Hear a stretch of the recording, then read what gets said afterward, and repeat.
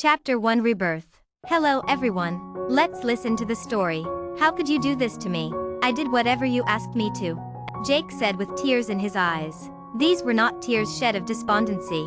These were tears of anger. Welling up inside of him for years, they finally came out. You are just not worth keeping around anymore. You lost your value. What can I say? You are just a lost puppy, and some lost puppies don't find their owners back. A burly man in front of Jake said, laughing. I sacrificed all of my levels to die for you in dungeons, in expeditions. You even made me hand you the item that I found when I went to the Tiger Marsh on my own. Jake shouted back. That was because you were a part of the guild. And you know that you have to contribute to the guild when you are a part of it, don't you? The man smiled. His smile made Jake clench his fists. But he knew that he was no match for the behemoth before him. He was the reason that the despicable Horus could become so strong after all. I will get back at you. I swear to God. Now, the item that you gave me, it has been very useful. In fact, it is so good that no one else can know that it exists. Do you know what that means, Jake? It means that you are in the way of the guild. Why don't you jump out of the way? Horus interrupted. Wait, what are you saying? I have been so useful to you. I did everything that you asked for. And you want to kill me? Jake was aghast. He took a step back with fear. Just stay here for a few moments, and it will all be painless. Oh, look at that. I think that you don't need to wait anymore. Goodbye, Jake. You will be far more useful to me dead than alive. It is a pity that you can't live again. Horus smiled and turned back. Jake quickly raised his right hand. 10 icons appeared in front of him, and his hand glided to the bottom one. Log out. A pop-up appeared before him. Jake tapped on the pop-up once more, and his character started blurring. But before he could even open his eyes, he felt a sharp pain. Guess I was too late. Curse my life. Why does God have to do me like this? Jake cursed, and then, all he could see was black. Gasp. Suddenly, he rose up and desperately panted. He felt like he hadn't taken a breath in years. I survived? Wait, where the hell am I? No way. You have got to be kidding me. I went back in time. God answered my calls. He was overjoyed. He jumped out of his bed and looked around. It was his old room, his old bed, and his old Beamer page controller. He had gone back 10 years in the past, back to when he was a 20-year-old gullible young man. Jake, get down here. Look at the news. Something happened. The president is announcing something. Jake's mom shouted from the hall. Jake's eyes welled up with tears again. In his last life, his mother, father, and brother all died early. The apocalypse and the food shortage caught up to them. Only Jake was lucky enough to get to an internment camp, where he would survive for the next 9 years. No, I will not let that happen. I will not die like a dog this time. I will make sure that they all pay, and they will see who comes out at the top this time around. Jake smiled viciously. He was done being nice to people. This was his turn. He ran to the hall though, because today's announcement was going to be a big one. Jake remembered everything that happened today. Today was the day that every single country announced that it was now a law to enter the Beamer page, world online. Every single currency could be translated from this world, and everything that happened in there was more important than real life. Today was the day that lawlessness became the new rule. It was the day that they legalized the survival of the fittest. Today is a monumental day, citizens. We are now proud to be partners of Nova Corp. It is time for you to have a new life. It is time to take your life online. We welcome you to World Online. Headsets to enter the virtual world will be provided to you. Martial law will be implemented to make sure that everyone will enter the world. The president was saying on the TV, but Jake already knew all of this. He was stuck looking at his parents, and his little brother. They were struck with shock at this announcement. What is going on, Jake? Is this all a joke that the internet people are making on us? When we are struggling to make ends meet and get enough money for food, why is the government stopping us from doing even that? Jake's mom, Lydia, said with a trembling voice. This is not a joke, Mom, but do not worry. This is not going to stop us from doing anything. In fact, it is going to make us all rich beyond our dreams. But whatever you do, remember, enter the world. If it is martial law, then we will be punished for not following it. Jake said. There had been incidents where people were even killed mercilessly for not joining the online world. It sparked a lot of debate, but the stories were crushed by the power of the massive corporations and the governments themselves. World Online. Meet your maker. Jake smiled as he rushed back to his room to grab his headset. Now, time was of the essence. Chapter 2: Entering the Virtual World. Jake put on his headset and laid on his bed. Then, he closed his eyes, and the headset turned on. Nova Set Beta, turning on. Game selection. Which game do you choose? A sweet voice prompted Jake to choose. Check new games. Jake said without hesitation. One new game available. World Online. Free of cost. Minimum session time mode will be introduced. Minimum session time 10 hours. No limit on maximum session time, the voice said. Download game and initialize process. Jake said swiftly. Game downloading. A progress bar appeared before Jake's eyes, and he could see the progress of this download. The bar sped to the end in instants, and the game opened. Opening World Online. Entering game. Players online, 300,450,439, the voice said. The black scene changed, and light finally shone in this virtual world that was created. Create new avatar. Select username, the voice said. Jake paused for a moment. He tried to enter the name Jake, but it was obviously taken a long time ago, and all the other names were taken by the people who entered first. If he had been reborn to an earlier time, then he would try to become the first person who entered the game, but that was not the case. Now, he needed to choose a proper username, one that made a statement. He grinned as he thought about it. Shadow King. He said, barely containing his laughter. Username Shadow King is available. Confirm username, the voice asked once more. Confirm. I just want them to feel the pain of not having their guild own this name.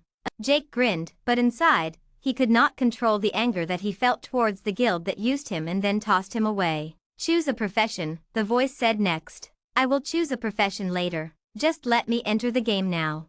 Jake said. Delaying profession selection. Entering game. Creating avatar with memory. Avatar created. Welcome to World Online. Tutorial will begin shortly. Jake was transferred into a room that had hundreds of people just sitting there, looking at each other. Maybe they were looking at the usernames. Maybe they were judging their competition. Jake looked at himself, and smiled. So they take the avatar from the memories. But I know that they wouldn't expect a user who only remembers how he looked 10 years in the future and not know. Jake chuckled as he clenched his fists. Veins appeared on his arm. He looked much stronger than he was supposed to be. After the dawn of World Online, people understood that the stats of the real world were also carried onto the virtual game, and so many started working on their body for the first time. Jake also started doing that 5 years after the game started, and the gains were being harvested by him now. Tutorial will begin in 5 seconds. Please enter the gateway to Tutorial Village. The same voice that gave Jake the introduction appeared here. This was the product of immense scientific and technological advancements. The most premier AI software in the world. Maria, Nova Corp's handler of affairs, it took the reign of World Online, and became the administrator of an entire world. But no one was able to go against the Nova Corp, and they had to put their ambitions to the side. The Maria right now was not as capable as Jake had remembered, but it was still the state-of-the-art in AI. Tutorial is now open, Maria said. All the people in the room disregarded everything and ran towards the gateway that appeared. This was first come first serve, and whoever went last risked losing everything. But Jake had no worries at all, because he came from the future. He knew what awaited him. The tutorial village was all about making sure that the players would be able to get used to a virtual world. World Online was not a normal Vimmer page. It was much better. It was almost the real world, except that one could die and revive. The senses were almost perfectly recreated, creating an experience that no other game could match. It felt like the real world in almost every aspect. Jake waited for the crowd to thin before calmly walking into the tutorial village. The sight was not what someone would normally expect from something that was supposed to be where many people would enter for the first time. Tutorial village was not exactly a village. It was just one big training field with lush green grass. There were hundreds if not thousands of dummies just lying there. And beyond this training field, there seemed to be a forest. No one was in the forest yet, because it was part of a later task. Jake knew exactly what the mission he had to complete was, because he already did before. There were a few hundred people gathered around one person. This was an NPC, a non-player character, who was the sword master of the tutorial village. All of you are here to understand the vastness of the great world, Gaia. Take into your hands a sword from that pile, and start swinging it. Once you swing it 100 times, you will receive your first mission. The sword master said. With that, the people ran to the sword pile once more, and fought to get a sword first. This was an unspoken competition to finish the mission first, and they were not wrong. Jake knew that there was a reward for completing the mission first in every batch, and there was a bigger reward for completing the first mission ever. But he did not care for these rewards. They were useless in the bigger picture. What Jake wanted was much, much more important. He approached the sword master and bowed. "I am here because I want to learn under you, esteemed sword master," he said politely. "You want to learn under me? Ha ha ha. When was the last time that someone asked me that?" He quit halfway and just did what the other did. "Do you think that you have what it takes?" The sword master laughed as he looked at Jake. "I do." Jake bowed once more. "Then go and start your new mission. 10,000 strikes of the sword. On a dummy. You can see there are many in this training field. Takes a long time. Let us see if you will last." The sword master said. Special mission unlocked. Pupil of the sword master. C ranked mission. Chapter 3 Special mission. 3035.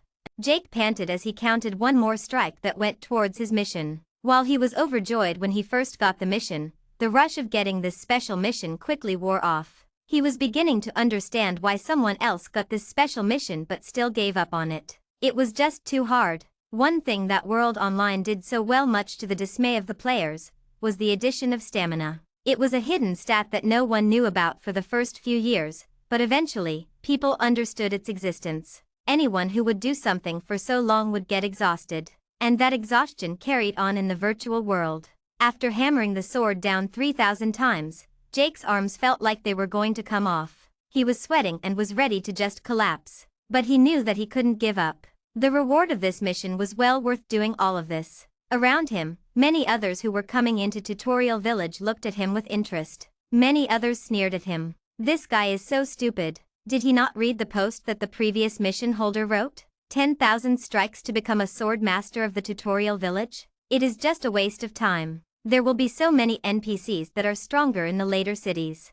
One person laughed at Jake. But Jake couldn't be bothered with the words of a noob that knew nothing of this world. Jake just clenched his sword and struck it down once more. STR+1. A pop-up came in front of him. These were in abundance over the last few hours. He was upgrading his strength stat along with this mission. Continuously striking the sword had its own advantages. But now, his hands were too sore. Jake let go of the sword and fell to the ground. Tip, tap, tip tap. Jake heard footsteps approaching him. Looking up, he saw that the sword master was right behind him. Quickly rising up, he bowed his head. "Sword master, is there something else that you want?" he asked. "You are very exhausted. Surprisingly, you went much further than the other boy, but you still have 2/3 more to go. It is too much for you to handle. You should stop," the sword master said. Jake was confused. He thought that the NPC would want him to continue the mission, not discard it. "How about this? You are not strong enough to go on. I will give you a better starting mission than these other people. Why don't you take that?" The sword master said. "I think that I can complete this mission. It is not hard. I am just taking a small rest. I will finish this mission and learn under you," Jake said. He understood what was happening. This was another trial. He knew the story of the lucky boy who got a special mission in the Tutorial Village. And in that story, he completed all of the 10,000 strikes. Taking the sword with renewed energy, he faced the dummy and struck it with all his might. The number on the counter rose to 3037. "You seem like the right person then. I will be waiting for you when you complete the 10,000 strikes. But if you give up on the way, then I will always give you the other mission." The sword master laughed as he walked away. Jake disregarded those words. He already spent a little over 4 hours just striking a dummy with a wooden sword. He might have gotten a few stats, but that was not worth the time spent. Jake could easily get those stats in a hunting ground that he knew all about. With the knowledge of the future, he knew exactly where to grind experience easily, where to find the best items, and what to do. But he was willing to sacrifice all that just for this opportunity. Once he missed it, he could never come back to the Tutorial Village, so this was his only opportunity. Swing. Once again, he swung the sword to inch towards his goal. 7 hours later, Jake was on the ground, looking at the sky. His hands were bright red from all of the swinging, and next to him lay his sword. As a wooden sword, it was already past its durability. With cracks all over its body, it was just another swing away from being destroyed. Jake was also in the same situation. He had overdrafted himself like never before. But when he looked at the panel, his mouth could not help but twitch up. And above him, with bold letters, were written the words, "Special mission completed. Finally, the mission is over. I can't believe that it took so long. What kind of sadist makes an Easter egg like this?" Jake cursed. But he knew the answer. Most of the Easter eggs in this game were made by none other than Maria, the AI that controlled the game. "You have completed the mission. I am shocked. I did not expect someone to complete the mission anytime soon. It looks like I have to reevaluate you people." The sword master appeared next to Jake mysteriously. "The reward. May I ask for it now?" Jake's face was haggard. "The reward? What are you talking about? You wanted to be my pupil, didn't you? There is still a long time before I give anything to you. But you are in no state to do anything. Go back and rest." The sword master said. "Force log out initiated." Logging out, a prompt came in front of Jake. "Force log out. What the hell? Only an administrator-level NPC can do that." Jake was shocked. But before he could do anything about it, everything turned black. Let me know in the comments if you'd like to see the next episode. Chapter 4: Changes in Life. Jake opened his eyes. He was back in his room. Taking off his headset, he looked straight with sunk eyes. He had just spent more than 10 hours in the virtual world. Even though this was a common occurrence when he was old, this was the first time that he did this in his young body. He felt like he was going to vomit. Holding it in, he left his room and looked outside. His parents were sitting on the table, while his brother was probably at a friend's house, playing. No one was stupid enough to play outside though. The heat was unbearable, and the air, unbreathable. "Mom, what happened? Why are you so down?" Jake asked. Lydia turned around and looked at Jake. "While you were wasting time in your game, we were busy trying to figure out how to make money. It turns out that we need to play this game, and work there to earn money now. There is no other way." Lydia said. "Did you not enter the game yet? I thought the news made it clear. This is martial law now. I don't want you getting punished. Just enter the game, and go through the tutorial village. Did you get the headsets yet?" Jake asked with an upset face. "Yes, someone came in the morning." "Why are you so confident about this? Do you understand what situation we are in? We don't have enough money to even last the year," Jake's father, Peter, said. When he turned around, Jake could see the stress wrinkles bearing down on him. This was a man who worked too much to barely keep his house and family afloat. And yet, in his last life, he would not be able to get things together and fall in debt. "Give me 1 week, Dad. I will give you the money that you need." Jake turned around to head back to his room. He needed no rest. He had to get to the top as fast as he could. If his body couldn't take it, then he would push it. But in this 1 week, he needed to take care of the first hurdle that he needed to clear: money. Putting back his headset, he entered World Online once again. Entering World Online. Progress saved. Proceeding to Tutorial Village. Martha's voice rang in Jake's head. He appeared back in the tutorial village, and with the same clothes. The sword master was standing in the center of a crowd, with a lot of people listening to him. Another batch of newcomers arrived, and it was time for their tutorial. Jake waited patiently for them, and let them finish their introduction. After they went scrambling to the swords, Jake approached the sword master. "You are here already. I thought that it would take a while for you to come, but it seems like you are very impatient. I will not force you anymore. Follow me," the sword master said as he got up. He then walked inside the unassuming hut right next to him that Jake did not even notice. Jake followed quickly and entered the hut. In one corner of this hut was a pile of broken swords, and an entire forgery. The heat from the forgery was hitting Jake, causing him to sweat. "He is a secret forger? Don't tell me, this is a secret forging class?"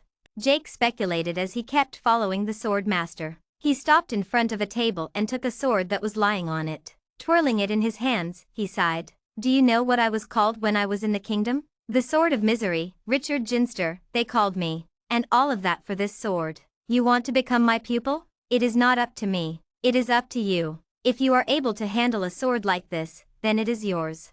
The sword master, Richard Ginster, said. Jake nodded as he reached for the sword. "Not so fast. I said a sword like this. Not this one. Not yet. You have a long time in front of you. Now, do you know what the mission I gave everyone who completed swinging the sword was? Very simple. Go to the outer edge of the forest and kill 20 rabbits. Now, I can't have you doing something so easy, can I?"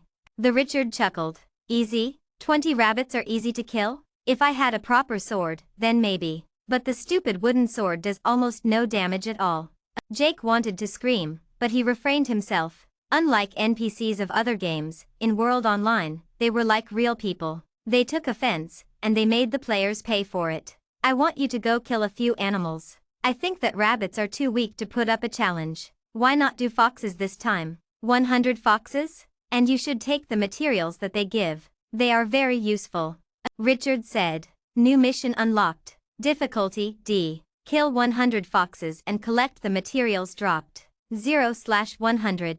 Jake nodded. I will make sure that it is done. There is no time limit, I presume? He asked. I wanted to give the mission to you tomorrow and wanted you to end it by the day's end. Because you are so tired right now, I won't change that. You have until the end of tomorrow to finish this. If you don't, then do not worry. Even if you are not destined to be a sword of misery, you can be fated for something more than what these other incompetent fools are. Richard said as he glanced outside the hut. I will not disappoint. Jake crossed his heart. Oh, and these wooden swords that you use are absolutely useless against foxes. I am not cruel. You can take one of the scraps in that pile if you can use them. Richard pointed to a pile of swords on the other side of the room. Sighing with relief and joy, Jake skipped over to the table over there. Chapter 5 Fox Hunter. Jake sieved through the many swords that lay there. He had to pick the one that was best suited for him. It was not necessarily the strongest one with the best stats. In his opinion, the one that was the best weight and the best height would go a long way in helping him. He picked one up and twirled it around himself. The sword danced in his hands. It felt only natural to him to be using this sword. I will take this one, he said. 10,000 strikes may make you feel acquainted with the sword, familiar even. But the journey is long. You must not be overconfident. You have much to learn. Richard said. Jake felt a little weird. This was not like an NPC was giving a quest. It was like a real person was giving him his life's understanding. Even though he had been in missions and special quests before, this was just different. It was like the NPC in front of him was more animated than the others. But he put that aside for now. Taking this sword he headed out of the hut. A lot of newcomers were out there, striking the dummies. They saw Jake come out of the hut, and they were shocked. Who is this person? He came out of the sword master's hut? I thought that the hut was out of bounds. One person shouted. Jake glanced at the username of the person who spoke. Blue Trumpet here was just too interested in things that did not concern him. But it was not Jake's job to tell others what he was doing. Instead, he walked past the training field and headed to the forest that lay ahead. None entered the forest. It was a place where one would be guaranteed to die. The rabbits were found on the outskirts, and many of them even came onto the training field. But the foxes were never like that. Jake knew that. So, he headed straight to the forest. There were a few people who were hunting rabbits here as well. There were many who thought that they could just grind continuously here in the tutorial village with the rabbits so that they could grow stronger. They were wrong, of course, but they didn't know that. Jake chuckled as he continued along to the forest. How does he have a sword made of iron? We all have swords made out of wood. This is unfair. One of the players noticed. They all knew that an iron sword was very useful, and they just couldn't bear it that someone else had one. Hello friend. Can you tell me how you were able to obtain an iron sword? One of the players approached Jake and asked him. Me? I just asked nicely with a smile. Jake replied as he continued walking towards the forest. Are you joking? Trying to mess with me? Do you know who I am? My brother is a guild member of the Iron Tigers Guild. Soon, I will also become a member of the guild. Do you think that you can offend me? He said coldly. You think too much of yourself. A guild that will get swallowed in 3 months is not something that I want to concern myself with. Jake chuckled and stepped foot on the rough grass. Rabbits were abundant here, but there was another scene here that interested Jake and any onlooker. Deeper into the forest was the carcass of a rabbit, and on top of the rabbit was a fox, feasting on it. This was the only game that did something like that. It perfectly captured nature itself. And the fox glared back at Jake. Growling, it bared its fangs. Come! Jake shouted as he pointed his sword at the fox. The fox pounced at Jake. But Jake was ready. 26 HP. A red glow appeared above the fox. Jake was able to see the HP bar of the fox. It barely moved at all. Even with a sword in his hands, a fox was very high-leveled. That was why no one was stupid enough to hunt one in the tutorial village. Instead, they would level up with the rabbits. But once again, Jake had the knowledge of the previous world. He was akin to a pro gamer in this new world. He knew all weaknesses and knew how to evade every attack. Because this was a world simulating the real one, it put particular emphasis on skills. The way that one could maneuver his or her body would be key. The fox almost grazed Jake's body, but he moved at the right moment, and struck the sword right between the eyes. Critical hit. 200 HP. Finally, a chunk of damage was done. Just one graze of the fox was probably enough to take out half his HP bar. He had to be very careful here. The battle continued. Jake continued dodging the attacks and continued swinging his sword at the fox in a singular action. It was just one attack over and over again. Soon enough, the fox was able to dodge these attacks as well. The foxes also had some primary intelligence, and this one was getting used to his attacks. Jake predicted this, and the moment that the fox dodged to the right, Jake's sword came crashing down at its forehead. Critical hit. 325 HP. The fox suddenly stopped moving and fell onto the ground. Then, it pixelated and vanished into the air. Killed fox. 523 EXP acquired. 1x fox leather acquired. 1x fox fang acquired. 1x fox claw acquired. The message popped up, and Jake finally fell on the ground with relief. Just one fox was this hard to beat. Now, he had 99 more to go. Level up. Level up. Chapter 6 Achievement. Title. Jake forgot one crucial thing. With every fox that he killed, he would grow stronger. With every fox that he killed, it would become easier to kill the others. Now, he had leveled up, and he had more stats than before. Swiping his right hand, he was quickly able to check his stats. Character, Shadow King. Title, None. Job, None. Level, 3. HP, 120/120. Physical attack power, 13. Defense, 4. Attack speed, 3. Movement speed, 4. Strength, 5. Agility, 3. Endurance, 4. Intelligence, 2. Vitality, 2. Free attribute points, 4. Skills. Chop active skill. Requirement, sword. The fact that he had a skill did not surprise Jake. He expected this to come onto the panel sooner or later, because he would be using it quite a lot. Taking the sword, he went deep into the forest to look for another fox. Hours passed. Jake turned into a killing machine. His inventory was loaded with fox leathers, and the counter of his mission was slowly approaching completion. He looked at the last fox that he had to hunt. All around him, carcasses of its dead companions just lay there. Fox is intimidated by the blood of foxes that you have killed. Movement speed has been decreased by 10%. Come at me. Jake smiled. The fox howled and jumped at Jake. But before it even knew what happened, its head was no longer attached to its body. Mission complete. Reward, 2,476 EXP granted. Approach Sword Master Richard for reward. Title, Fox Hunter unlocked. Once equipped, Fox-type monsters will be intimidated and will lose 5% stats. Another message arrived. This was something that Jake did not expect, and he welcomed it with open arms. He needed these titles, as they would help him a lot in the future. None of this was in the article that he wrote. Why would he lie about this? It was a special mission. Only he can get the benefits, and only once. All of this was not there. The foxes weren't there.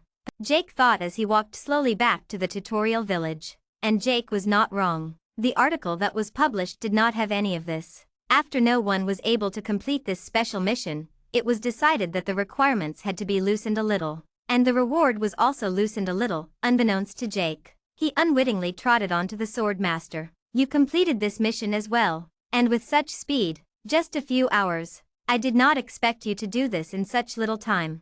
Richard said with shock apparent on his face. Do I have anything else to do? Jake asked. Yes, you must rest. For tomorrow, there is something that I want to teach you. But to do that, you need to be in the best state of mind. Go rest. Richard said and he waved his hand. For a second, Jake thought that he would be logged out again, but it did not happen. Instead, the sword master was just not looking at him any longer. Special Mission Part 2, Rest. Exit the game for at least 8 hours. 0/8. Black lines appeared on Jake's forehead. You have got to be kidding me. They are forcing me now. But he couldn't do anything. Swiping his hand, he logged out of the game and appeared back in the real life. Putting his helmet on the table next to him, he just lay on the bed. His eyes were still closed, but the eye bags beneath them were as black as ink. It had been a few hours since Jake got some rest. Even though he was not exactly doing anything physically, since he was in the virtual world, his mind was awake. He needed rest and sufficient nutrition to keep his body running. With his family being poor, he could not afford the best virtual pod that would keep the rest levels and the nutrition levels of the body in balance. Those would cost hundreds of thousands of dollars, money that Jake's family could not afford to splurge. The moment he closed his eyes, his mind shut down. It was too tired and dozed off instantly. It wasn't until the sun rose up that Jake awoke again. He was awakened not by an alarm, his mother, or anything normal, but by the sound of a fight. Looking out at the window, he saw that among the smog, his brother was all bloodied up, and in front of him, an adult and his child were standing. His mind became wide awake, and he rushed outside without hesitation. What is happening here? Mr. Killian, why is my brother wounded? You realize that the price of bandages of medicine is through the roof. Jake looked at Mr. Killian with anger. Bring your parents here. You are too greenhorn to talk to me. Mr. Killian said. Where are they? Even Jake was confused, and he asked his brother, Michael. They went into World Online, like you said. They have been inside for the last few hours. But Jason had the audacity to say that Mom and Dad didn't need to enter the world, and that they needed to come to work. Michael said. Jake was confused. This did not happen in his previous life. The butterfly effect. I did not expect it to hit me so early. He then looked at Mr. Killian. And what do you say of this comment? Do you actually want my parents to come to work? When it is martial law that everyone needs to enter World Online? Jake asked. Your parents owe me $50,000. They pay me back by working for me. How do you plan on paying this month's share? By playing this game. Mr. Killian chuckled. The month is not over yet. Once the month is over, you can come collect on your loan. Until then, I think that your son has no reason to mess with my brother. Go inside, Michael. The weather isn't that great today, and a few people made it even sourer. Jake went back into the house.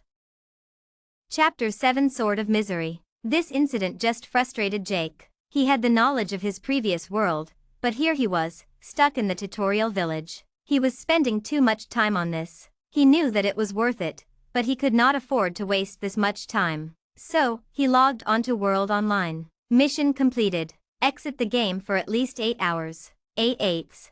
356 EXP gained. Jake was taken aback. He did not think that he would get EXP for logging out of the game. This was probably the only time that someone got EXP for not playing. He put that aside and ran to the Sword Master. Richard was debriefing another group of newcomers. The batches would keep coming for the next few months, so he would be very, very busy for a while. After the players ran after the wooden swords, Jake approached Richard. You are well rested. Something troubles you, but I expect it will only help your cause. I think it is time for you to embark on your final quest, and this will take you out of the tutorial village. This shall be the last time that we meet.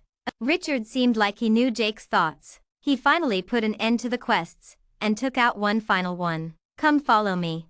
Richard walked into the hut, and Jake followed. Richard took a sword that was resting on a mantle, and stroked it gently. In his eyes, Jake could see longing. This is my sword. The sword that allowed me to go from a normal knight to the sword of misery. But it is wasted on me now. I have been meaning to find someone who can use it to its true potential. And now, I have found that someone. Richard looked at Jake. Bear it well. Jake took the sword, and scanned it for a second. Name Sword of Misery. Grade, Legendary. Level requirement, no requirement. Level 1. He saw this, and almost toppled over. This is a legendary? No way. I thought that this was an epic equipment. Wait a minute. The class quest that I am going to get is going to be for a legendary quest? At this moment, Jake finally felt that everything that he did was worth it. He gripped the sword and looked at Richard. What do you wish for me to do? He asked. Go to Death Canyon with this sword. It should be fairly easy. The sword is bound to you. It will never drop when you are killed, and it will always come back when you leave it. But remember, you must not let it rust. Feed it with victory. Richard said. Jake understood what he said, saying he needed to battle more with the sword so that it would level up. But still, a legendary equipment was something that he had never seen, and only ever heard of. Only the top rankers would have something like this. If one counted, in the 10 years of Jake's past life in World Online, only 4 legendary items were ever uncovered, and only 2 of them were weapons. That meant that in his hands was a ticket to the top. Class change quest, proceed to Death Canyon and meet the Hollow Knight. Quest difficulty, SSS. Quest time limit, 10 days. Accept, Y/N. Jake's hand did not even hesitate. It accepted the mission, and the pop-up disappeared. I have a new mission now, but to go to the Death Canyon at such a low level? This is going to be a little tough. Jake thought. He swiped his hand next to the Sword of Misery and equipped it. A sheath appeared behind him so that he could put away the sword. Then, he looked at his own stats. Character, Shadow King. Title, None. Level, 6. HP, 120/120. Physical attack power, 13. Defense, 4. Attack speed, 3. Movement speed, 4. Strength 5, plus 10. Agility 3, plus 10. Endurance 4. Intelligence 2. Vitality 2, plus 10. Free attribute points, 10. Skills. Chop active skill. Requirement, sword. Equipment. Sword of Misery, legendary, no level requirement. Plus 10 STR, plus 10 agility, plus 10 vitality. Seeing just a single piece of equipment almost quadruple his attack stats almost gave him a heart attack. No wonder he was just a mob character in his previous life. No matter how hard he tried, if he didn't have a minimum amount of luck, then it was just impossible to get stronger. Jake then bowed down to Richard one last time and he left the hut. Looking at the many people who were still undergoing their tutorial, he sighed with relief. After a long 2 days, he was finally able to leave the tutorial village. The path outside was simple. There stood a blue portal the height of a 2-story building. Anyone could just enter, and they could choose where they wanted to start their journey. Jake had no choice though. He had to start near the Death Canyon because he had a time limit for the quest. In a room, high above the city, standing atop millions of people, 2 men were sitting across from each other, still and silent. And looking out the window, another man was contemplating. So you are saying that Maria just put out a quest for a legendary piece of equipment, and someone already got it. One of the men at the table broke this weird standstill. I don't know how it happened. The quests are made so that no one can actually do them. I mean, who would waste a whole 2 days in the tutorial village when the entire world is past it and getting stronger? Who would have expected that to happen?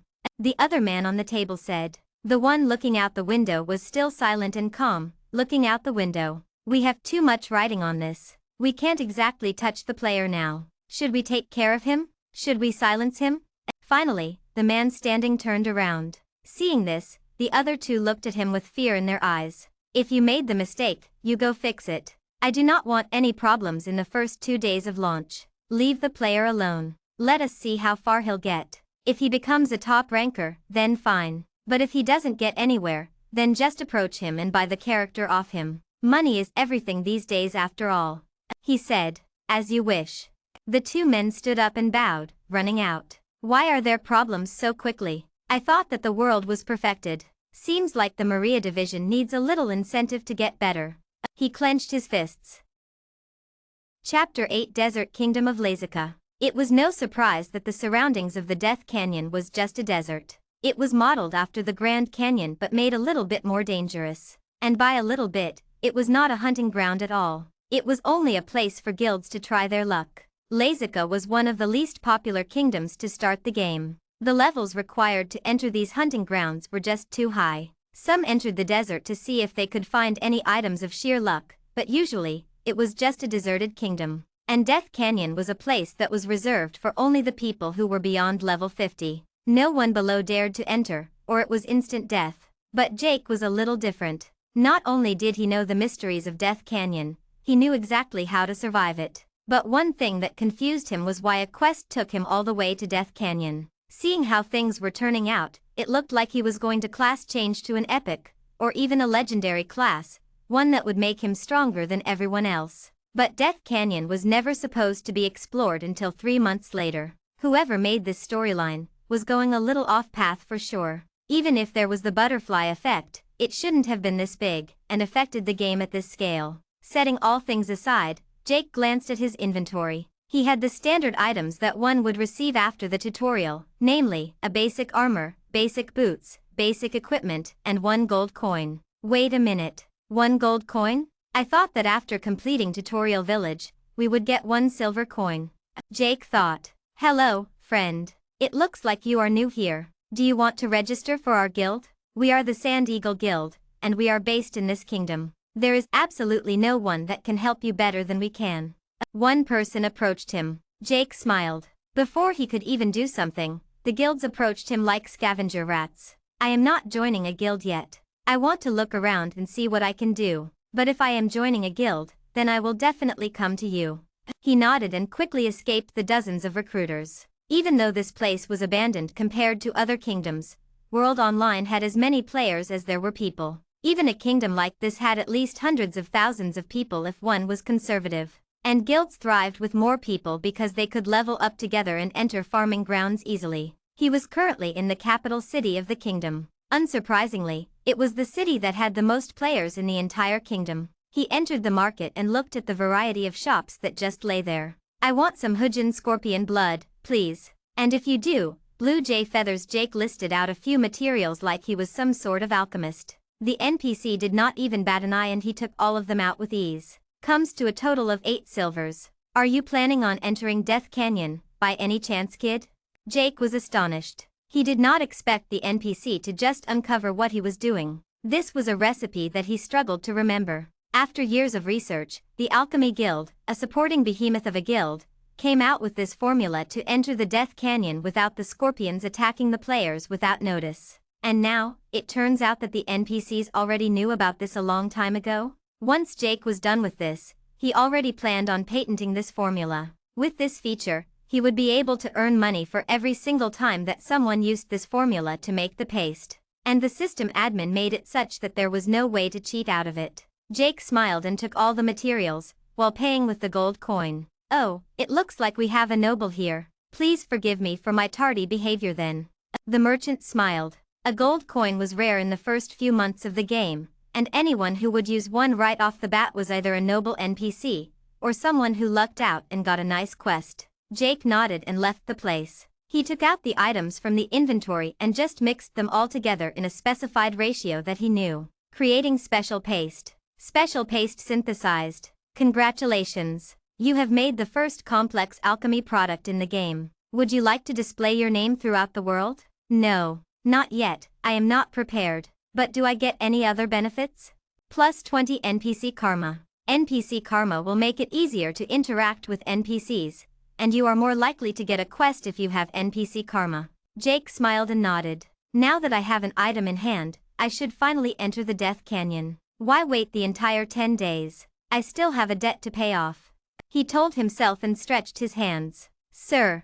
Jake heard the sound of the merchant from whom he just bought the items from. What is it? I am quite far from your shop, so you must have closed it off just to come all the way here. Jake smirked. He knew that something good was coming. It looks like you are going to the Death Canyon. May I trouble you with a small request of mine? The merchant rubbed his hands and grinned. Just what do you want? Jake asked. Let me know in the comments if you'd like to see the next episode. Chapter 9 Death Canyon. Jake stared at the ominous ground in front of him. The canyon had a singular path that led inside, but the valley tops were surmountable as well. Jake had no intention of doing something that dangerous though. The primary problem with the singular path that led deep into the canyon was that it had vicious scorpions that would tear invaders apart. Not even level 50 players could charge in there. Only guilds, with their entire force, could try and push into the path and rotate with a proper cycle. But Jake wouldn't have this problem. He took out the paste. Use unknown paste? He agreed, and his body immediately smelled all bloody and muddy. The moment he walked into the path, the slight disturbance caused all of the scorpions to arise and look around. But almost immediately, all the scorpions just looked away, like nothing had happened. They just let Jake pass by. The Hollow Knight. I wonder who the hell that is. But where do I find him? The quest did not have a quest map, so I don't have a point that I have to find. I hope he is easy to find. Jake crossed his fingers and continued to walk further along. The number of scorpions also decreased, but their levels were increasing. The moment that they knew there was an intruder in their midst, Jake would lose his life. Still, Jake was confident. He was not high-leveled. He could easily get back the EXP that he would lose, and the Sword of Misery was an item that could not be dropped. Completing this mission was more important than anything else. He glanced above. Maybe the Hollow Knight was somewhere up there. Ting! Jake felt his sword move all of a sudden. It just flew from its sheath and started flying forward. Without even hesitating, he gave chase. He could not afford to let this sword get away. After all, it was the only thing that he got after 2 days of hard work. The sword stopped in front of a cliff and flew up. Jake had to stop here because there was no way that he could just jump that high. Looking up, the cliff was at least 10 meters high. This is not real life. You can just climb it. He willed himself and grabbed the rocks to start climbing the cliff. Slowly, he gained altitude, making sure not to fall down, because that would lose him all his HP. He grabbed the top of the cliff and hoisted himself up. Panting, he looked at the sword that was hovering there. But his expression changed, because behind that sword was a boot. Quickly getting on his feet, he looked at the person behind the sword. Clad in armor from head to toe, the Hollow Knight certainly deserved his name. In the very few openings, there was only darkness. It was like there was nothing in them. The sword of misery has taken a long time to reach me. I thought that I would never see it again. The Hollow Knight took the sword like it was his own. Jake was also confused. Even though it was his own equipment, it had a mind of its own, not even listening to him. You are here to inherit it, I presume. The last person was worthy of the sword of misery, but nothing else. Let us see if you shall be worthy to become the next Knight of Sin. The Hollow Knight said with a deep voice. I shall try my best to finish it. What do I need to do? Jake nodded. The sword of misery is yours now. I will not take it from you anymore. You will have this to help you out, so it should be easier. You will be taken to the Trial of Sin, a place where you can become a true Knight of Sin. Protect your queen, and you shall be rewarded. The Hollow Knight said. Class change quest, protect the queen. Quest difficulty, SSS. Quest time limit, 10 days. Penalty, death, loss of 1 level. Accept, Y/N. Accept. Jake nodded. Bonus mission, kill all the enemies of the queen. Reward, unknown. Penalty, no penalty. Another mission popped up along with it. Jake took quick note of it and nodded. When does the quest start? He asked. Now. Immediately, Jake felt a force that pushed him from where he stood to someplace else entirely. The desert disappeared. He was on a mud road now, with a cliff blocking one side and the forest on the other. Jake was walking, even though he was not willing it. On his back, he could feel the sword of misery resting. And in front of him, behind him, around him, were hundreds of people dressed in white. None of them were enemies. All of them were walking just like Jake was. I am wearing white too. I must have entered another body for this quest. I am so glad that I have the sword with me.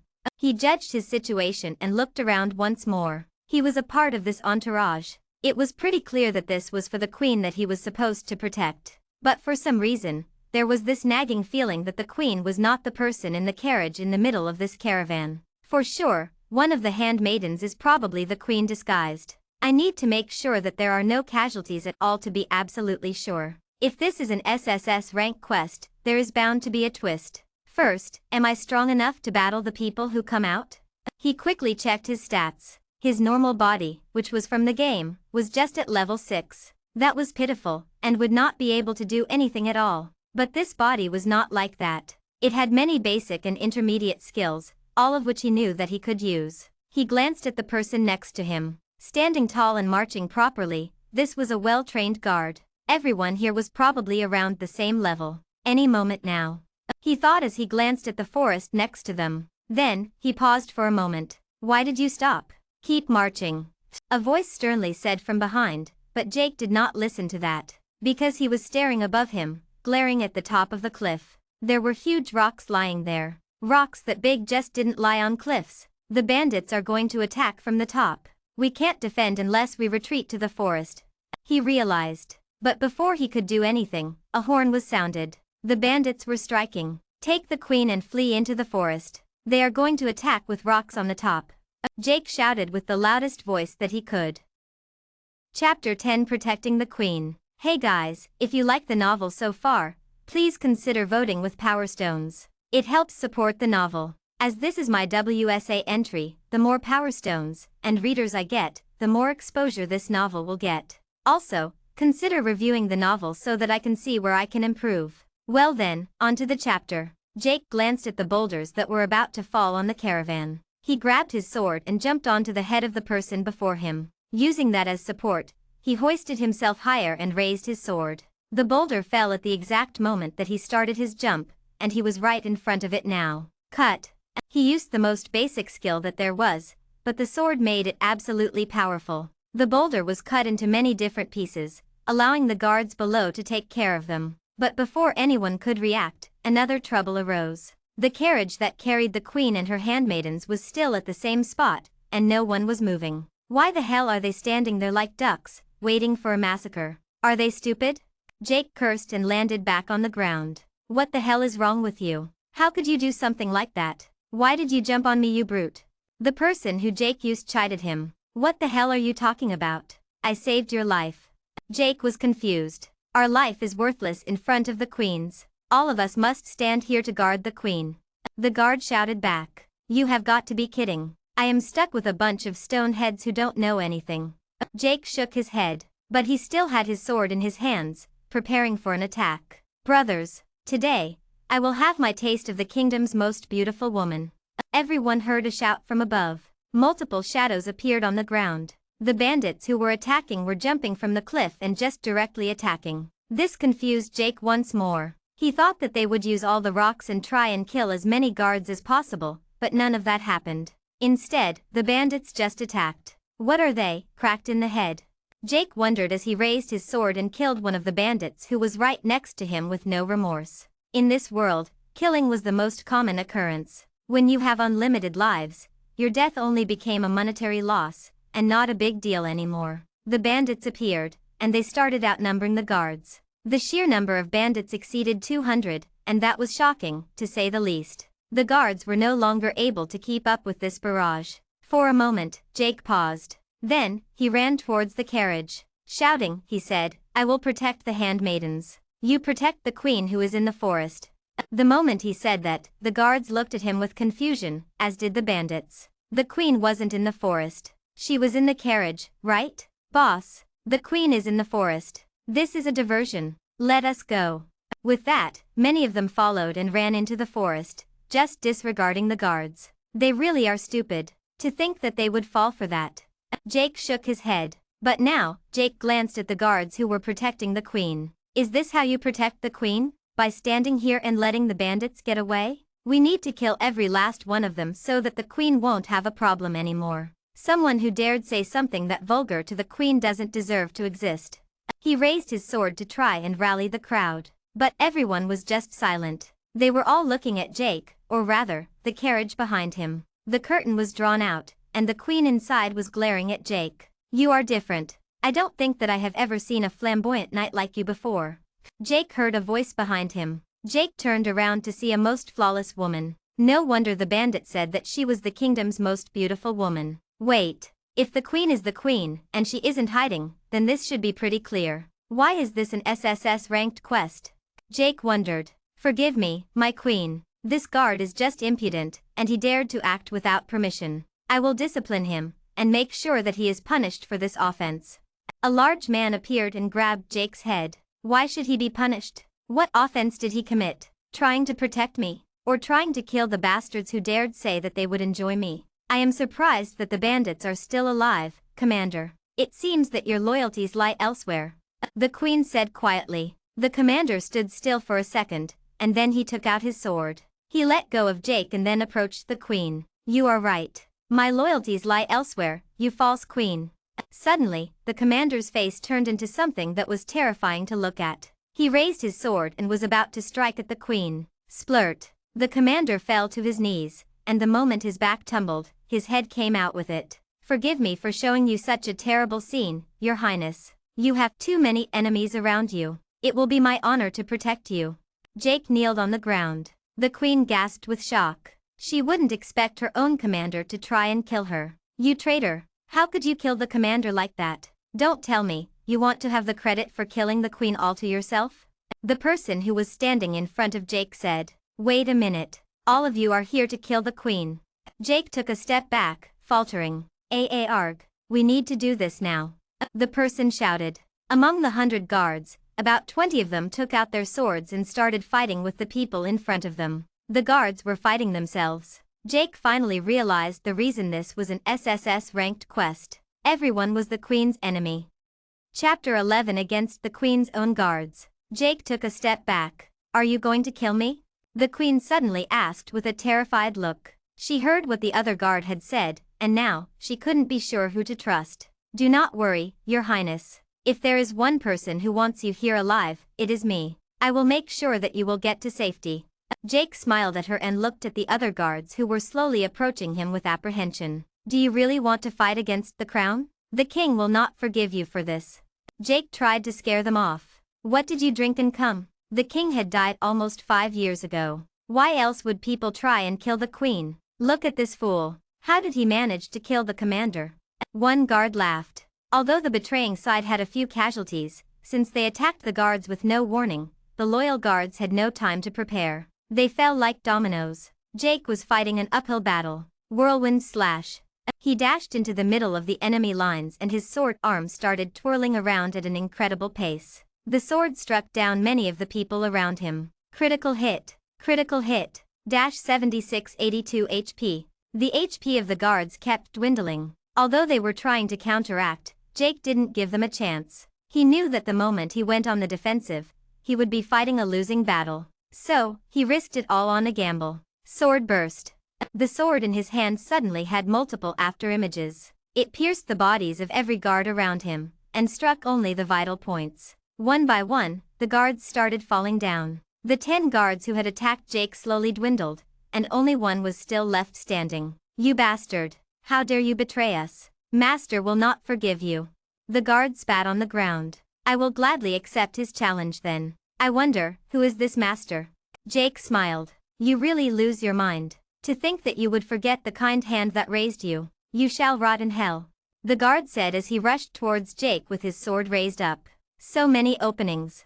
Jake shook his head. He let his sword fly, and the guard fell to his knees. Crouching next to the fallen soldier, he whispered in his ears. Tell me, and I will give you a quick death. Who is the master that you serve? I will never tell anything to a traitor. Jake took the sword and struck it down the opening of armor in the leg. The guard screamed with pain. This was just too much to bear. The NPCs in the game could feel actual pain, and this made the experience even more realistic. I will tell you, I will tell you. The guard caved in almost instantly. The Prime Minister. The Prime Minister. He is the one that did this. He shouted. Jake hesitated for a moment. He felt something wrong with this. So, he turned the sword again. Arg. How did you know? I knew that you were lying. You didn't lose your mind at all, didn't you? The guard laughed like a crazy person. I can't get anything useful out of him. Jake just took out his sword and gave him a swift death. Then, he glanced at the remaining guards. The loyal guards triumphed over the rest, and were looking at Jake with haggard faces. The bandits might arrive at any moment. We cannot even stop for a moment now. Let us get going. The Queen's carriage should leave earlier than the rest, and you should stall the bandits. Jake gave the commands and hopped onto the rider position of the horses. He glanced once at the rider, and the rider shivered. Seeing the display that Jake had given, there was no way that he would not listen to him. Jake smiled and he grabbed the reins. Your Highness, I will take you to safety, he said and took out the map that was in his inventory the whole time. Of course, this was the inventory of the body that he had taken hold of and not his own. Conveniently, there was a point that denoted where they were, and another blue pin, which was probably where they need to go. To the capital city of Starlight Kingdom then? He asked. There was no response from the carriage, so he only assumed that it was true. He pulled on the reins, and the 2 horses that were carrying this carriage started moving forward. As a henchman for a guild, he was familiar with the skill of horse riding. In fact, he was delegated to being the coachman of the guild master of the Shadow King Guild for a while. He put those horrible memories aside and continued the journey. The guards just remained behind, struck with confusion. They didn't understand what was going on. Now that there is no one with us, can you please clarify your intentions regarding me? You have successfully made sure that I don't have a single guard near me. I don't even have a weapon. My 3 maids are also the most beautiful in all the lands. So then, what do you want with me? The Queen spoke from inside the carriage. You are jesting. I have no ulterior motives. I just want to protect you, for it is my mission. And once that is over, I shall try my best to get rid of all the enemies that you have so that I can rest easy knowing that you are safe. Jake smiled and replied. Who are you? I would know someone who is strong enough to take 10 guards on his own, as well as kill the commander. I would think that you are from the Night Legion, but I know every face that I knighted. The Queen asked. I am a person who is here by circumstance, but please put that aside. I think my memories are a little scrambled. Why exactly did the king die? What are the problems in the kingdom? Jake asked. You are an interesting person. And a weird one. I don't think that anyone here doesn't know the situation of the Starlight Kingdom. Just who are you? The queen asked. Some things are meant to be changed. I guess I am here to break the trend. Now, can you please tell me the political situation in the kingdom so that I can understand who is trying to kill you? Jake asked again. Chapter 12 Starlight Kingdom. Jake continued along the road when it suddenly dawned upon him. He took out the quest map again, and he hit his forehead with frustration. How did you not see that before? All these are a part of the Western world. He shouted with excitement. World Online was divided into two parts, the Eastern and the Western world. Contrary to popular belief that these were the Eastern and Western servers, these were just two separate worlds that made segregation easy for the next big event. But that aside, many of the players joined the Eastern world for some reason, and few joined the Western world. There were so many NPCs in the Western world, and it became known as the NPC world, dominated by kingdoms that did not favor players too much. Still, there were going to be a few players seen. What Jake did not understand was why he was sent to the Western world. He thought that this was a quest mission created in an alternate timeline, but the way that this was going, everything that he was going to do now would affect the world in reality. Just the thought of it made him smile with anticipation. If he had the queen of an entire kingdom in the palm of his hands, then he would be able to make a powerhouse that was backed by the kingdom itself. It would be the dream of a guild to be able to get the backing of the kingdom it was located in.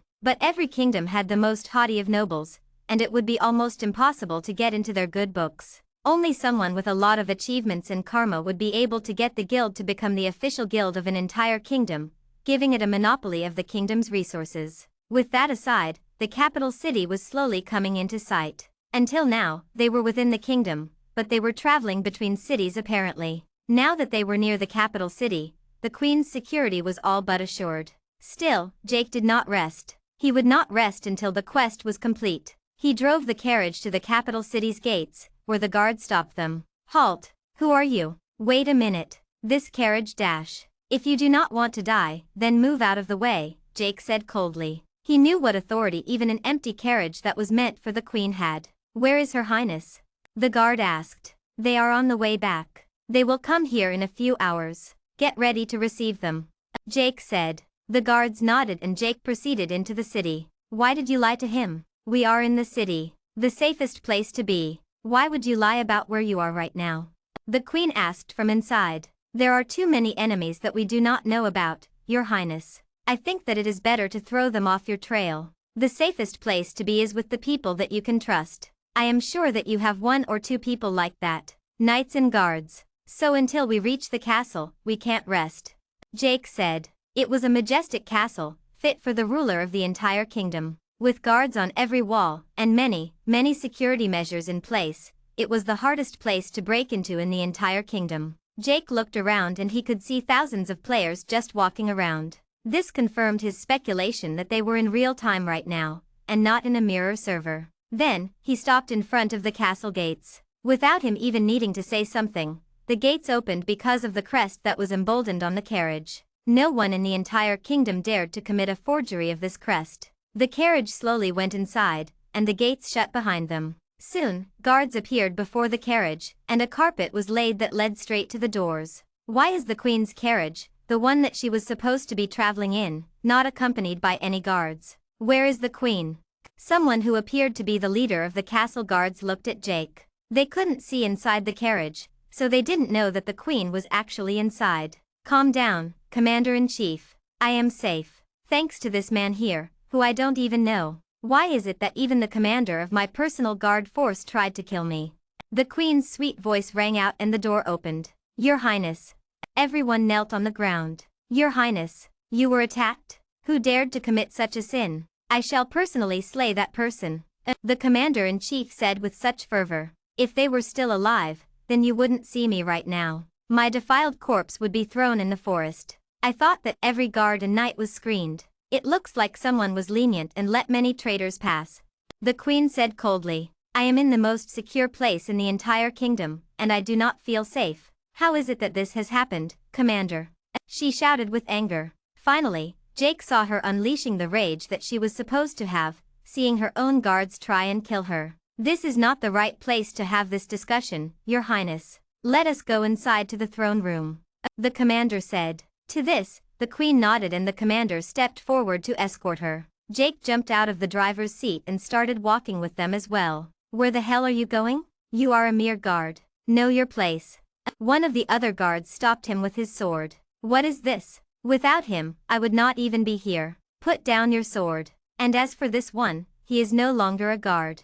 I shall knight him, and he will be my personal knight. I can only feel safe when someone like this is guarding me," the queen said. "It is my honor, Your Highness." Jake knelt on the ground with no hesitation. Let me know in the comments if you'd like to see the next episode.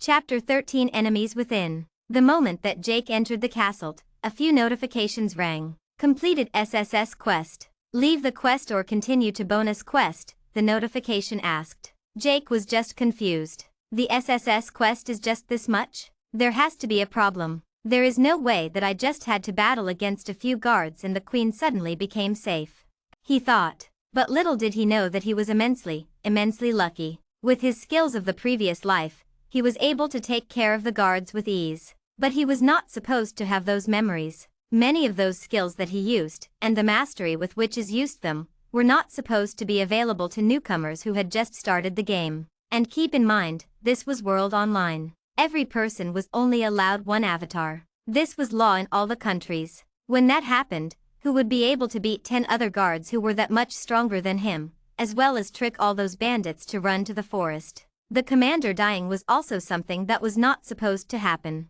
Jake did not know that the commander was someone who was almost 20 levels higher than him, but all of that was negated because it was a sneak attack in a weak spot that led to a critical hit. All of these coincidences together led to him completing this SSS ranked quest in such record time, with little to no effort. He stopped for a moment and glanced at the queen, who was walking forward in front of him. For a second, he thought about it, and knew that the more that he helped her out, the more it would benefit him when he would put up his own guild. If he could kill all her enemies and consolidate her position even more, then the Starlight Kingdom would become a better kingdom for him to have a start at. He nodded, and decided that he would continue in the quest. He was not losing anything at all, because he was already done with the quest. He had put a leeway of around 5 or 6 days for the quest, and seeing that only one of it had passed, he could afford to continue working on it. All he had to do was find one person. That one person who these people worked for. One thing was sure. Before Jake had taken over this body, he also worked for this man, who wanted the queen dead. And that person was probably one of her biggest enemies. Although he was not sure, he put aside the prime minister out of suspicion because of that comment that the guard had made. "I knew that you were faking it." He already planned on going to the quarters that were assigned to him to find a few clues, but that was for later. He had to stand behind the queen and make sure that nothing was going to happen to her. He did not trust any other to do the job, even though this was the imperial castle. He walked along with her, and carefully looked at the eyes of every single one of the guards. This was like the real world, and even the eyes of the NPCs could give a few subtle cues that would be important if one paid attention to them. He could see lust reflected in many of their eyes. This was the terrifying part of being a beauty. Men would try and risk it all to try and obtain these beauties. Jake knew for a fact that the Starlight Kingdom did not have a queen back when it first came into the headlines. It just fell with ease. Now, seeing the kingdom right now, he understood exactly why. This was a pitiful display for a kingdom. They entered the throne room, and many guards looked at Jake with confusion, and some with surprise. Some recognized him enough to give him a thumbs up and a nod. For Jake, this could only mean one of two things. Those people were all part of the same group that wanted to assassinate the queen, or that they really thought that Jake lucked out. He had no compassion for these NPCs. Sooner, he would extract the information somehow. Unfortunately for him though, he was forced to stop at the throne room. He was just a new knight that had not even gone through the proper procedures. So, he was stopped at the entrance of the throne room and was told to wait for the queen to finish talking to the commander-in-chief. When everyone important was inside, the guards moved toward Jake. "You are a knight now? What happened there, man?" one guard asked, but Jake's eyes were locked on one guard who was approaching him. He just got a bad feeling from him. Jake escaped from the bombardment and went to this one guard. "What happened? Did it fail?" the guard whispered. "Someone interrupted us. I was able to avoid suspicion, but the rest all died." Jake knew exactly what he had to do now. This was handed to him on a silver platter. "What do I tell Master?" the guard asked. "I need to talk to Master. I have a solution, but this is something that only his ears can hear." Jake said, "I think that I can arrange a meeting, but do not be so hopeful. He is a very volatile person after all." The guard said, "You know where to find me," Jake said. "The usual place." "No, now that I have gained the Queen's trust, I cannot move around too much, lest it raises suspicion. Come to my quarters and we can go from there." Jake shook his head. Chapter 14 The Master. Jake was silently tapping his foot on the ground. The day was over, and it was already nightfall. He looked at the door, hoping that someone would come through it. It had been 3 hours since that mysterious guard had made contact with him. In that time, Jake scoured through his quarters and could not find anything. Whoever the master was, he was thorough and did not leave a trace. Maybe, if the Queen was presumed dead, he would surface. But that was not confirmed. Jake had to have her alive. That was what was best for him. Knock. Knock. Jake smiled. He stood up, and his sword of sin just disappeared into his inventory. He did not want to be walking around with it. It could be taken from him temporarily by this mysterious master. He wanted this person to feel like nothing was wrong at all. He wanted to blend in, so that when the time came, no one would know what hit them. The mission was not to find out who the enemies of the Queen were, but rather to eliminate them. He wanted to find out who was behind the attack,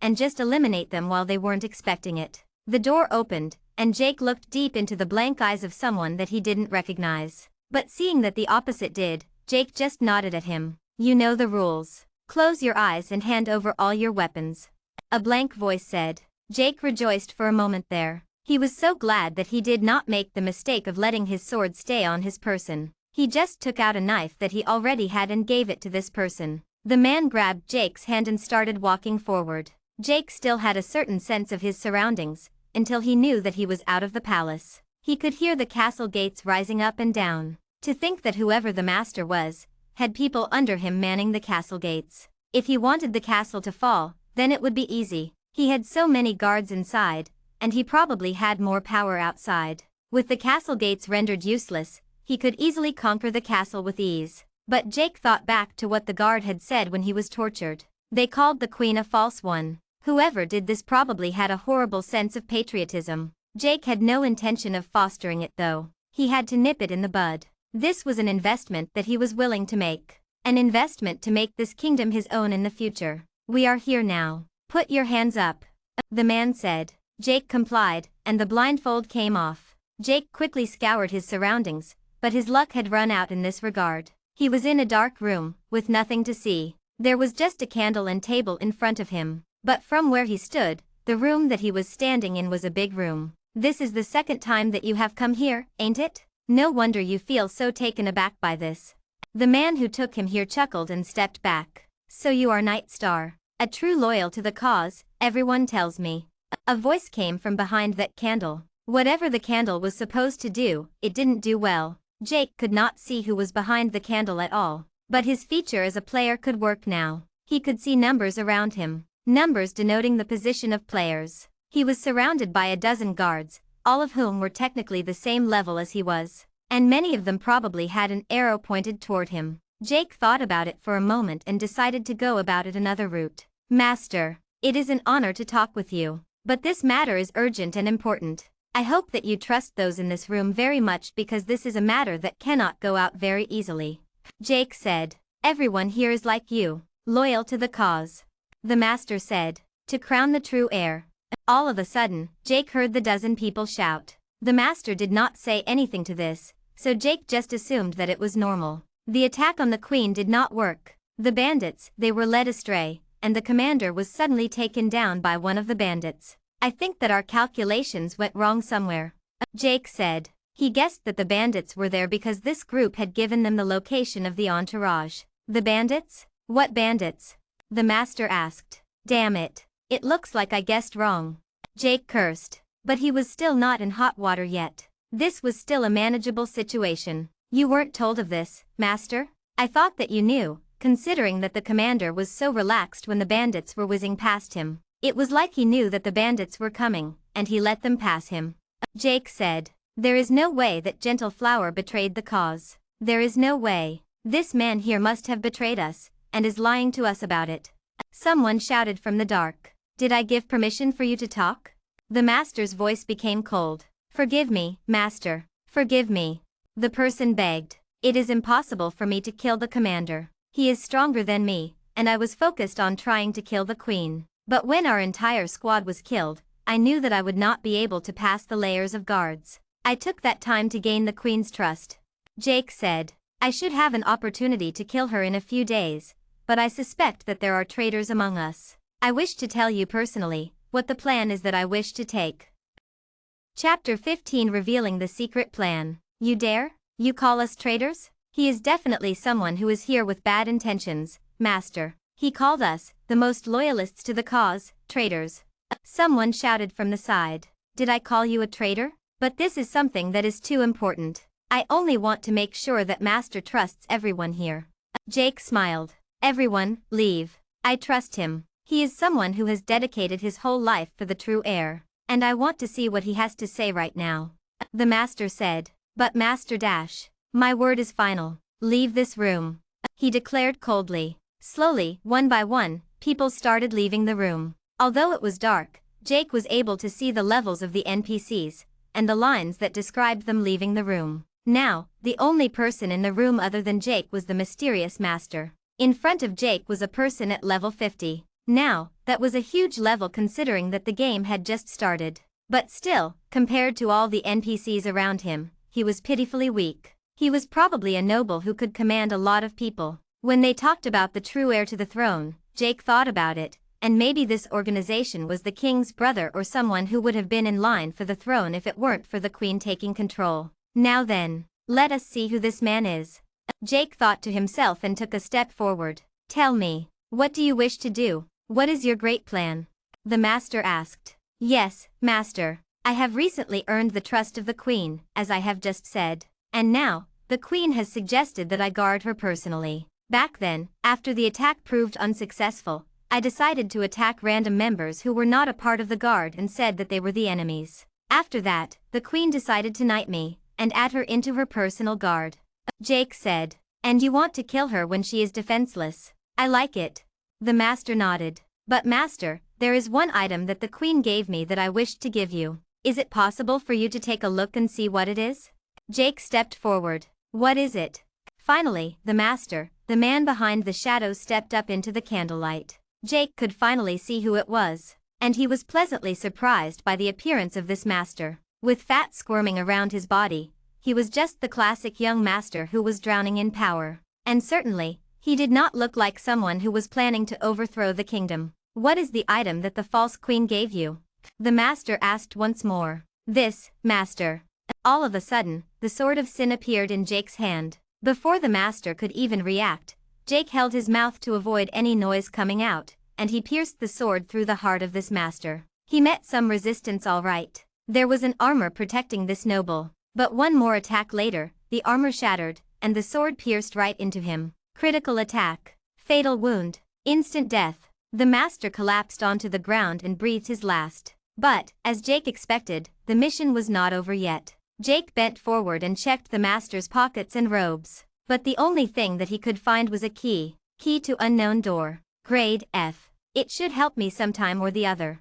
He decided and put it in his inventory. Now that the master was dead, the most important part was over. Jake quietly slipped into the back of the room. With a clear understanding that there were multiple exits in this one room, he could attack at any side. Slowly, he exited the room from the closest exit. The darkness disappeared gradually, and he was able to see a pathway. This was like a tunnel. The entire place seemed oddly suspicious to Jake. It felt like he was in some catacomb because these paths made no sense to him. There was someone at the end of the tunnel though, and he was not looking at Jake. Quietly sneaking up to him, his sword tasted the guard's blood. One down. There should be around 20 more. Jake said and wiped the blood off his sword. Then, he decided to make a move that was probably the least expected of him. There is an enemy on the grounds. Make sure that the master is safe. He shouted as loud as he could. And then, he disappeared into the shadows. Chaos ensued. All the guards who were in the room before ran back in. They disregarded their positions and just tried to make sure that their master was alive. The master is dead. Seal the exits. We have to make sure that the bastard who did this is caught. Someone shouted. The master is dead? How could this happen? What is the future of the kingdom now? Is it doomed to collapse? Another cried out with sorrow. A pity that so many people loyal to a cause had to be under this pig. He is clearly a greedy bureaucrat who just lusted over the queen's power and tried to take it. Jake shook his head, and his sword flew. He appeared in the middle of all these men, and because they weren't expecting the enemy to still be there, they did not see the attack coming. Heads went flying instantly. Critical hit. Fatal attack. Critical hit. Fatal attack. The guards who remained were also taken care of with ease, and all of them slowly fell. One by one, Jake swam in his enemy's blood. Chapter 16 Bonus Mission completed. Jake ran and ran and ran. He made sure that every guard in these catacombs died. And soon, he was faced with a huge door with a relatively small keyhole. Without any hesitation, he used the key that he found on that master. The door clicked open, and from the small slit that the door made, a golden shine permeated outwards. Jake quickly entered the room and closed the door behind him. The place that he had chanced upon was something that he never would have expected to get to. This was a treasury. It was probably the collection of many nobles because the amount of gold that was visible to Jake was just too much for a single noble to amass. His mouth was so wide that someone would be afraid that it would fall off. That was because he had just chanced upon something that he needed so desperately. What was Jake missing now? It was not opportunity. He had too much of it. In fact, he had more than anyone else. He knew exactly what was going to happen in the future. He did not lack talent. He was probably one of the most skilled in the entire world right now,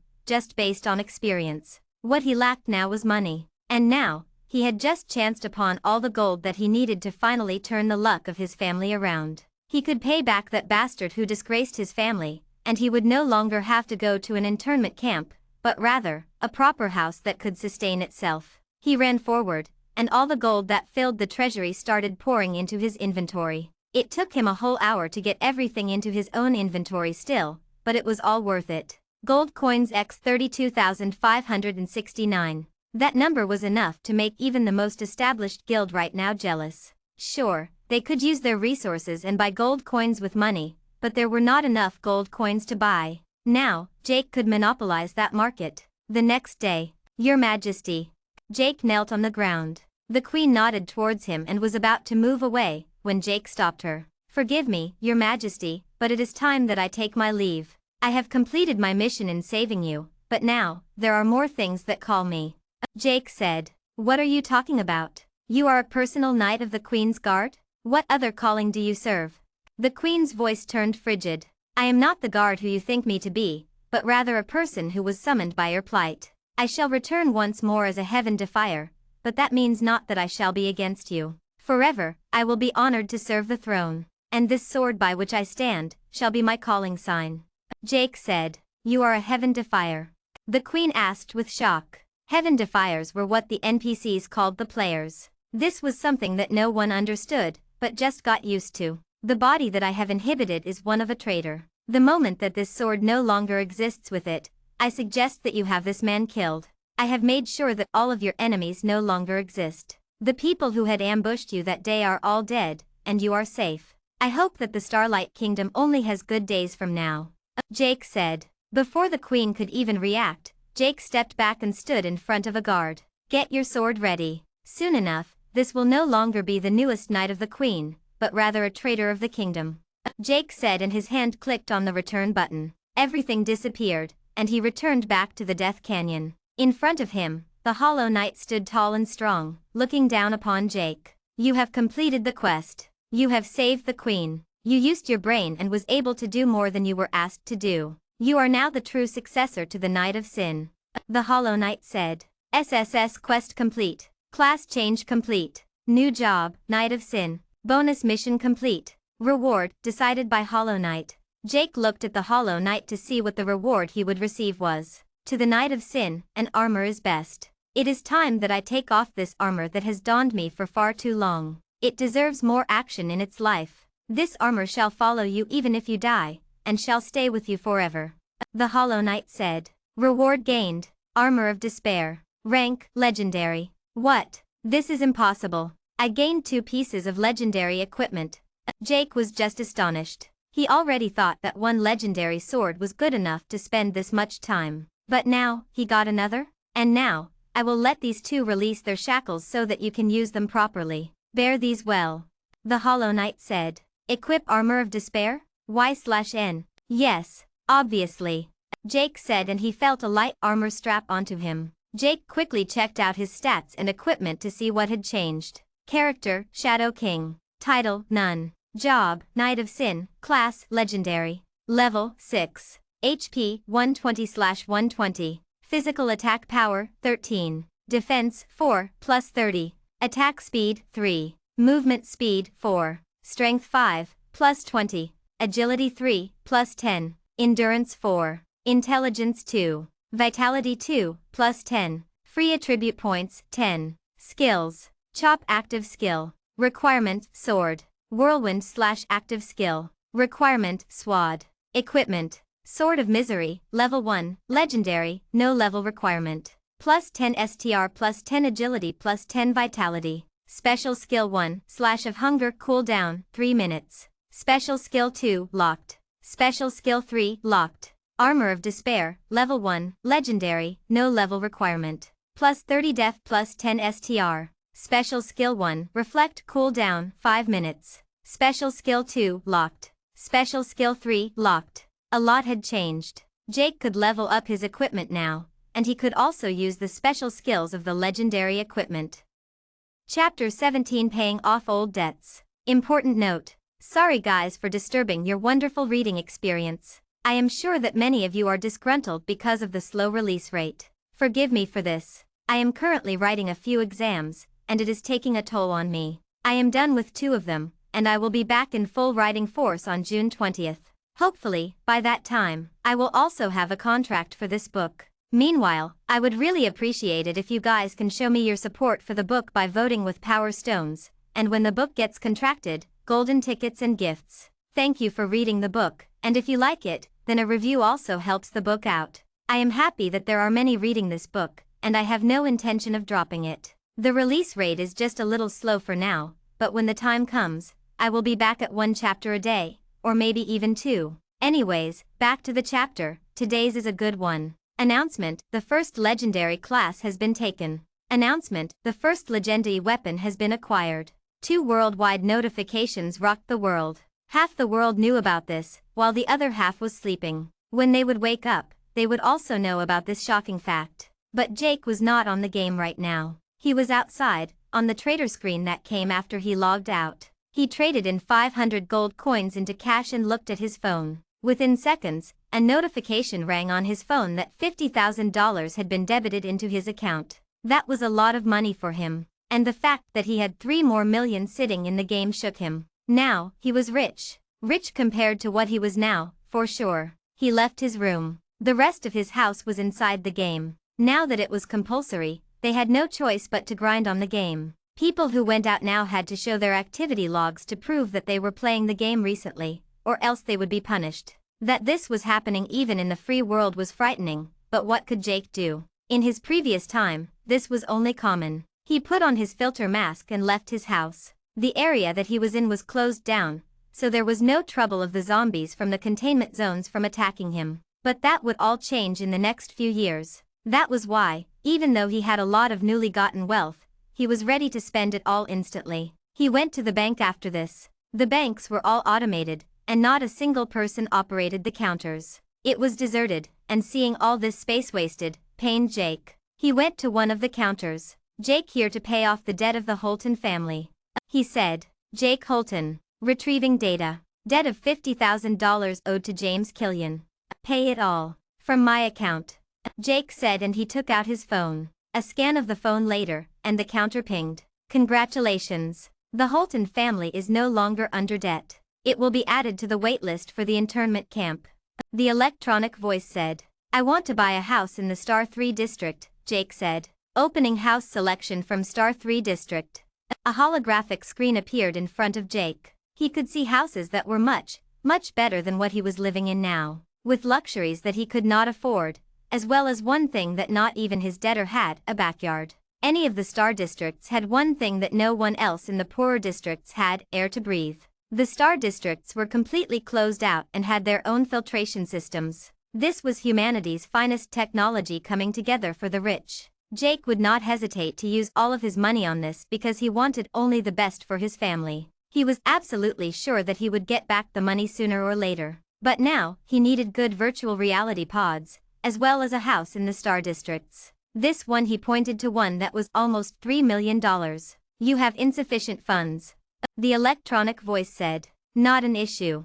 Jake smiled and he quickly logged on to the trader on Nova's interface, and converted all but 2,000 coins into money. Complete purchase. The voice said. Complete purchase. And, buy the latest Camaro so that I can get everyone out of this dump. Jake said. Completing purchase. The house will be ready for occupying in 1 day. Movers will arrive at your house at said time. Jake nodded and turned around to leave. He walked back to his house with a glee face. He had done most of what he was supposed to do. With a new house and a new car, he could finally have some relief. Since he had come back in time, there were already a few changes in the world.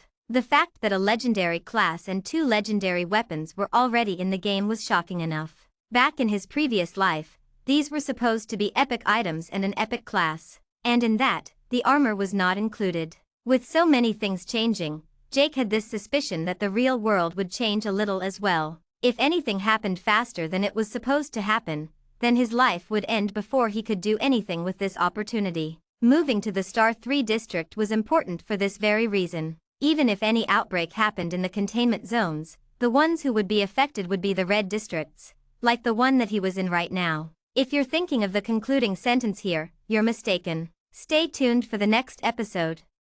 Chapter 18 Star 3 District. Until this book is contracted, if you wish to support me, please consider gifting my other book, Reincarnated with a System in a Cultivation World. I am also going to shamelessly recommend that book to all of you as well. Don't forget to vote with Power Stones and review. The date of moving came quickly. Jake heard the doorbell ring and knew that it was the movers. Dad, Mom, Michael, come here right now.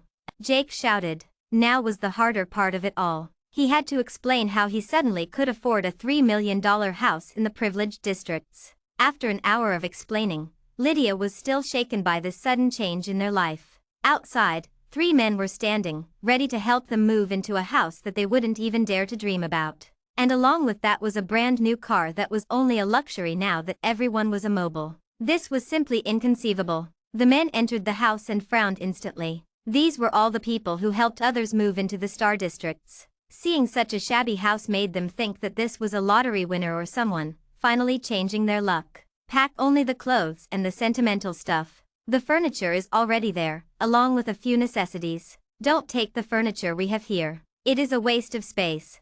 Jake commanded. The men obliged and went to work as fast as possible. Within another hour, they left the house with all their belongings. Come, let us go to our new house.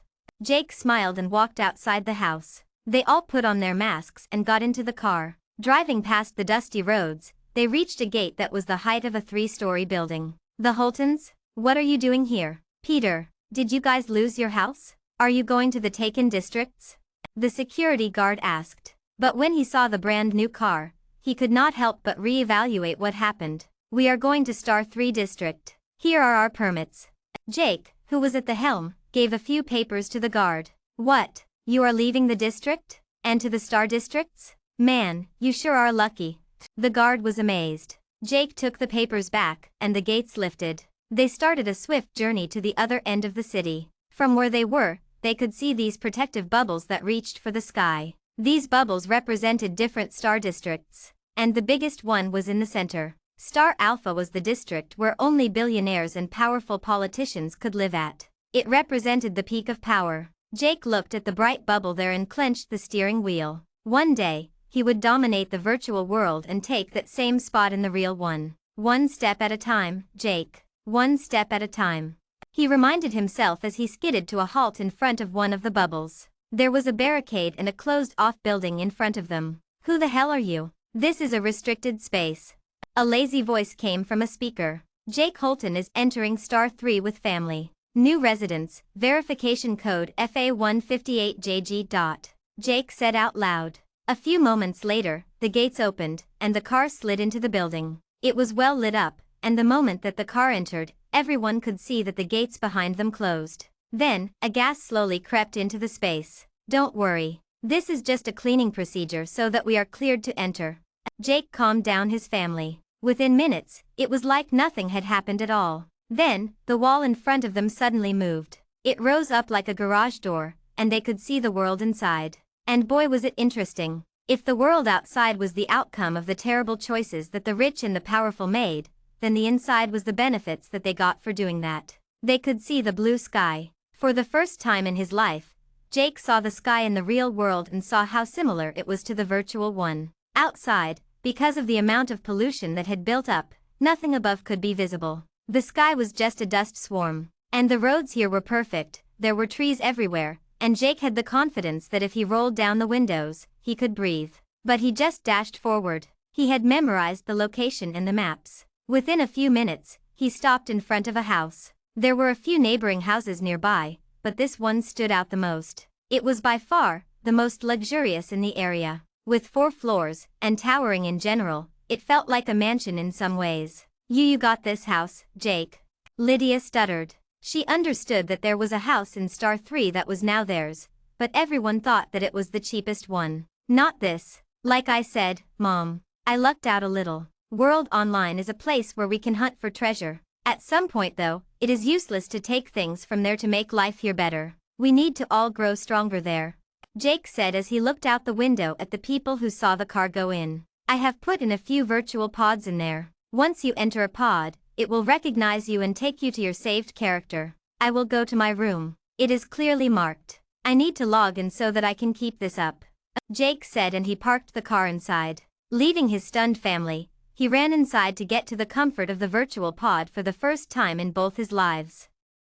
Chapter 19 Trade with the Merchant. He looked at the spotless pod that was sitting in his room. The white, ivory finish of the sleek machine thrilled him. He opened the pod and laid down inside. The soft cushions let his body melt into nothingness. It was a luxury that was worth splurging on. He got this ordered and delivered to this house the day before. He let the pod close, and his breathing became rhythmic. The light dimmed down, and even in this afternoon, it was like Jake was in the night. Scanning body. Matching with database. User registered, a metallic voice said out loud. This was another one of Nova's products. In this field, it had a practical monopoly. Jake shut his eyes, and immediately, he could feel his head connect with the pod itself. Then, he saw desert once more. This was Lazika again. He had returned back to World Online in an instant. It was a pity though that he had spent all of his gold already. Now, even though he was not completely poor, he gave the bigger corporations ammunition that would eventually bite back. One step at a time, Jake. One step at a time. Jake reminded himself, and he started walking to the teleportation portal. Now that he was done with the class change quest, he had no reason to stay in Lazika. This was a barren ground with few resources. He did gain a lot from this trip, but it was time to say goodbye to a place that he had no reason to care about. Just one more thing that I have to do for him. Jake suddenly remembered the merchant. He did what he was asked, and now, he had to give that item to the merchant. Making his way into the markets, he stopped in front of the shop that was supposed to be of this merchant. But the face of the shop had changed. This was not the shop that he had seen before, and the merchant behind the counter was someone that he did not recognize. "Hello, friend. The person behind this counter, the merchant that was here 2 days ago, where is he?"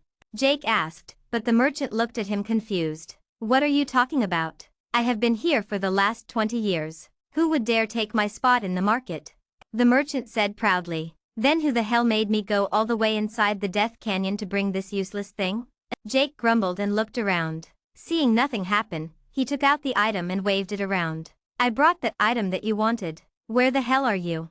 He shouted in the loudest voice that he could. This was a last-ditch attempt. If this didn't work, then he would just leave Lazika and go somewhere else. "Haha, there you are, my little friend. I was wondering where you were. I thought that you weren't able to bring what I asked for." The merchant that Jake had seen that day appeared in front of him. "Here. Now then, will you give me what I want?" Jake gave him a seemingly unordained box. What the merchant asked for was inside it. "Yes. This is what I want. This is it. The good stuff." The merchant nodded with bright eyes after opening the box. Then, he started fishing around his coat looking for something. "You are wearing it on your hand. Stop acting. Truly, I cannot fool, sir. You have such discerning eyes. The merchant smiled and took out the ring. Jake took it and put it on immediately. Ring of luck, equip, Y/N. Jake equipped this ring and looked at the effects that it brought. And seeing them made him smile. The singular effect that it had would cause many armies to rush towards him to grab this ring. But they didn't know that these rings were available in excess. But NPCs would only hand them out to the right person. Ring of luck, effect, items dropped will be of higher quality. Good trade. Jake nodded and he was about to leave when the merchant grabbed him. Wait there, brother. A few things that you are wearing interest me. Even my eyes have never laid their sights upon your shining armor and sword. The merchant's eyes glinted when they saw his sword and armor. Shut up. This rusty sword and armor are shining? Get out. Not for sale. Even if you sell yourself or the entire kingdom, they are not for sale. Jake said. Of course. I am a lowly merchant, but I would know the price and value of an item such as that. The merchant nodded. Lowly merchant? Oh please. Both of us know that you are someone special. Not just anyone can recognize the sword that I have here. Jake snorted. I am just a rung in the massive Blue Dragon Commerce Group. What can I say? The merchant smiled. You are a part of the Blue Dragon Commerce Group. Jake was astonished. Who wouldn't hear of this group in the coming days even? Controlling the most wealth in the entire world, they were the biggest NPC bank. If you ever need me, you can find me in these here streets. Or sometimes, I happen to frequent the Blue Dragon's branch here. The merchant smiled and walked away with a happy skip as he stroked the box that was in his hands. What a mad man. Jake shook his head, but he was anything but sad because he met the merchant. This was an opportunity that presented itself to him. In the future, he would need connections in the Blue Dragon Commerce Group, and he already got one. Chapter 20 Loveville Empire. In Gaia, the virtual world where everything happened, there was a clear hierarchy. If one wanted to try and compete in the big leagues, there were only two ways to do that. One was to become the biggest fish in a small pond, to have a guild that encompassed an entire kingdom and to have a monopoly over its resources. This was the easier route. It was easier to have thousands of guild members who were all at a certain level. All of them could siege the kingdom walls and overthrow the royals within. But not a single one of these events would happen in the first year of opening the game. These would happen much later when everyone entered the higher two-digit levels. As for the second way, it was to become a respectable fish in the biggest pond available. When Jake entered Lazica, he wasn't planning on doing anything there permanently. He wanted the class change, so he went through with it. Never in his life would he think that he would get a legendary class. He was willing to go all the way there for an epic class. But now, the field trip was over. He had to start recruiting and become a proper ranker. And to do that, he needed to grind, and he needed to form a preliminary party. He already had the right people in mind. Names and figures of the most prominent young rankers who came up on their own without any guilds appeared on the top of his head.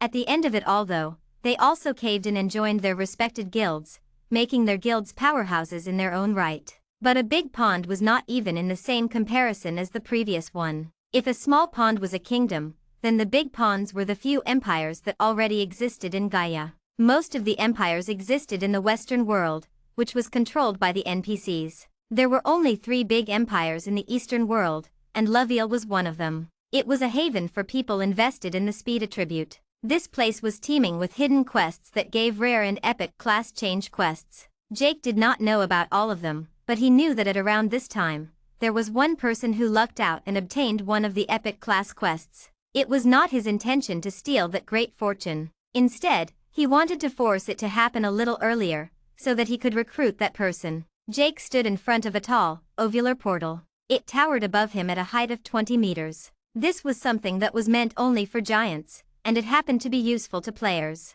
Blue lines swirled within, giving it a mysterious feeling, but no one else was next to it. As for the reason, there was no one in the entirety of Lazica who could afford to use a teleportation portal just a week after the game started. Jake touched the outer rim of the portal, and a pop-up appeared. Teleportation portal activated. Where do you wish to go? Loveville Empire. Jake said without a hint of hesitation. Jake put out a gold coin. The only coins that he did have were gold, and it just disappeared into nothingness, slowly pixelating. But in their stead were 90 silver coins. They were neatly stacked on top of each other, and if Jake moved in the slightest, they seemed like they would fall. Jake placed the coins in his inventory because they would be very useful later on. Greed was rampant in this world, and if anyone saw him using gold coins left and right, he would be robbed. Even though he was strong, he was not stronger than those people who spent millions of dollars in the game already and grinded in the better leveling fields. Prepare to go to Loville Empire. Jake stepped through the blue portal, which no longer rejected him now that he paid the toll. He just passed through it, and the moment that they did, he saw a completely different sight. Jake just came from the desert, so what he saw here was nothing short of a paradise. Buildings that threatened to touch the sky, lakes at random points in the city, and streets that were full of people. The teleportation tower that he just came out of was at a higher location, so he could see all these sights and so many more.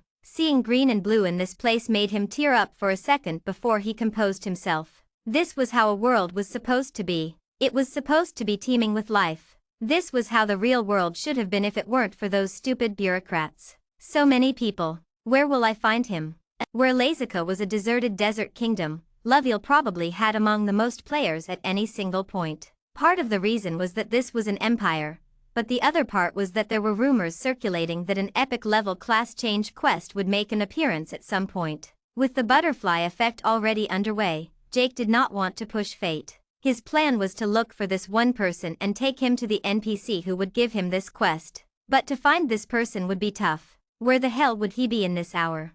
Jake thought as he looked at the sun. It was noon here as well. It was noon when Jake entered the game. He walked down the stairs that led him to the city itself. He was not even in the capital city of Loville. To enter the capital city would be a death wish. Every other player was there, and it wasn't even a great place to start as a new player. Jake knew that the person he was looking for was on one of these streets and he would find him today. Chapter 21 Myriad Arrow. Walking along the realistic streets in this city, fast, it would seem like anyone was just walking through an ordinary street. But this was anything but. Jake looked around the place. He already had an idea of where he should start looking, and he walked toward that one street. The control that the Empire had over its cities was terrifying, and it only meant that the NPC nobles were equivalent to kings and masters. The players had to do what the noble-ranked NPCs wanted if they wanted to stay in the Empire. And one of these nobles was powerful enough that he had control over an entire street in the busiest part of the third most powerful city in the entire Empire. This NPC was a duke, at least according to what Jake remembered. If things had changed again, then he couldn't help it. And to enter this street was not easy. Only lucky ones would be able to get through, and as for finding a simple surefire way to get in would not be found until 2 years later after a lot of trial and error. But the surefire way was pretty simple, even though it took a lot of time for everyone to understand it. It was to get karma. Jake already had 200 karma, and this meant that he was always going to have easy relationships with NPCs. It would be easier for him to obtain missions, quests, and in general, interact with them. He stopped in front of the street and looked at the 2 mountains of men that guarded this street. No one would be idiotic enough to dare rush through and try to battle them. For one, no one was powerful enough to go against bodyguards who were in level 150 or so. And the second was that they would offend the entire kingdom by offending a duke. No one wanted to leave a kingdom right after they joined. First, they did not have enough money, and even if they did, it would be a waste of it. Loville was one of the best places to start as a beginner, and no one would want to let go of that start. Who are you? The guard on the right asked with a voice that sounded like gas that was scraping on tar. If whoever made this character wanted to make him intimidating, then that person succeeded. I am here to enter Flying Pavilion, Jake said. Flying Pavilion? Do you have anything to offer for trade there? The guard asked. The moment that the guard said anything other than who are you, everyone who was walking around Jake stopped at that point and stared at him with surprise. Until now, the guards only gave 2 responses after they asked the simple question. One was allowing entry, while the other was denying it. And the number of people who had been allowed inside this mysterious place was less than 10. The fact that a conversation was taking place was shocking, to say the least. I don't have anything to trade, but I do have enough to buy, Jake said. I like you. You are nicer than all the others. Fine, I'll let you in. The guard on the right smiled and stepped aside, letting Jake enter. The latter part was because of Jake's good karma. No one in the entire game probably had as good karma as he had right now, because he did all those extra quests. Thank you. Jake nodded and he walked right in, leaving all those bystanders looking at him flabbergasted. The guards immediately moved to close the gap, and looked at the players menacingly. One person finally got the courage to walk forward. I saw you yesterday. I don't like you. You are not allowed in. I am here to enter the flying pavilion. The man said, trying to copy exactly what Jake did. If some nobody could do it, then why couldn't he? Fine. Do you know what flying pavilion is? The guard on the right said. It is some place where you can trade things. The person guessed. Get out. I was right. The player protested, and the guard on the left stepped forward. The player looked up to meet the eyes of the guard. Standing at a staggering height of 7 feet and 8 inches, this guard was a mammoth. And that mammoth grabbed the player by the collar and threw him back. Blast! The player hit one of the shops around, and the player groaned with pain. If you disturb us again, then the city guards will take you away.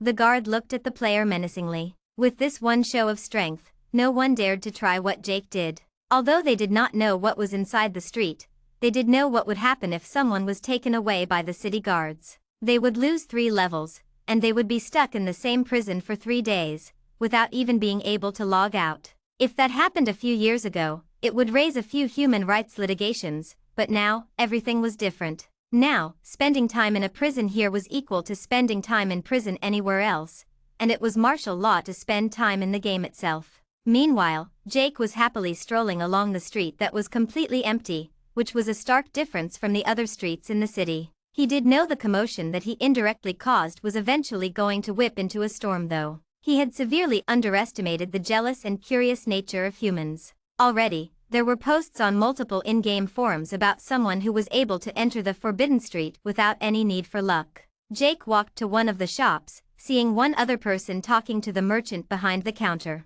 And looking at his username hovering with a translucent light, he sighed with relief. Thank God this part didn't change.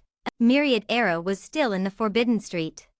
Chapter 23 Forming a Party. Thank you so much for your support guys. Especially Real Dark Seraph. Thanks for the support. Gifting really motivates me, and it did motivate me to write this chapter for all of you. Also, I am sure that you are the best readers. The number of golden tickets I got shocked me. Anyways, enjoy today's chapter, and if you like it, don't forget to drop a power stone or 2, and maybe vote with golden tickets. For extra support, a gift gives me immense joy and motivation to keep writing. Thanks again. I don't have 1 gold coin. No one has 1 gold coin. Do you think they just lie on the street to be taken?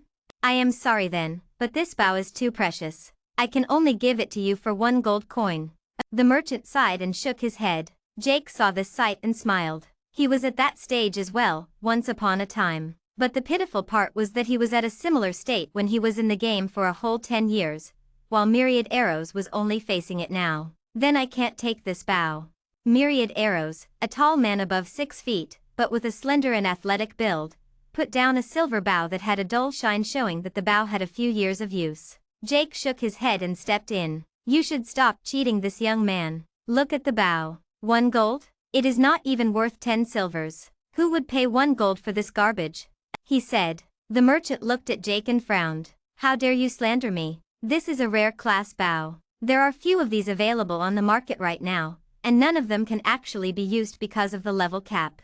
The merchant said. Meanwhile, Myriad Arrows noticed that this was a player and he was even more surprised. All the players were able to enter this haven of treasure only if they had luck. The number of merchants who had such excellent stuff was far and few outside, but were crowded in this tight space. Who would want to offend one of these merchants? Weren't they afraid to get kicked out of the Forbidden Street? Jake glanced at Myriad Arrows. How much do you have for the bow? He asked swiftly. For some reason, Myriad Arrows unconsciously said, 30 silvers.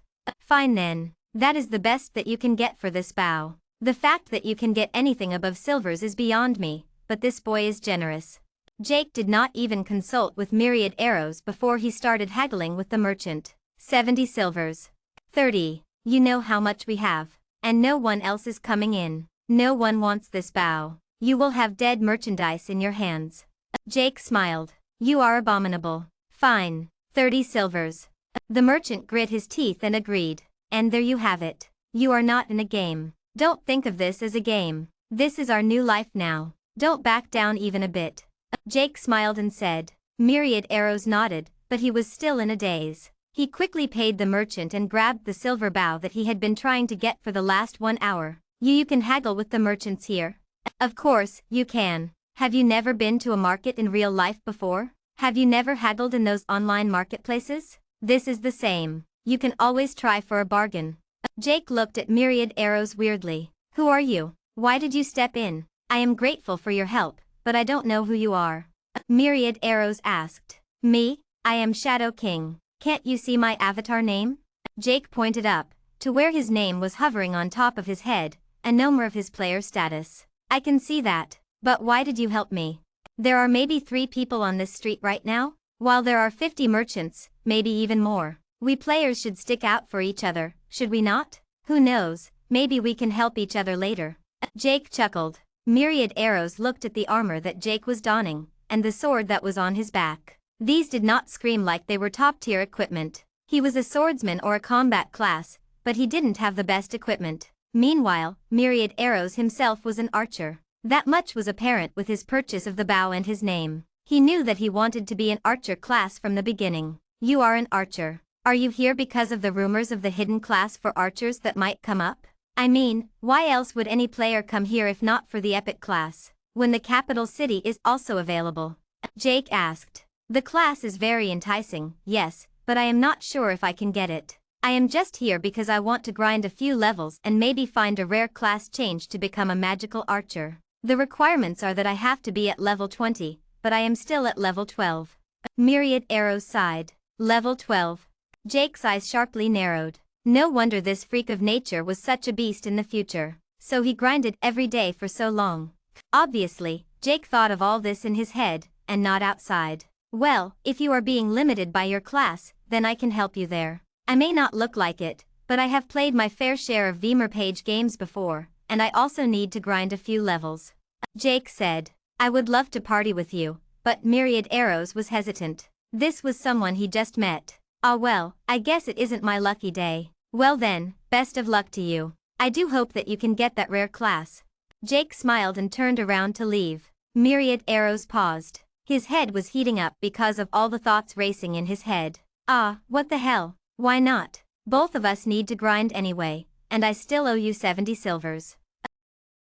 Chapter 24 Synergy. Silver Sword Fields. Jake and Myriad Arrows were in the middle of these grass fields that seemed to last forever. And the only ones in these fields other than the duo were the sword flies, a species exclusive to the Gaia. Over the last day, all the two did was grind, killing any sword fly that came by them. They did nothing else. With Myriad Arrows behind, his arrows pierced the flies and did the brunt of the damage, while Jake made sure that none of the flies got anywhere near them. It was a perfect duo. Although it forced Jake to become a tank, it was enough for him at the moment. Myriad Arrows knew Bao did enough damage for Jake to take the back seat now. Ping! Both of them looked at each other. Jake knew that Myriad Arrows finally hit the big milestone. You finally at level 20? Jake asked. Myriad Arrows nodded and started checking his stats. Fine. Let's see what level I am at. Jake also checked his profile. Character, Shadow King. Title, None. Job, Knight of Sin. Class, Legendary. Level, 11. HP, 120/120. Physical attack power, 13. Defense, 4, plus 30. Attack speed, 3. Movement speed, 4. Strength 5, plus 20. Agility 3, plus 10. Endurance 4. Intelligence 2. Vitality 2, plus 10. Free attribute points, 35. Skills. Chop active skill. Requirement, sword. Whirlwind/active skill. Requirement, sword. Despairing Strike, class exclusive, active skill. Requirement, sword. Equipment. Sword of Misery, level 1, legendary, no level requirement. Plus 10 STR plus 10 agility plus 10 vitality. Special skill 1, Slash of Hunger cooldown, 3 minutes. Special skill 2, locked. Special skill 3, locked. Armor of Despair, level 1, legendary, no level requirement. Plus 30 def plus 10 STR. Special skill 1, Reflect cooldown, 5 minutes. Special skill 3, locked. After getting to level 10, Jake suddenly unlocked a skill that was exclusive to his job. It was called Despairing Strike, and it showed Jake why a legendary class was a legendary class. I should assign those free stat points. Jake thought to himself as he glanced at Myriad Arrows. For the last 24 hours, all they did was fight. And making a team certainly helped myriad arrows. The output increased more than 4 times, and he was able to level up much faster than without Jake. Shadow King, I am done now. I have to go to the missions counter and change my class now. Myriad arrows said. I see I also have nothing to do now. Mind if I join? We are technically rich now that we have so many raw materials. I think I should get some good boots. Jake said. The number of sword flies they killed probably exceeded 3,000. A pity that he did not get any title for his. Obviously, he had no need to equip his title, Fox Hunter, for something like this. Sure. Myriad arrows nodded. This man did seem to know much more about this virtual world than he did, and having an experienced person like that was useful. Also, seeing his gameplay for the last day, he knew that he was with an expert. Even though he dealt most of the damage, Jake made the most important plays, and at the front lines at that. Jake made sure that not a single sword fly reached myriad arrows, which was more important. That meant that he could focus on attacking instead of staying alive. Come on then. Jake nodded and they too started walking back to the city. The city gates stood high though. The name of the city, Difast, was written majestically on top, for everyone to know. There were a few who just couldn't afford to use a transportation portal, and they usually used the roads between 2 cities to get to another city. Obviously, this was not time economical, and in a world that was as important as the real one, no one would want to waste even a single day. They stopped at the city gates, where the city guards took a look at both of them. The 2 NPCs were only symbolic until much later, when the first true update to World Online would come. That will come much later though.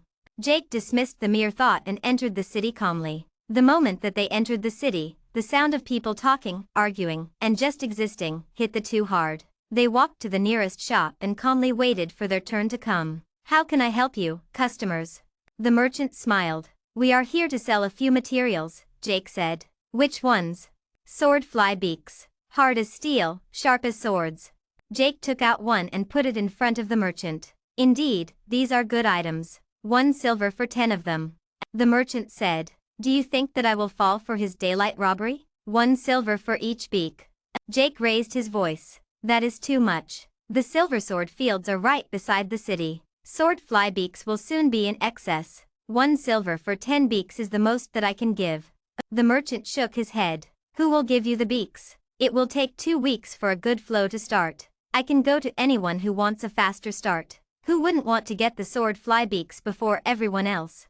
The merchant stopped for a moment and sighed. 1 silver for 5 beaks. For 2. Deal. Good. Jake nodded, and he looked at myriad arrows. This is the best deal we can get for the beaks. You should just unload everything you have right now, he said and dumped all of his beaks on the table at once. 1,500 beaks? The merchant looked at this, shocked. He certainly did not expect business of this scale. No one would be able to bring so many beaks for the next few weeks. He would be able to get a huge profit because of the brief monopoly he would have. Here are mine as well. Myriad arrows dumped his beaks as well. 2,000.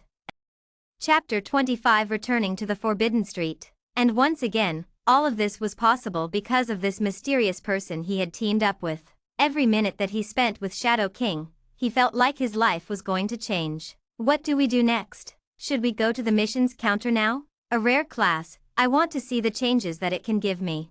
Myriad arrows rubbed his hands together. At level 20 now, if he got this rare class, then he definitely would qualify to become a ranker. But Jake had more hopes for his man. He knew that myriad arrows would eventually come across a much better class a few months later, and accept the class change. But a few months later, was a few months too late for Jake. He needed powerful companions now, so that he could build an empire of his own. Why don't we go to the Forbidden Street now? There should be so many deals that open up now, and it is better if you are prepared for what you might face in the class change quest. If the quest becomes time constrained, or does not allow you to prepare any further, then it will be troublesome, would it not?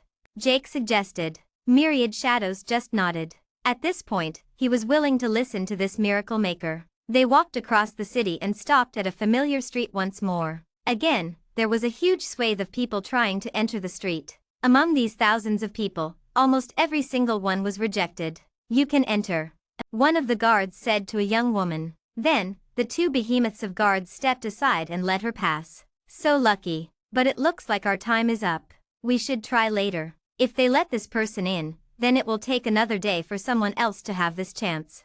Everyone sighed and started clearing this place, while a few others stayed back, hoping that their luck would turn here. Jake and Myriad Arrows, meanwhile, knew that they would be allowed in. Once allowed inside the Forbidden Street, it was common knowledge that they would be given permanent access to the place. They just waltzed right in under everyone's noses. In fact, someone even recognized him. This guy is the one who had that conversation with the guards. He knows a secret about the Forbidden Street. One of the players shouted. Jake frowned, but he let go of that and looked at the guards. You are back? You may enter. The guards gave way, and the two entered this peaceful place, while the remaining players were stopped at the entrance. I should have waited until there were fewer people before I tried that. But gossip will always exist, and that entrance will never get free. Jake sighed and looked at the street empty of players. Where should we go now? Last time, we got a nice piece of equipment for me. We should get you a good armor and sword. Myriad Arrows suggested. Jake just shook his head. Although his armor and sword looked like they were absolute trash, they were probably the best armor and sword in the entire game right now. He would be a fool to replace these. I am fine with these. Using them is a class constraint, and I can get a better pair if I try later. But for now, I should get a pair of boots, and a few support items that can give me a few buffs. Jake said. Jake started walking around the street and stopped at the other end of it. This was where the Duke's mansion was, and no one was allowed a while 100 paces from it. Even Jake did not want to go anywhere near here. In the entire city, this was the true forbidden zone, and entering here was disrespecting the entire empire. But right next to the mansion was another tall building. Although it was eclipsed by the grandeur of the Duke's mansion, it was a wonder in its own right. And on the building were written the words, Flying Pavilion. The same flying pavilion that Jake used to enter the Forbidden Street. Now, he was actually going to enter it. This should be a good place. Last time, I did not have enough money to buy anything here, but this time should be better. Jake said as he walked in. Unlike the bigger buildings all over the city, this building had no guards. Why would they? No one would dare to misbehave when they were right next to the Duke's mansion. Walking in, they were greeted by bright lights and a charming young woman. A pity that it's just an NPC. Jake smiled and nodded at the attendant. How may I help you? The attendant asked politely. We are here to buy a few pieces of equipment. What are the best ones you have? Jake asked as he looked around. Although there were no guards outside, this was still a big shop, and there were presences behind every curtain, making sure that no one would dash out with any item. Of course, Jake couldn't exactly see these presences. He only knew they existed because of experience. Meanwhile, Myriad Arrows fell right for it. There is not a single guard here. What if someone tried to steal anything? He asked. Haha. They know that people like you exist. Don't try anything funny, you'll just put both of us in trouble. Follow the rules and you should like what you see next. Jake smiled. When is the next auction, by the way? He asked the attendant. The next auction? Auctions are only reserved for people with purchasing capability of more than 20 gold coins. The attendant shook her head. So then, when is it? Jake asked regardless, to the dismay of Myriad Arrows. 2 months later. Chapter 26 New Boots. I see. That is going to take a while then. I will wait for that. Jake nodded as they stopped in another room. Myriad Arrow's jaw dropped as he saw the items behind the glass counters in this room. Epic, rare, this is just impossible. How are there so many epic items available here? He shuddered. Good boots. Epic grade ones. Jake asked. The attendant went behind the counter and opened one of the glass doors, taking out a shining pair of boots. Looking at them, Jake frowned. Do you have a pair of boots that are at the epic grade but look like they are common ones? He asked. As you wish. The flying pavilion has everything that you can want. The attendant sweetly said and swiftly disappeared, leaving the two alone in this room, with equipment worth more than all the money that was currently in circulation. All this equipment. Myriad Arrow's mouth started watering as he looked at a pair of gloves on one of the windows. Your eyes are quite impressive. Going straight to what you need. Those are epic grade gloves. You should be able to afford them, but you will lose all of your money. All 10 gold coins worth. Jake said. 10 gold coins? For one epic class equipment, I just need to work for 1 day? How does that work? Myriad Arrows wondered out loud. Who said that you just need to work for 1 day? You may have gotten 2,000 sword beaks, but you wouldn't have gotten the 1,000 silver coins if it weren't for a good bargain. And eventually, the price of the beaks would decrease, until you earned almost nothing from them. We have to find the right profit at the right time. We are just lucky that we have enough money for a piece of equipment that is epic grade already. Jake clarified. Then I should upgrade my bow. This bow might be good, but an epic class bow should help me much more. Myriad Arrows decided. You can't afford one. A bow will cost 10 times the cost of those gloves. And that is the minimum. Do you think that you can buy epic equipment that easily? That bow is quite good, and the gloves will help you increase your attack and attack speed a lot. Jake pointed out. The boots are here, customer. The attendant returned and put a pair of boots on one of the counters. Looking at them, for a moment, Myriad Arrows doubted that he was looking at epic class equipment at all. They looked like scrap material. Then again, so did all of Jake's equipment. Wait, do you do that with all your equipment? Is all your equipment secretly high class? He asked. Well, some of it is. I mean, I can't afford a good epic class sword yet, or even armor, so these are not epic class. Jake shrugged. Technically, he wasn't lying. His sword and armor were not epic class. They were legendary pieces of equipment. But would Myriad Arrows really think that his companion sported the best equipment in the entire game? Obviously, he just thought that they were rare equipment that was disguised as useless common class equipment. I like these boots. The rust matches my armor. I will take them. How much do they cost? Jake asked. Throw in those gloves as well, and how much do they cost? Those are 12 gold coins, customer. The attendant said. Round them all off to 30 coins? He said. This wasn't a question though. His tone was dominant, and he looked like he was forcing this. The attendant hesitated for a second but then nodded. Give her your silver coins. Jake looked at Myriad Arrows. For some reason, Myriad Arrows felt like he had to do this. He automatically gave all the money that he spent so much time earning to the attendant. Jake also handed her the money but in a pouch. After all, showing that he had 20 gold coins in gold coins would frighten his partner. By putting it in a pouch, which was an in-game item that did not budge even when a lot of coins were put in, no one would know. Thank you for the purchase, customer. The 2 items will be sent to your inventory. The attendant smiled, and the boots as well as the gloves behind the window disappeared. It was as if the attendant knew which item had to go to which person. Jake received the boots, while Myriad Arrows received the gloves. Nice doing business with you.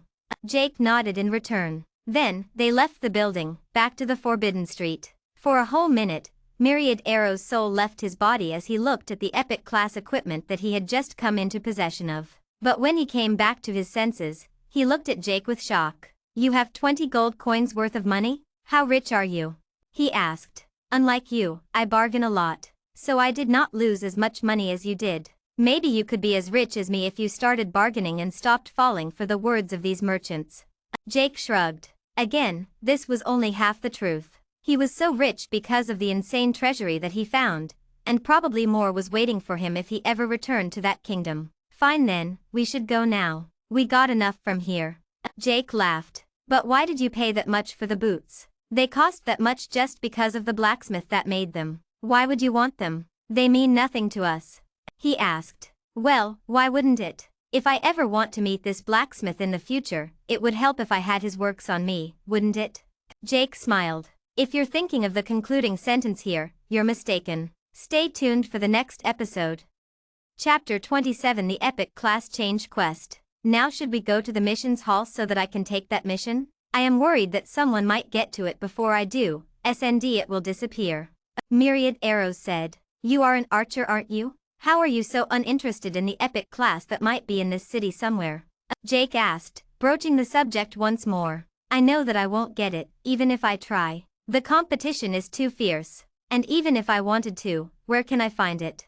Myriad Arrows sighed as he pointed out. You are right. It is hard, looking for an epic class quest. But don't you think it odd? The entire city had been searched clean once or twice. Every NPC was asked about it, and everyone denied the same. But the only place that everyone has not searched is the place we are in right now. Jake pointed to the quiet street that they were on. Are you saying that the class might be hidden somewhere in the Forbidden Street? Myriad Arrows asked. It is the most probable. I mean, if you want to go get a rare class, then be my guest. But imagine getting an epic class. That would be so awesome, wouldn't it? He smiled. Why are you helping me so much? An epic class is so precious that anyone would be ready to betray his friends to get it. But you are literally nudging me to take it instead of taking it yourself. I refuse to believe that there is a hermit like that in this world. Myriad Arrows looked at Jake suspiciously. Well, I am not an archer. But what I am, is an aspiring guild leader. I want to try and poach a few good players before I establish the guild, if you get what I mean. Jake smiled and said, so you want strong guild members? Myriad Arrows asked. Do not get me wrong. Even if you do not want to be a part of the guild that I will eventually make, that is fine. But it will always help if the strong ones are not my enemies, isn't it? Jake said. Fine. You are right. I shouldn't give up just yet. The class is probably in this street somewhere. Should we ask all the merchants? Don't try something so stupid. Asking everyone the same questions will make them irritated, and the guards might throw us out of the street. Let us just go to the one person who is most probable to have this class in the first place. Jake said. Who might that be? Some archer. Exactly. Some archer. And among all these people, there is only one person who looked like an archer. Jake said. Who was it? The merchant you were with when I first met you. He is the only one who had a bow in the centerpiece of his shop, and it wasn't for sale, remember? Jake reminded him of the merchant with whom he haggled to get the bow that he was using now. Yes. Myriad Arrows nodded with shock and exhilaration. He started running towards that shop without any hesitation. A child, this guy is. No patience, not even waiting for the person who gave all of this to him. Jake shook his head and started walking toward the shop as well. Soon, he reached the shop, where Myriad Arrows was surprisingly waiting for him. The merchant was at the counter, waiting for Myriad Arrows to say something, but he had decided to wait till Jake came. At least he has some common sense, or else, he would have thrown it away by now. Hello, how can I help you today? The merchant asked with a cheerful face. That bow. Is it for sale? He pointed to the bow in the center of the shop. It was a truly magnificent bow. Just a glance and anyone could tell that this was an epic grade bow, and one that was better than most of the epic grade bows. That bow is not for sale. It is just here symbolically. The merchant shook his head, and in a brief flash, Jake could see a hint of despondence in his eyes. You were an archer once? Like my friend here? He asked. Indeed. I was quite the archer back then, but time had caught up to me, and it looks like I will not be able to caress that bow like I used to. The merchant shook his head. I see. But don't you think it is a pity that a bow as majestic as this one is left unattended? Its string is coated with dust. What other humiliation can a bow like this face? Myriad Arrows said as he gravitated towards this bow. He looked at it through the glass case that it was held in, and he sighed. Such a pity, he said again. Indeed. It is a pity that this bow can never rise again. But what can I say? I have never found the right person for this bow. The merchant shook his head. The right person? I can try. Myriad Arrows jumped in front of the merchant. You? I don't know. The merchant frowned. You can test me. I am sure that I will not disappoint you. I pride myself on being one of the best archers in the world. I am sure that whatever test you give me regarding archery, I can pass it. Myriad Arrows said. And in that, Jake had absolutely no doubt. After all, the man in front of him was once declared to be the best archer in all of Gaia. Fine. Test you, I shall. The merchant waved his hand, and Jake saw Myriad Arrows' eyes sparkle. Myriad Arrows nodded at Jake and beamed. I got it. I got the epic class change quest. He shouted with glee. Chapter 28 Guild, Bright Horizon. And then, he disappeared. Just disappeared into thin air. He had started the quest, and even Jake had no idea where this quest would take place. After all, he didn't know everything about this world. Some stuff was kept out of the papers, like the details of this particular quest. So he finally started the quest. Now all I have to do is wait for him to get it over with. Jake sighed. He did his part, and could only hope that Myriad Arrows was as competent now as he was in his previous life. The merchant was still here though. Had he looked at Jake like he was expecting him to buy something? Nope. I don't want to waste money here. I have to use it all at once later.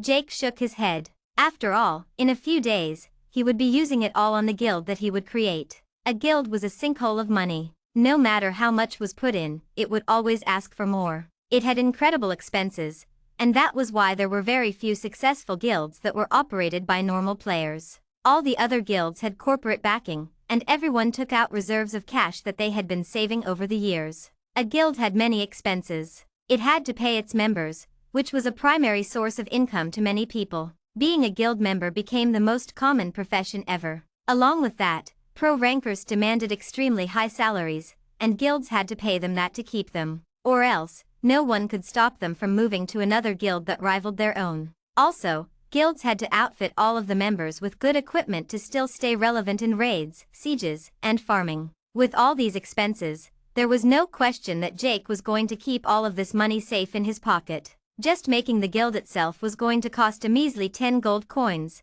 which was nothing to Jake right now. It might be a barrier for many small players who didn't have that money right now though, so that meant that all the guilds that had a starting hand were ones that were backed by corporations. Immediately after he made the guild though, Jake had to go house hunting. He knew that real estate was going to boom after a month, so he had to buy early. Seeing that this was an epic class change quest, it would probably take around a day for Myriad Arrows to complete the quest. They were already friends in the game, so Myriad Arrows would probably send him a message once he was done. Jake trusted that Myriad Arrows wasn't going to ghost the person who brought him the epic class. Now that they had nothing else to do, Jake decided to complete a major hurdle in the guild making process. He decided that he would put up shop here temporarily and create a base for his guild. Jake walked out of the Forbidden Street and looked at the crowd that already stood there. Again, they were trying to enter this place. Hey, what is inside this street? Are there treasures that you can get for cheap? Someone shouted at Jake. The epic class is here, right? It has to be. Another shouted, but Jake's face did not even change the slightest. Nothing interesting at all. Just a house for the Duke. He shook his head and kept walking away. He went straight to the city hall, the place for all the official matters to be taken care of. A pretty lady behind the desk smiled at Jake. I want to start a guild. Jake said. How many members are in the guild? The woman asked politely. Just me at the moment. Bright Horizon. I see. Making a guild will cost a total of 10 gold coins. The woman said. Without delaying any further, Jake paid the money. Immediately, he heard a notification. Congratulations. You are the guild leader of Bright Horizon. He smiled and then looked at the woman. I am here to buy a piece of land in the city. What do you have? He asked. Land? Land costs anywhere between 1,000 and 10,000 gold at the moment. Are you sure that you want to buy land? The woman asked. Jake nodded, and a few options appeared in front of him holographically. I'll take the one that is in the center street. It is pretty small, so it should be 1,000 gold, shouldn't it? Jake asked. Indeed. It is at the low price of 1,015 gold. The woman nodded. I'll take that then, and I will also build a 3-story building over there, with the guild name signed on top. How much is your quote for that? 500 gold coins. The woman said. Great. All of that together, 1,500 gold. Sounds good. Jake nodded and he paid the woman the money. Here is the contract. The woman put forward a piece of paper that Jake signed. Congratulations for being the first landowner in Loville. The woman smiled. Congratulations. You are the first player in Loville Empire to buy land. You have gained 200 karma. Congratulations. You are the first player in Gaia to buy land. You have gained 1,000 karma. You have more than 1,000 karma. You are now a baron in rank. As you are the first person to purchase land, you have received a special item. Please check your inventory. Jake could only do the same. He took out a piece of paper that looked plain as it could be. Building permit, you can build any building up to 7 floors for free. Jake smiled. This was definitely going to come in handy in the future. Chapter 29 Hiring. Clang, clang. The smell of hot iron and sweat that defined this smithery wafted to the new customer that had arrived. This was not a well-known place. After all, who would know to come to the outskirts of the city, where the blacksmiths toil to make equipment if instead players could buy the same equipment for a little higher price, but a lot more convenience. Father, someone has arrived. A young boy ran from the entrance and into the depths to call upon the master forger of this smithery. A middle-aged man, bulky as can be, with a short and stout build, along with the trademark beard and mustache, stepped out of the furnace and came to the front. Looking at the young man who arrived, and forger was all smiles. This was the first customer who had come here in what felt like forever. What can I do for you, customer? The forger asked. You don't get a lot of customers here, do you? The young man silently said, looking around, judging the products that were up in display. The face of the forger fell. He knew of the difficult times that had come. He couldn't sell any of his products no matter how good they were. They couldn't ship their goods to the houses of commerce, which would give them too little that they would have to eat a loss. And yet they couldn't sell, so they still had to suffer. I will give you guys a job. A gold coin a week at first. If you are able to get enough products out, then you will earn more and more. The young man said. Who are you? What will you do with our products? I am the guild master of Bright Horizon. We have recently put up shop in the middle of Diffast. It is a prime location, and you can get a lot of customers, as long as you put forward enough products. He said. You wish to hire us to be your blacksmiths? The forger asked. Yes. The young man nodded. 1 gold coin a week? I can give you a month's worth in advance if you can sign a contract. The young man said. Deal. The forger said without any hesitation. Oh, I forgot to mention. This is 1 gold coin per blacksmith. So if you have friends, or people below you, then bring them all as well. This is a mass hiring. The young man smiled. And who was it, other than Jake? He started his biggest plan so far. With this, he would no longer have to worry about money, as long as it worked. And it should work. After all, which player didn't need equipment? And not a lot of NPC commerce groups sold affordable equipment. Now, he was going to give it to them. How many blacksmiths can you hire? I have a lot of friends looking for work. The forger asked, his breath haggard. I need to give you guys 4 coins right now, so 100. 100 will be best. I still need to buy you guys the material to work on, right? Jake said. We have a lot of items here that we could not sell as the commerce groups said that the margins were too small. Is it possible for you to sell these as well? The forger pointed at the multitude of items that stood on the shelves. These were not bad items by any means, but they were not profitable to sell for the commerce groups of these NPCs. Of course, I will take whatever you have. Jake nodded. 2 hours later, Jake was at the town hall again. How may I help you, respected Baron? The receptionist this time was much more respectful. It was obviously because of the title that he received. A baron is slated to receive protection for his residence, is he not? My residence is in the central street, in the guild quarters of Bright Horizon. Please send someone to guard that area. Jake said. As you wish, Baron King. The receptionist said. His name is Shadow King, so his last name is technically King in the game. Jake nodded and walked back to his shop. The street was lively, but everyone was looking at the newest addition to the street. When a 3-story building suddenly appears, everyone's attention would be towards that. What do you think happened? A new merchant group entered the city. I thought that the NPCs were already in place before the game was open to the public. Well, the game is so smart, it should the AI working its magic. Jake smiled at all these presumptuous takes and walked in. Someone tried to stop him. There are guards blocking everyone. He warned, but why would the guards block Jake himself? The moment that the 2 guards at the entrance looked at Jake, they knelt. We welcome the Baron. They said. The jaws of everyone dropped on the floor. A player was a Baron? How was that even possible? He is a hacker. Definitely a hacker. He hacked the game. Someone muttered. Jake could not bother about those people and entered the building. The first floor was supposed to be the main shop.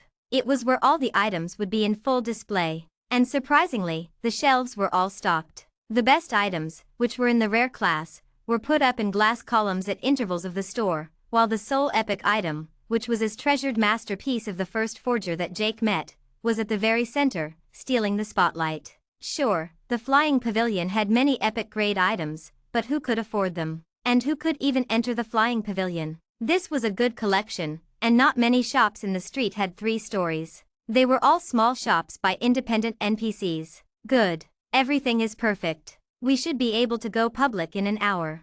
Jake nodded. Chapter 30 Opening. A new shop is opening, and it is having a grand sale. I should be able to get some good equipment then. The starting boots are absolute trash. Yeah, I grinded for a few days so that I could save up and get a good rare grade sword. Me? I want some armor. And the armor outside in those NPC stores is way too expensive. In just a few hours, Jake managed to make the entire city talk about the shop that he was opening. Banners were put up everywhere for a little more money, but all this advertisement was about to bring in customers. Forums all over the city were talking about a new shop where there seemed to be deals that players could actually afford. Soon, there was a huge crowd of people in front of the shop, and just minutes left to go before opening. Jake stood in front of everyone calmly and smiled. When everyone looked at him, the only player among so many NPCs, clearly having some status, they were confused. Welcome to the grand opening of the newest addition to the central street of Diffast. I am the guild leader of Bright Horizon, and I welcome you all to our shop, where everything is actually available for an affordable price. VIP guests will be accommodated on the second floor, and investors who are willing to invest in the guild will be accommodated in the third. Jake smiled and then nodded to the guards. We are now open. Hordes of players rushed into the shop, but no one dared to make a scene. The guards who were in place were not just there for namesake. They were guards who belonged to the Empire. They were not weak by any standard. People looked at the amount of equipment available and just went into a shopping spree. Items flew off the shelf while stock replaced it. But there was only enough stock. Within an hour, the entire shop was picked clean by the rush of people who had come in. Jake was all smiles though. He made quite the amount on just the first day. And these were the items that the blacksmiths had given to him to sell, because they could not sell it themselves. We are currently out of stock. However, for a premium price and a down payment, we are able to take custom orders. All those who are interested, please proceed to the second floor. Jake announced again. Custom orders? What does that mean? It means you can try and focus on what stats you want to build, but it will cost a little bit extra. Around 30 silver per rare grade item, plus a 20 silver down payment. Jake said. 50 silver for a rare grade item? That is robbery. One of the players shouted. They came here late and missed all of the items. It is your choice, whether you want them or not. Outside, you cannot get a rare grade item for less than 50 silvers. And here, we give you a custom order for that. Jake smiled. He then proceeded to enter the second floor himself. Some people did not think that this was worth it, while others did. And Jake went overboard on hiring talent. He went and got himself 100 blacksmiths and paid them for a whole month up front. He may have lost all of his cash at the moment, but just this one day alone got him around 10 gold coins in commissions. That was how many items were sold in this rush. And that was just in commissions, because the items being sold were not his own, but the blacksmiths. Now, because he hired them, and was paying for the materials, he would have much better margins. He could make twice, maybe 5 times that a day. And that number would only increase with the amount of players grinding and making enough money to buy items that were more expensive. The only item that was not sold was the one epic grade item at the center of the shop. No one could afford that. Jake sighed and sat on a couch of the second floor. People were slowly coming in, and they saw dozens of counters with blacksmiths behind them. Go and check with the blacksmiths and see if they can fulfill your request. After you are done filling out the information forms, pay the deposit and come back 3 hours later. Jake said lazily. You will pay the remaining amount after you come back. Slowly, people went to the counters, where the blacksmiths were overwhelmed by customers for the first time. Before, they were at the outskirts of the city, a place that no one bothered to come to. Now, they were at the center of the very city, where their services were required. The moment a blacksmith got an order that he could finish, he would take it up and leave, while another blacksmith replaced his counter. He would disappear to the forge that was deep inside the building, where he would start working on the item. It took around 30 minutes for these blacksmiths to make a common grade item, while it took an hour to make a rare grade one. So, after around 10 minutes, all 100 of the blacksmiths were occupied with orders, but they couldn't possibly have enough place to work in that tiny forge that occupied the second floor. They went back to where they were based at, in the forges that were in the outskirts. Looks like it will take another hour for you guys to order new items. All our blacksmiths are busy, he said, rubbing his hands. 100 orders meant 20 gold coins of profit for him. Although this ordering rate would slowly decrease over the month, he would surely make a profit, and would be able to put up multiple shops to supplement the growth of his guild.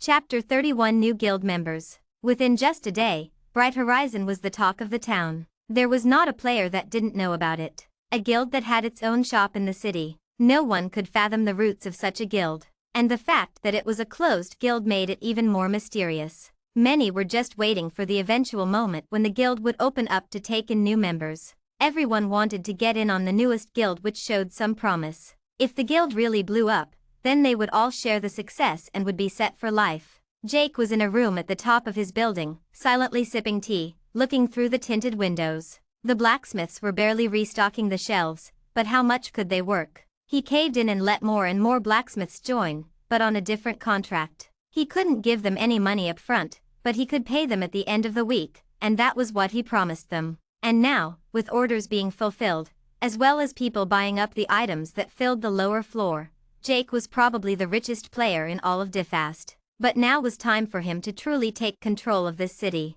And for him to do that, he needed members in his guild. He didn't think of some utopia where he could fill his guild with only the best players. He needed the grunt work to be done. A guild made money by raiding, grinding, and excavating. There were many dungeons, quests, and party trails that only multiple men could try and be a part of. And for that, he needed numbers. Not a lot of guilds even started paying their members already. Instead, they were paying the members with a fraction of the hauls they received. Jake wanted to start off by paying the members. If word got around that a guild was paying its members for just being a part of the guild, then even the best players in other cities and kingdoms would consider coming to Defast. He opened the forums and started putting out the message. Bright Horizon Guild registration, 100 silvers per month guaranteed salary. Registrations and trial opens in 10 hours. This message popped up in every forum that existed. Every World Online user who was on these forums glanced at it. While many dismissed it at first, thinking that someone was probably scamming everyone else, the users from Defast looked at this and were roaring with excitement. Comments were piling up on the posts telling the whole world about the mysterious guild that seemed to have the support of the Lovell Empire. Many were intrigued, and more people started entering the shop itself. This was a good advertisement for Jake's shop as well. Ping. Hey man, I am done with my class quest. I completed it. A message popped up in the Friends tab. Jake knew who it was instantly. After all, it hadn't been long since he entered the game, and he only had one friend. Come to the new shop that opened. Bright Horizon. I'll meet you there.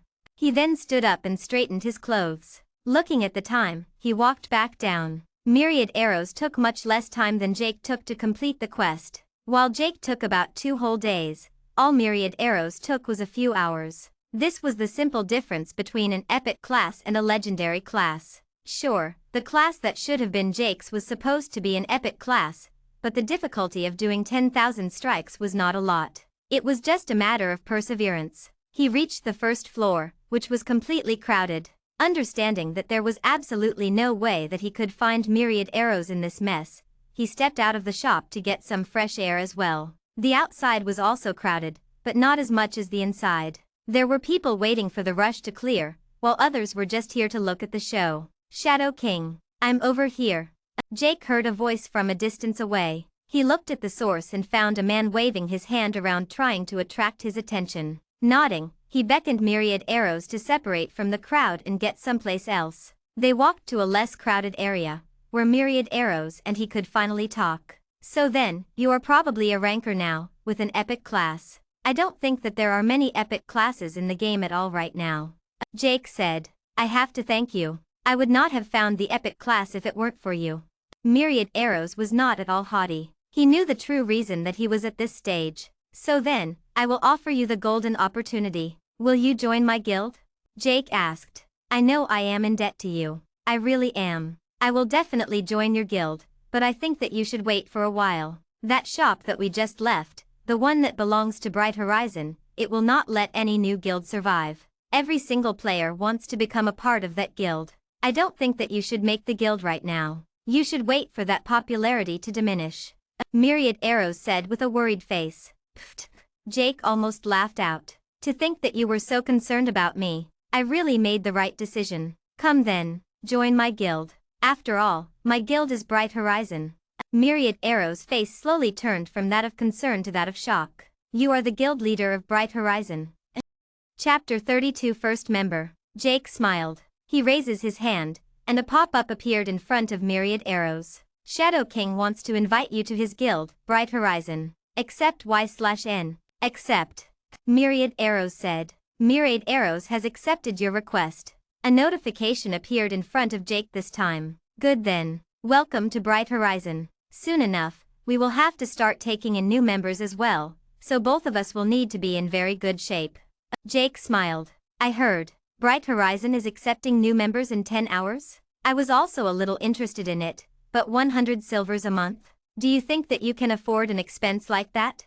Myriad Arrows asked. Let us take you and me. We earned what, 1,000 silvers each in just one day of grinding? Although I do not expect the other members to be as effective, the guild will take all of the drops and divvy them up properly, so that we'll give them a proper salary. And, the guild itself can grow a lot if we have more members. Jake said. You sure are going to raise a lot of heads with whatever you are doing.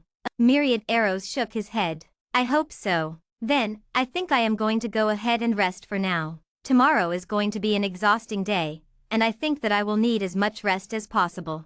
Jake said. I will also call a day then. I have been in the game for almost 2 days, and I am about to give in. Myriad Arrows nodded. Jake's hand hovered on the log out button, but he hesitated. He looked at Myriad Arrows, and then at the shop in the distance. Sometimes, I hope that this world is the real one. Jake sighed to himself and tapped on the icon. The world turned black, and then, he opened his eyes in the real one. Sir, the reports have come back negative. The person who put that post on the forum has not done anything before, so we do not have anything on him. A man rushed to a brightly lit room with one desk and one chair. A blue-haired man, probably in his 30s, sat calmly on the chair, looking at the man who had arrived. Can't you track him? The blue-haired man asked. Nova is cracking down on tracing, sir. If we try anything now, then Nova might cut us off from the elite group. We cannot afford to lose this information. All our members have access to the best training grounds because of this priority privilege. The man shook his head. Damn it.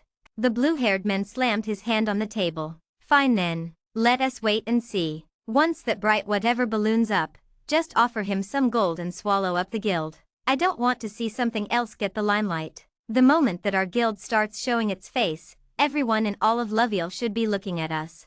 He said. As you wish. I will make arrangements. How much gold should we offer him? Whatever scraps you have left, just give it to him. A nobody like that will not dare refuse this corporation. I don't know how he got that shop, so squeeze it out of him. Tell him that he will never be able to level up if he doesn't tell us. As you wish, sir.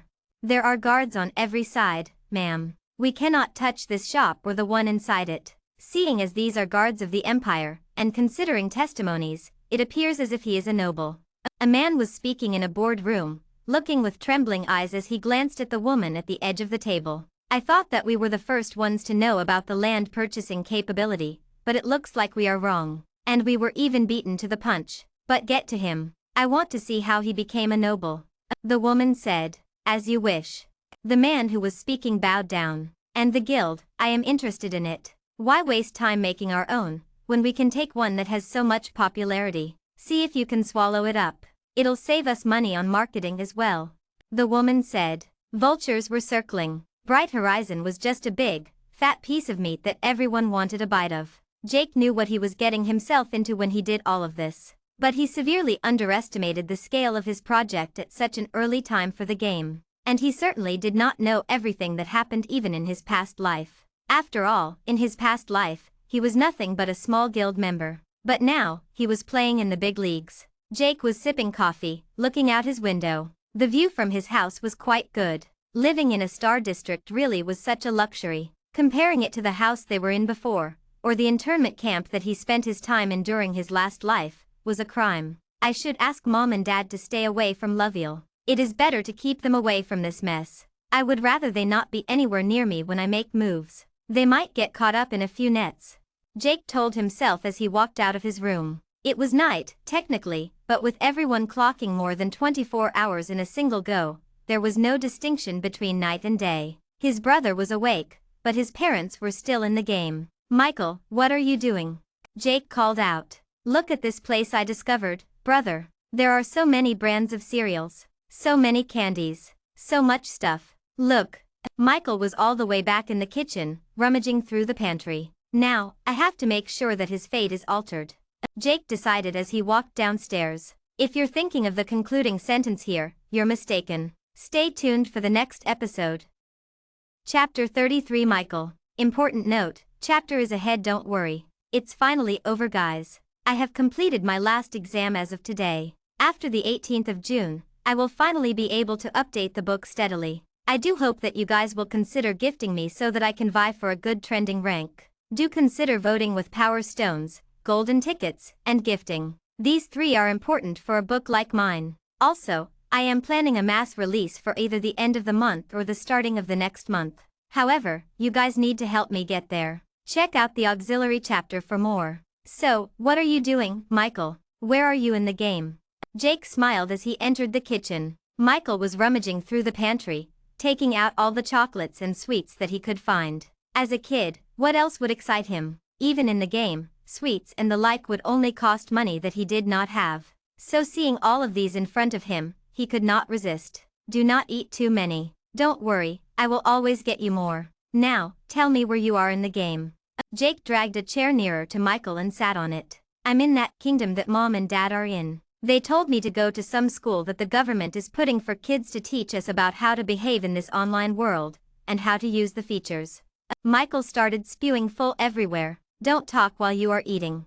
Jake shook his head. Michael nodded and turned away. Taking out another packet of biscuits, he indulged himself. I meant you should stop eating and start talking with me. Black lines appeared on Jake's forehead. Oh. Michael quickly drank a little water and swallowed all the food, looking back at his big brother. Then, they are teaching you how to get accustomed to the online world, are they? Good. After you are done, you, mother, and father are going to stay together, aren't you? Jake asked. Mom told me that a guild is hiring in the Swenson Kingdom, and even I can become a part-time member in that kingdom. Actually, she wanted to ask you where you were as well. Michael suddenly realized and asked. Do not worry about me. I am taking care of things. Look around. Everything is fine, isn't it? So then, you are going to the Swenson Kingdom, aren't you? What class are you? I am a mage. The teacher said that it was better for the smaller children not to take the front-line classes, as we were not big enough. A lot of my friends didn't listen though. I always thought that being a mage was cool, so I took that. Michael said. Ding. The doorbell suddenly rang. At this late, Jake wasn't sure who rang the doorbell. Stay here. I will go check it. Jake said, knitting his eyebrows. He went up to the door and checked the camera. Behind the door, 3 men were standing, clad from head to toe in protective camouflage gear, and guns in each hand. The military. You are the new residents of Star 3.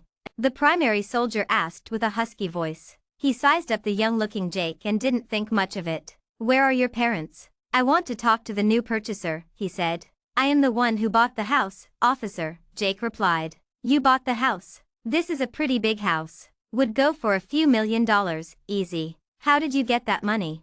The soldier to the right asked with a quite accent-heavy and pessimistic voice. I found a large swath of gold in the world online, sir. I have the online transaction here. Jake quickly brought up his phone. Going through it, the primary officer, who clearly seemed to be the leader, nodded. All right. Now that is out of the way. Show me your logs. Are you spending more than half of the week within the game? The officer asked. Yes, sir. So is the rest of the family registered here. My parents are still in the game though, Jake said as he showed the logs on the Nova app on his phone. And do you have any children below the age of 3 in the house? The officer asked. I still don't know why we keep asking this, sir. Who would want a child to enter a world like this? The second officer chuckled, but the primary one did not even so much as flinch. Do you have any children below the age of 3 in the house? The officer repeated. We do not, sir. Jake shook his head. Good. Let's keep going. We have the whole block to finish. The officer said, and the 3 soldiers turned around and left. Jake closed the door hastily and sighed with relief. One could never know with those who held the power. They could manhandle it, and it would not be easy to resist. What happened, brother? Who was it at the door? Michael came up to Jake. Nobody. It was nobody. Now, why don't you go back to the game? You should become a good mage. I will talk to Mom and Dad though. They should try and find a kingdom that is better than the Swenson Kingdom. Jake said. Sure. I was just here for the break. Michael nodded and picked up another box of chocolates on his way up to his room. Things are progressing way too fast. I need to start getting more members so that I can prepare myself for when the tower opens. I just hope that all the right people have heard about the guild recruitment. Jake thought to himself as he closed up the pantry, cleaning after Michael. And I should make sure that Michael doesn't get addicted to the chocolates. Soon enough, I need to get the whole family exercising. Jake noted as he grabbed a bar and headed up as well. Chapter 34 Recruiting starts. A busy day ahead, don't you say, guild leader? Myriad Arrows chuckled, looking at Jake. Don't let me get used to you saying that. I'll have you calling me that again and again. Jake shook his head as he looked out the window of the third floor of his building. People already filled the first 2 floors, and there was a bigger crowd outside. All of them were just waiting for the moment that the guild would start recruiting. Are you sure that you have enough money to take in all of them? I mean, I know you have a shop and all, somehow, but how the hell are you going to sustain those many people? Myriad Arrows asked. Outside the shop, even the number of people who crowded here early numbered around 1,000 people. That meant a whole 1,000 gold a month, an expenditure that no ordinary man could afford. Do not worry about the money. Remember, eventually, every guild member is going to pay for himself. But we are not going to take in everyone. I don't want to dilute our guild quality by taking every useless member. Filter them out. Whoever is below level 10 can just leave right now. Jake said. I'll inform the participants. Myriad Arrows nodded, about to go downstairs, when Jake stopped him. Not yet. I don't want you to be the face of the guild just yet. I need you hidden, you are my secret card. When anyone who is against us will not expect it, I will have a ranker with me that can help me out. Jake said. You are quite confident that I am a ranker.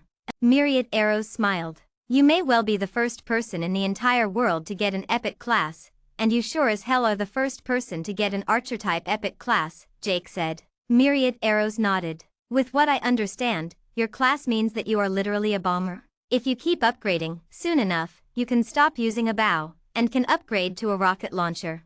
Jake asked. That will take a while. I need to rack in the class points for that, and I don't even know how to do that. The merchant there told me that I needed class points, but that feature doesn't even show on my screen.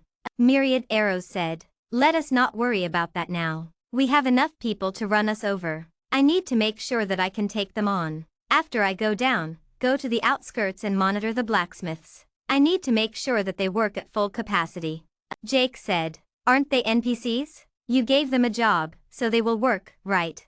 Myriad Arrows asked. Do not think of World Online like a normal Vmr page. It is different. Completely different. Now, make sure that they don't slack. Best of luck then.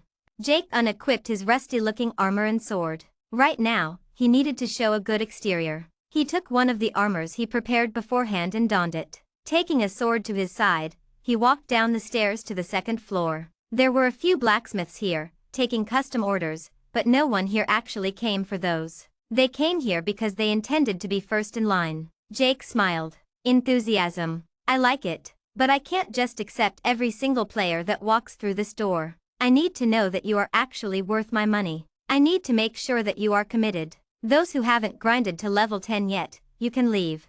Jake announced with a loud voice. Even among all of the crosstalk, his voice could be heard. However, it was not his primary source of messaging. The words, only level 10 players will be recruited today, were brightly visible to every player who came here. And boy was there an outrage. Only level 10? Who do you think you are?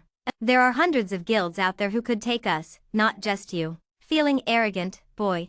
Another shouted at him. Jake could hear everyone cursing at him. But all of these were obviously the players who didn't reach level 10 yet. Those who did, silently looked at the show. The store is closed for all business. Only the guild recruitment will take place today. Guards, please do not let anyone below level 10 enter the store. And kick out the ones who aren't leaving. Jake told one of the guards who was standing to the side. As you wish, Baron.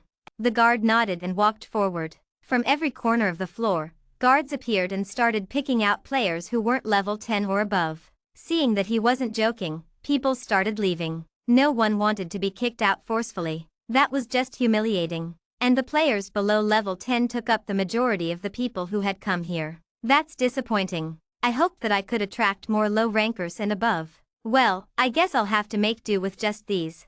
Jake sighed. The shop was slowly being emptied, and the level 10s from outside could also enter the store without being pushed out. Slowly, the store became crowded again, but this time, this was everyone there was. Jake nodded, and he snapped his fingers. The visual on the hologram changed again. Please wait your turn. If you are a rare class, then you can skip the line. Now, is there anyone here who has changed their class to a rare class or higher?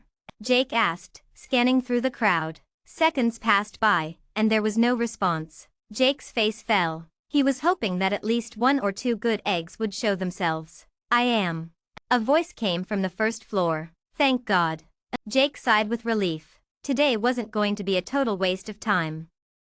Chapter 35 Infinite Pines. Jake raised his hand and everyone moved aside to give way to the person who had just spoken. It was a middle-aged man. Calling him a middle-aged man would be a stretch though. After all, he was pretty well built and looked like he was in his mid-30s. But the scars on his face and his uncovered shoulders meant that he had the same scars in real life. This was someone who was quite the thug in the real world. Jake squinted, trying to see who it was that just spoke. He tried to recognize him, but not everyone was going to be famous in the future. The crowd parted, trying to look at the person who already had a rare class just a week or 2 into the game. With everyone struggling to get these classes, and the opportunities being so far and few, just the best of the best were getting to that stage so early. This middle-aged man started walking up the stairs, and after a few seconds, Jake could see him completely. Even among this huge crowd, this man's blue eyes and dark hair set him apart entirely. For such gentle eyes, his face did not match at all.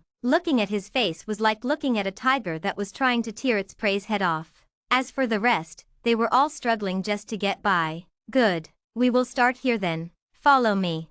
Jake smiled and then looked at the guard. After this, if anyone else is a rare class or higher, send them in one, after I am done with him inside. Send them in the descending order of their levels. I want to cover all the good prospects first. Jake told the guard as he started going up the stairs. Soon, they were on the top floor, with Jake sitting at the head of a table, while the middle-aged man stood opposite to him. So, what is going to happen? Do you want to test my skills? The middle-aged man asked, his nervous face giving quite the amusing contrast to the strong exterior that was visible when he walked toward Jake the first time. I don't need to test your skills. The quest giver already did that. If you weren't capable, then you wouldn't receive a rare class. I don't want to waste my time on doing something that is already proven. Jake shook his head as he pushed a piece of paper towards the man. So then, what is your name, what is your class, and how much do you want per month? Jake asked bluntly. I am Infinite Pines. You can see my character name, can't you? As for my class, I think that it is private, and I can't afford to reveal this to someone who still hasn't taken me in as a guild member. Infinite Pines said. His eyes were moving constantly as if he was worried about something. What do you need the money for, Infinite Pines? Some past that has caught up to you. Jake smiled. This might anger the person in front of him, but if Jake played this right, then it would all fall in place properly. I want to be a member of the guild. I can start earning along with the guild, right? I can get a salary. I want to join the guild then. Infinite Pines said hastily as if the offer was going to leave the table. Just read the contract on the table, will you? Or are you going to tell me that you are satisfied with 100 silvers a month? Jake sighed and said. Infinite Pines looked at the paper that Jake had pushed with confusion. He started going through the clauses, and then stopped at the end. For rare class, remuneration is 10 gold, with a special bonus based on performance. 10 gold. Infinite Pines stuttered. This was money that he did not expect at all. He needed money fast, and he did indeed need to pay off old debts. Jake was right on. But never in his life did Infinite Pines expect to make this much money in the first month of the game. Are you lying? Is this a trap to lock me in the guild? Did you look at the size of the crowd outside? It looks like your tough shell is only an inch deep.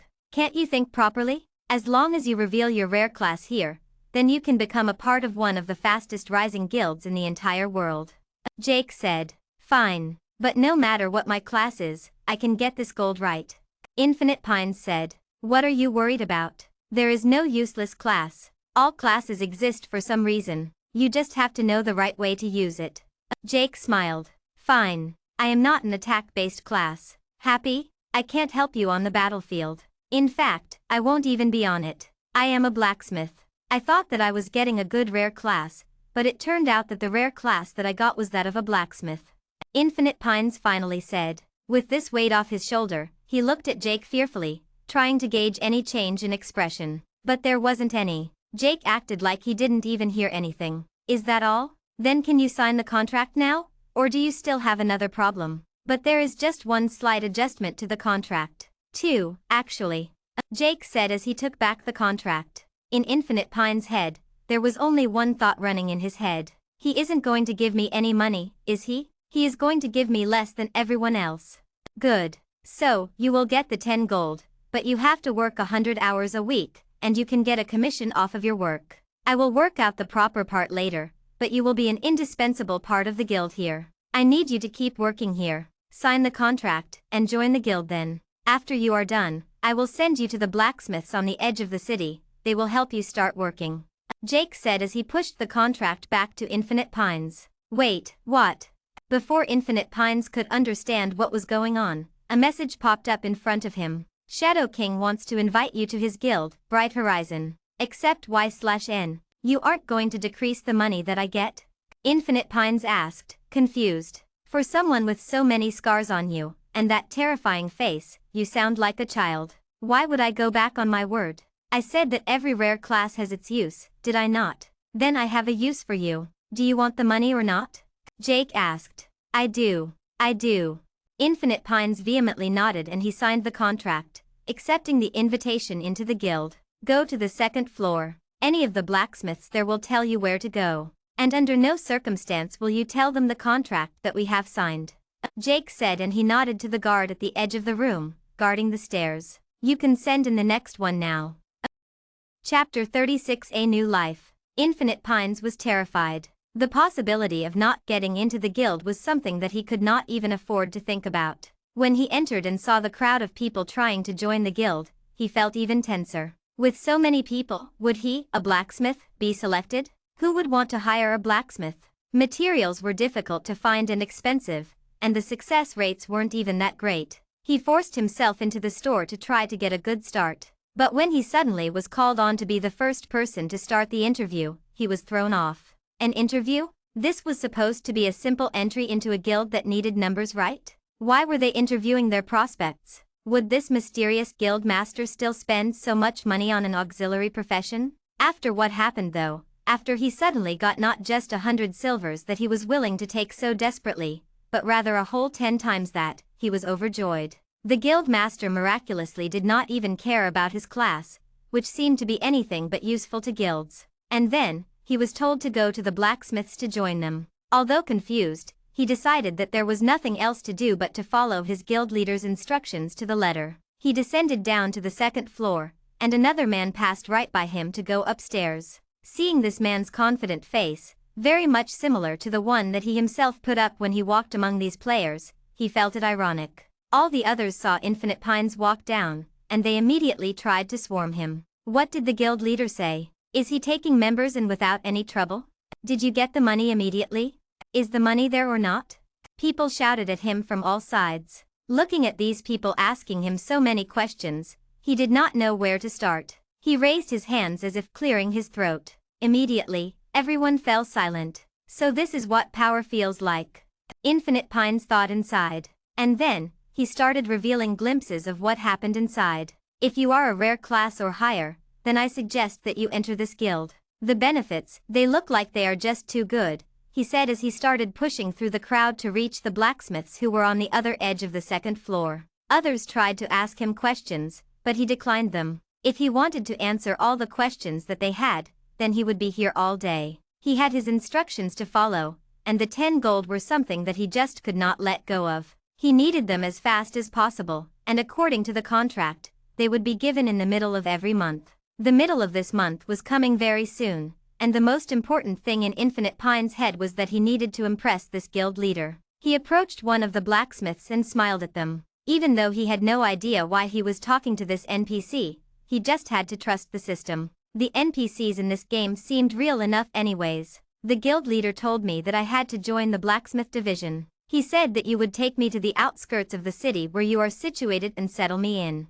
Infinite Pines said, "You are the new blacksmith? Come with me." Looking around, Infinite Pines realized that he was no longer the center of attraction. The crowd was looking at the person who was coming down the stairs already. That fast? Guess he has a better class than I do, for him to be accepted so much faster than I was. Infinite Pines thought to himself as he walked into the door, and closed it behind him. The door revealed not a room, but a staircase instead. The blacksmith NPC was already walking down. Looking up at Infinite Pines, he waved his hand. "What are you looking at? Come fast. We do not have time to waste. The sir said that we should not waste today." After all, today is the only time we have to make as many items as possible so that when the store opens again tomorrow, we have a few items for sale.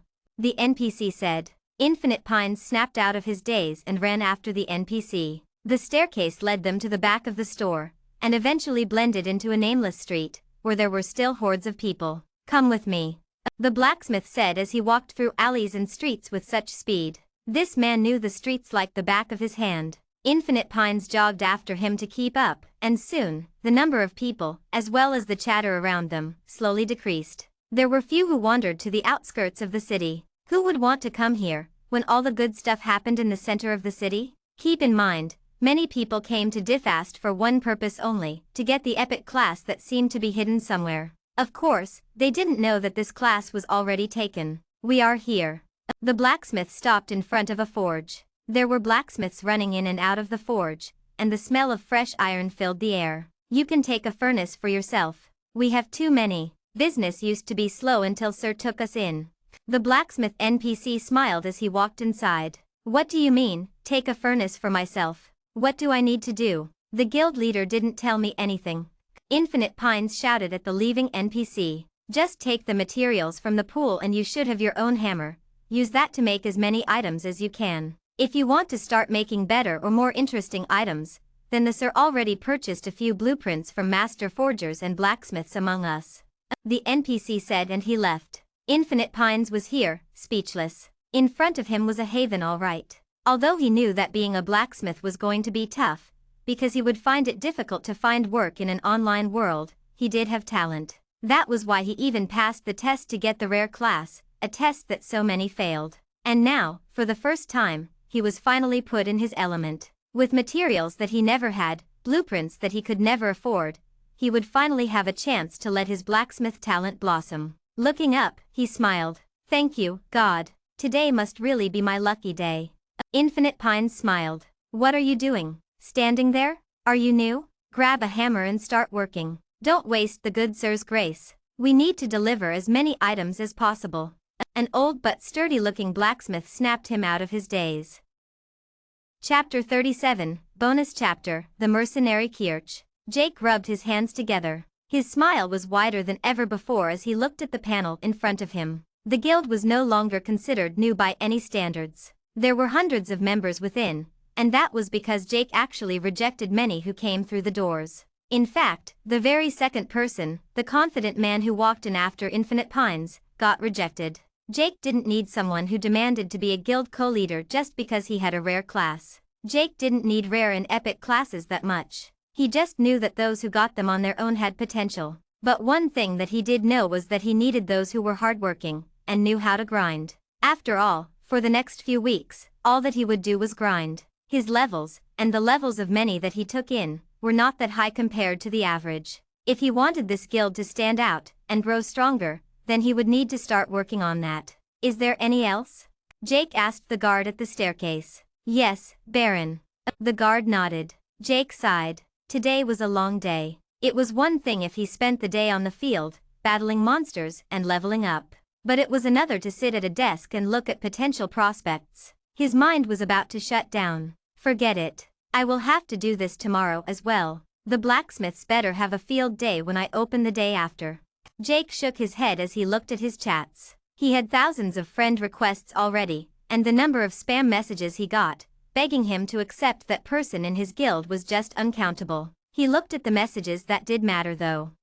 Some from guild members. I should make a proper hierarchy and let the strong ones take care of the problems. I should make Myriad Arrows a co-leader then. For now, he is one of the strongest in the game, and he should give the newbies a good jolt. Jake talked to himself as he scrolled down. Wait, what? Jake stopped at a name that he recognized very much. Kirch wants to send you a message. This was a person who was not on his friends list, but his name was well known throughout World Online. In his previous life, of course. Why the hell is this monster messaging me? Jake hastily clicked on the message to look at what it was about. I want to talk to you about your guild. Message me. Simple words that anyone would ignore brought goosebumps to Jake. This must be my lucky day. To think that someone like this was interested in my guild. Jake was overjoyed. He quickly messaged the man and slumped back on his chair to wait for a response. As he closed his eyes, He recounted the many stories that he heard of Kirch. Although he never met him, the stories that he heard were legendary. Kirch the mercenary, someone who did not associate with any guild, but always got the job done. Any guild that wanted to break a record in a siege, and couldn't do it on their own, brought in this mercenary. He was well coveted, but for some reason, not a single guild was able to bring him in. Not even ones that were backed by major corporations could do it. Ping. I want to meet you. Kirch spoke with simplicity. He didn't mince any words. Where? I am at your store. Jake's eyebrows raised. His breath uneven, he looked at the guard. Call in the man named Kirch. Treat him with respect, but not too much, he said. The guard bowed and went down the stairs, to the second floor. Looking at the floor that was still full even though so many people had already been denied and accepted, the guard spoke with a loud voice. Kirch has been invited upstairs. The players looked at each other, shuffling with uncertainty. Until now, random people were selected to go upstairs, but now, this guild master was calling someone by name? That's me. A rough voice said. Immediately, all the eyes pointed toward him. Who didn't want to know the person who seemed to have some connection to the guild master of the most promising guild in recent days? Follow me. The guard said with a hint of respect, but not too much. The guards were from the Empire. They showed respect only to the nobles, and even though Jake told the guard to respect Kirch, they wouldn't treat him the same way that they treated a baron. Kirch, a young man in his 20s, with a build that looked like he was a seasoned fighter, nodded and followed the guard. The crowd immediately split apart, giving him a way to go to the stairs. Kirch didn't say anything. Even though everyone was asking him about his connection to the guild master, he was unfazed. He just walked up the stairs like this was a common occurrence, and soon, the sound dimmed. I must really be something, for you to respond to my message and even invite me upstairs. His rough voice took all of Jake's attention. It is my job to know what good talent is. Have a seat. Jake calmed himself and put on a cool exterior. He was still the guild leader, and he couldn't lose his composure when he faced a future prospect. You have heard of me. Kirch raised his eyebrows. Jake smiled, but he did not respond to the question. Not responding would be a better response than creating some story. Chapter 38 Deal. So then, what brought you here? Do you wish to join my guild? Jake smiled and asked, writing a few words on a piece of paper that he had ready. I don't want a contract right now. I have no intention of tying myself to a guild. Kirch shook his head. Do not worry. Once you go through these terms, I am sure that you will be very interested. Jake smiled and continued writing, and then pushed the piece of paper toward Kirch. Even though he declined at first, he still picked up the sheet and looked through the simple terms that Jake had put forth. His eyes were steady throughout, until they flickered for a second as he went down the list. I wonder, can you really afford the amount that you quote here? He asked. Have you seen this place? We can make that kind of money with ease over a week. And that is a good enough investment in someone that I see having a lot of value. Jake nodded. The money is tempting, but money is not what I want. I am looking for something else. Kirch shook his head. You want the thrill of the fight, I guess? I mean, this is the real world now. The only world that matters anyway, and it doesn't make sense if we focus only on making money if we can have true adventure, if we can be heroes. That is what you are thinking, am I wrong? Jake asked, tapping his pen on the table. You know me so well. It is like you and I are the same person. But I would never confine myself to a guild, forcing myself to work for profit 20 hours a day. Kirch shook his head. You do not understand. Now that I have my own guild, I can actually do whatever I want. And that is the freedom that I am willing to give you. Although I can't afford to give you what many others can, I can give you something that no one else can. I can guarantee that you will get an epic class in the next 2 months. Jake said. The tapping on the table intensified as Kirch's eyes darted back and forth. That's impossible. No one has access to the epic classes. Nova made sure that even the biggest corporations could not buy the information about them. Kirch's face was filled with disbelief and caution. If you don't believe me, then you can walk out the door. I don't blame you. But you must know that there is a reason only I have a store among all of the corporations out there, and only I have enough money to actually pay all my guild members such an exorbitant salary. Jake said. You put forward good points, but promising an epic class seems impossible to me.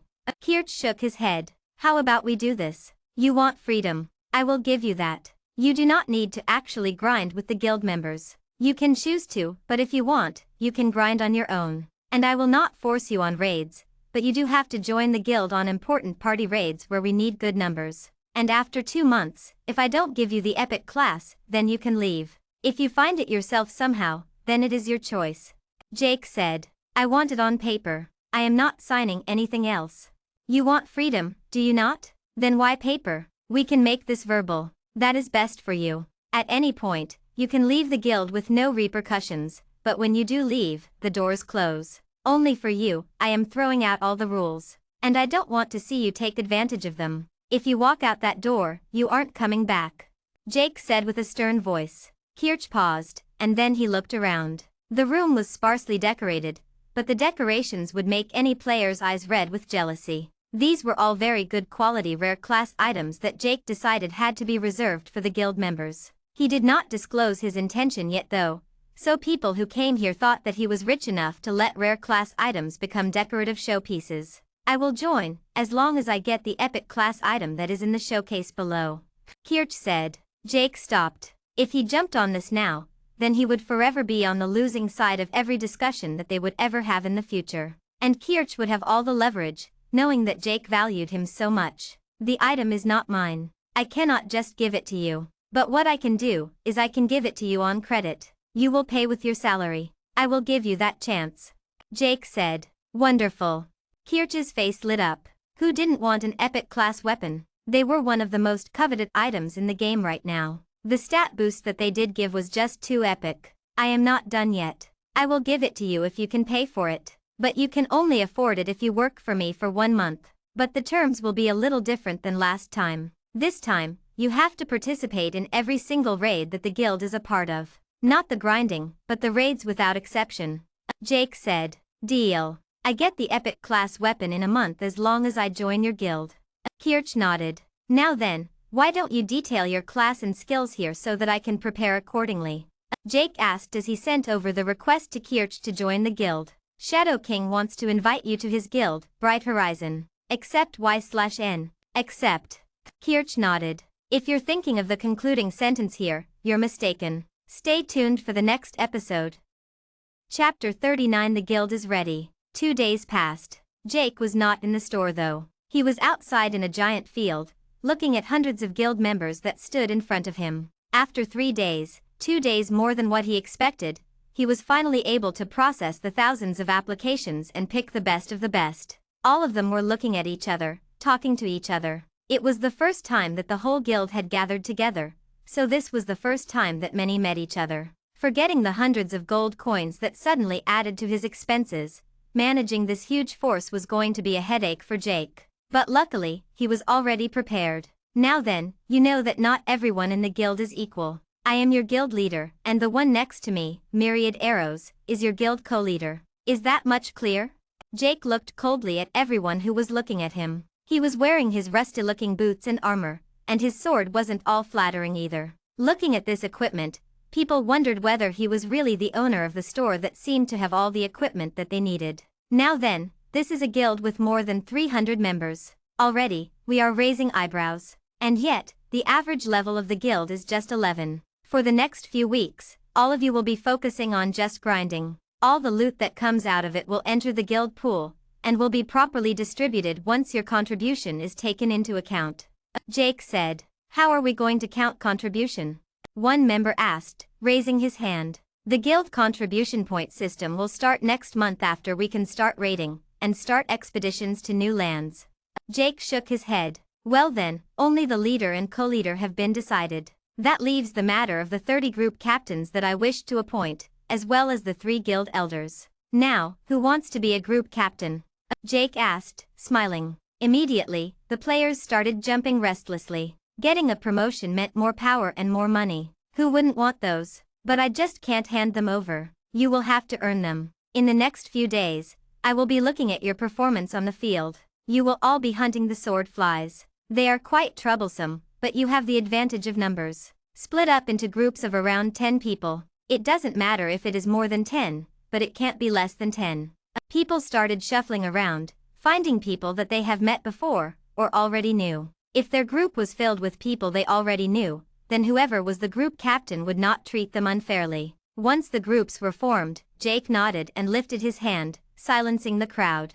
Don't enter another group's territory. Don't fight amongst yourself. If you find a precious drop and think that it is better if you hide it from me, then just remember, contribution points can be exchanged not only for coins but also for rare items. And then there's the contract, the one where if you disobey, I can sue you for all you're worth. Well then, let us see who will level up the most. Split apart. I have already put the different areas in the chat. All of them are the same, so if there are any territorial disputes, then it isn't going to smell good for any of you. He then looked on as the groups started taking one territory each, splitting up and taking the entire Silversword fields in their control. This was now the territory of the Bright Horizon Guild. Jake chose this place because most of the players within Diffast were archers, and although they would be able to hunt in the Silversword fields, it would be very limited compared to the other grinding field on the opposite side of the city. This place was sparse, and nobody wanted to touch a guild that had 300 members. For a guild at a time this early, it was a huge guild. Are you really going to stay here and waste the day looking at these noobs battle it out? You can level up instead. It isn't like your levels are any good. Myriad Arrows stood by Jake's side, musing. You are right. I am not going to be staying here looking at these idiots make a fool of themselves. It will be a while until they can learn how to fight with each other and coordinate. I have to go back to the store and check a few things before both of us will go take a nice trip somewhere. Jake smiled. Where are we going? Myriad Arrows asked, frowning. Right now, Jake was the most mysterious person in Myriad Arrows' life. Whatever he said felt dangerous. Don't worry, it will be a nice place. We can level up much faster than this place. What good will sword flies do to our EXP anymore?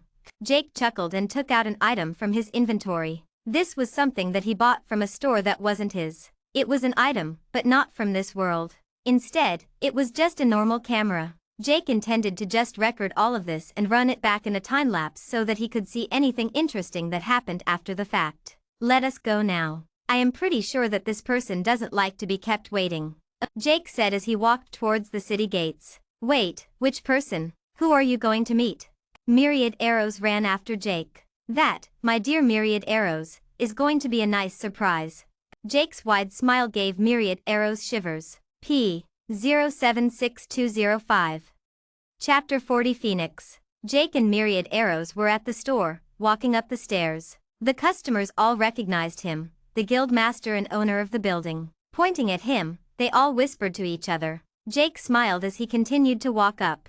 As they reached the apex of the third floor, Jake frowned as he saw that there was no guard there anymore. He walked up to look at what was happening. They saw that the guard was standing right next to the guest who was sitting not on the side facing the window, but in Jake's chair. Veins started popping on his head as Jake stepped on the floor and glared at the guard who was standing right next to the woman. What are you doing? Why the hell is she sitting on my desk? Jake demanded. Forgive me, Baron, but she is someone who is recognized by the Duke. I have no chance but to listen to her commands when you are not here.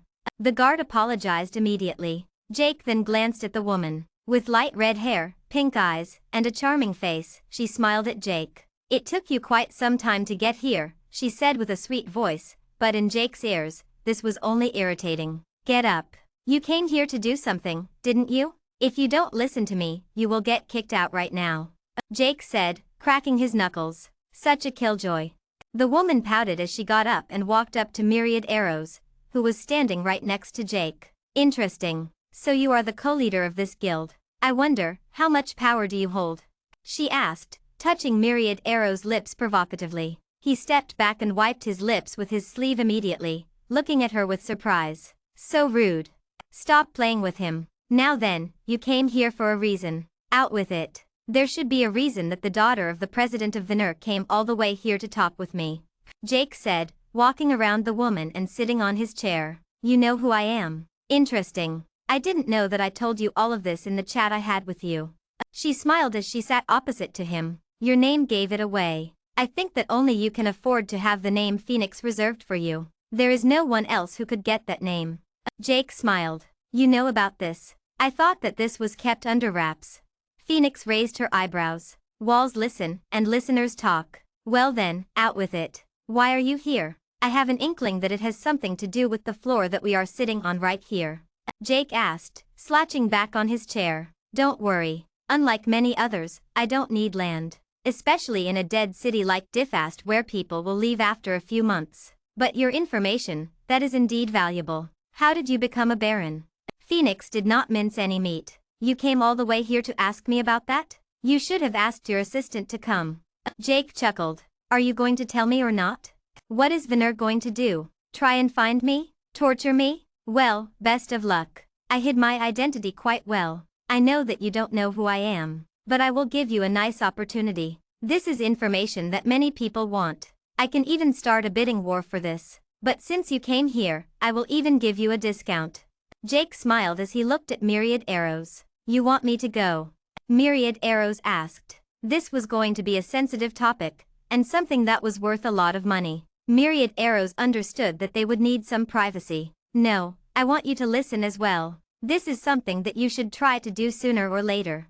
Jake shook his head. He then looked back at Phoenix. So then, how much money can Veneer spare? I can give you as much money as you want. How much do you want? $1 million? That is more money than you have ever seen before, isn't it? I can give you all that money. She said. I have no intention of revealing who I am to you. Anything that happens only happens with in-game currency. Gold coins or nothing.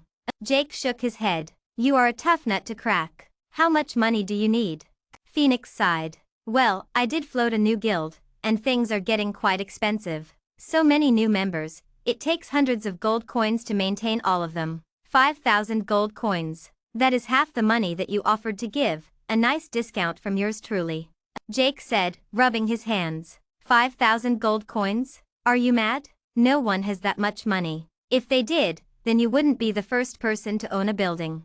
Phoenix coughed. I know that someone recently sold a lot of gold coins on the market. A lot. I know that you must have gotten in on that action. Jake smiled. We need that for the guild. We can't spare it for some information that might not even help us. She shook her head vehemently. Well, you are missing out on this. Sure, you somehow got a duke's favor. But how long does that last? A week? Look around. Guards surrounding me, special privileges, all this could be yours for a cheap price of 5,000 gold coins. This is a bargain, honestly. Jake said. Phoenix bit her lips and her eyes darted around. Finally, she tapped on the desk. 4,000. That's the best that I can do. Deal. Chapter 41 Deal, Part 2. Jake rubbed his hands together. Show me the money on the table first, and then I will tell you what you need to know, Jake said. Fine. Here it is. She snapped her fingers, and all of a sudden, the entire table was overflowing with gold coins. The sound of the coins clinking together filled the room. And who didn't love the sound of money? Good. Keep it here. So then, the way to become a noble is pretty simple. Jake started, looking at the eager faces of Phoenix and Myriad Arrows. You just need to do missions really well. What? You have to be kidding me. Is this what I paid you for? The deal's off. Phoenix shook her head. Calm down. Who said that I was done? I can't be done after this much. Becoming a noble took me some time after all. Jake smiled. You need karma. Did you get any karma until now? He asked. I did. I got some karma after clearing the special missions in Lazar. How much karma do I need to become a noble? She asked. 8,000 to become a baron. More to become a viscount or a duke. But no matter how much karma you get, you can never be a king. Jake said. I see. To think that this was related to karma. But this information is still not worth 4,000 gold coins. You just cheated out one of the biggest companies in the world. Do you think that you can come out unscathed? Phoenix glared at him. Jake smiled as he got up and walked close up to her. He then leaned in close to her and stared at her eyes, before touching her lips. How does that feel? Intrusive? Good. Now that that's out of the way, for another 1,000 gold coins, for the full 5,000 that I asked for in the beginning anyway, I can give you a single mission that is guaranteed to give you 1,000 karma. But it is a party mission, and it will take you all of 100 men. Jake said. Phoenix's face was beet red. She looked down, composing herself, before looking back up. Fine. This better be worth it.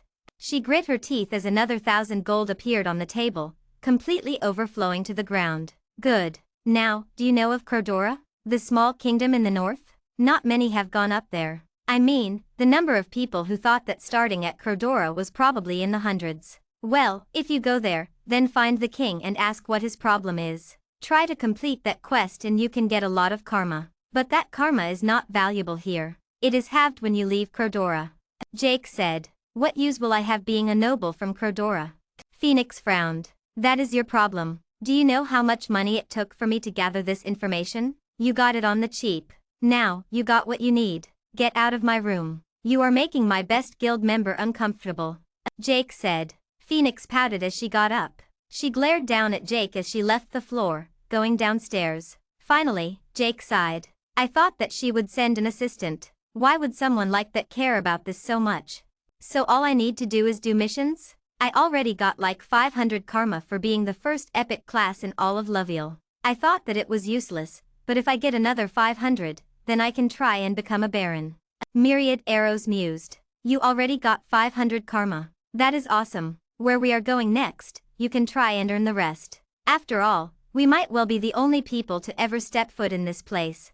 Jake smiled as he tapped on the table. Immediately, all of the gold disappeared, going straight into his inventory. He was rich again. Sure, he could use this to start paying the salaries, but that would be stupid.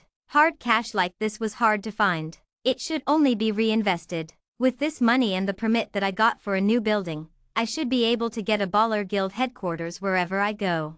Jake thought to himself as he stood up. So then, why don't you drop the mystery? Where the hell are we going now? I don't want to suddenly find myself in the middle of nowhere. Myriad Arrows asked. Patience, my boy. When we get there, you will thank yourself for letting me keep my mouth shut. The surprise will knock your sock off. But let me be very clear. It is going to be a leveling ground that is above our levels. It is for levels 30 and above, while you are in level 20, and I am in level 11. Make sure that you do not get hit by the monsters you see even once. Jake warned him. I still don't know what I have to be worried about. Myriad Arrows complained as they walked down the stairs. Jake stopped at the guard. You can listen to the orders of the ones who have a duke's favor, but they do not trump my orders, do they? He asked the guard. No, Baron. Your words are only trumped if a duke comes here. Even a viscount cannot order a guard to betray his serving lord. Only the king and a duke can do that. The guard said. Good. Then I order you not to let anyone in until I come back. And if they do, tell them that I am busy. After that, well, if they have a duke's grace or something, do whatever but do not let them in. Jake said. Another person might come. Myriad Arrows asked, surprised. The number of people who covet not only the secret that you just heard but also the building that we are one, are innumerable. I can't just tell them to everyone now, can I? Jake smiled. Then why did you tell her? Myriad Arrows asked. Well, she paid for it. She can be a useful ally in the future, and she's pretty, isn't she? Jake smiled as he continued walking. You have to be kidding me. That's why you told her this. Chapter 42 Slaughterhouse. Jake and Myriad Arrows stepped in front of the giant portal at the center of the city. Jake then tinkered with the setting, and chose the kingdom that they were traveling to. Are you sure though? Leaving all of these guild members on their own without any supervision? Do you really trust them enough to do their job?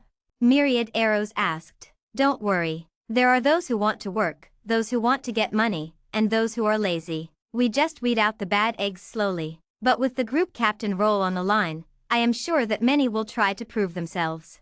Jake smiled as he scrolled down the list of numerous kingdoms. Finally, he stopped at not a kingdom, but a small island. There we are. Sparta. Jake said. Sparta? Don't tell me. Is that the Greek city of warriors, Sparta? A recreation of that. Myriad Arrows suddenly lit up. Yup. That's exactly where we are going.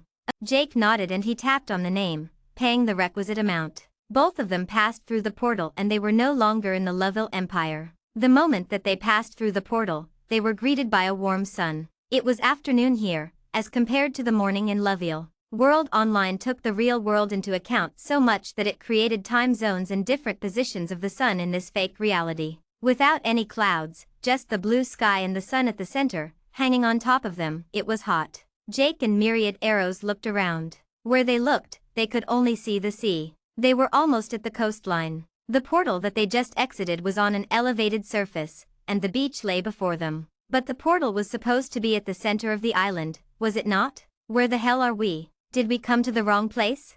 Myriad Arrows wondered as he turned around. The portal was right there, blocking his view. He moved to the side to see what was behind that. And that was when he saw it. His eyes bulged as he laid his eyes on the single centerpiece of the small island called Sparta. They brought the Colosseum here? You have to be kidding me. There is no way that they digitized something like the Colosseum. Italy would be so pissed. Myriad Arrows was shocked as he looked at the 50-meter-tall building. It encompassed his entire field of view because the building was just a few meters away from him. They could just walk there in minutes. I told you that telling you where we were going would ruin the surprise. You have to trust me, dear Myriad Arrows. Jake smiled as he started walking towards the Colosseum. Wait, so are we going to battle different people inside? We can be gladiators? He asked. You are going to have a slight disadvantage, seeing that you use a bow, but you should be able to take care of your opponents. Jake nodded. Well then, what are we waiting for? Let us go and fight. He shouted as he rushed towards the Colosseum. Calm down. There are 2 things that we need to do before we go downstairs and start playing. Jake said. What are those? This is just a hunting ground, right? I just need to go in there and kill people. Myriad Arrows asked. Not so easy. This is a Colosseum. That means there is a chance to meet other players here as well. Though I highly doubt that anyone entered here right now. After all, when the first players come here, they will go against NPCs who are much higher leveled than they are. Jake said. So then what do we need to do now? Myriad Arrows asked. Well, there is the registration. We need to register as gladiators. And then, are you confident that you are going to win? What kind of question is that? Why would I come all the way here to lose levels? Of course, I can win a few matches at least. Myriad Arrows said. Good. Then we can bet on ourselves as well. Let us go then.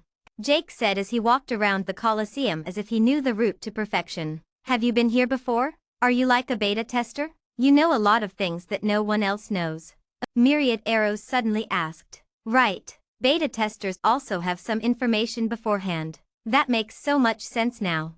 Jake thought to himself, but he smiled at Myriad Arrows. If that answer was going to shut him up, then it was best if Myriad Arrows thought that Jake was a beta tester then. Jake stopped and looked at the arch that led into the Colosseum. Although there were so many other arches that led into the Colosseum, they would enter the battlefield through that route. And it would be a pity if they didn't register before starting the fight. A difference between the Colosseum and the other training grounds was that once someone registered, they could earn money by winning. But many people thought that they could just enter, so they didn't register and lost out on a lot of money. As they walked into the arch, they saw a desk with a lazy man slouched on his chair and his legs on the desk with his eyes closed. He was sleeping, but Jake did not disturb him. Instead, he took out a spare item that he had lying around and threw it at the distance. Clang! The sudden sound startled the man awake. What the hell was that? Who the hell woke me up?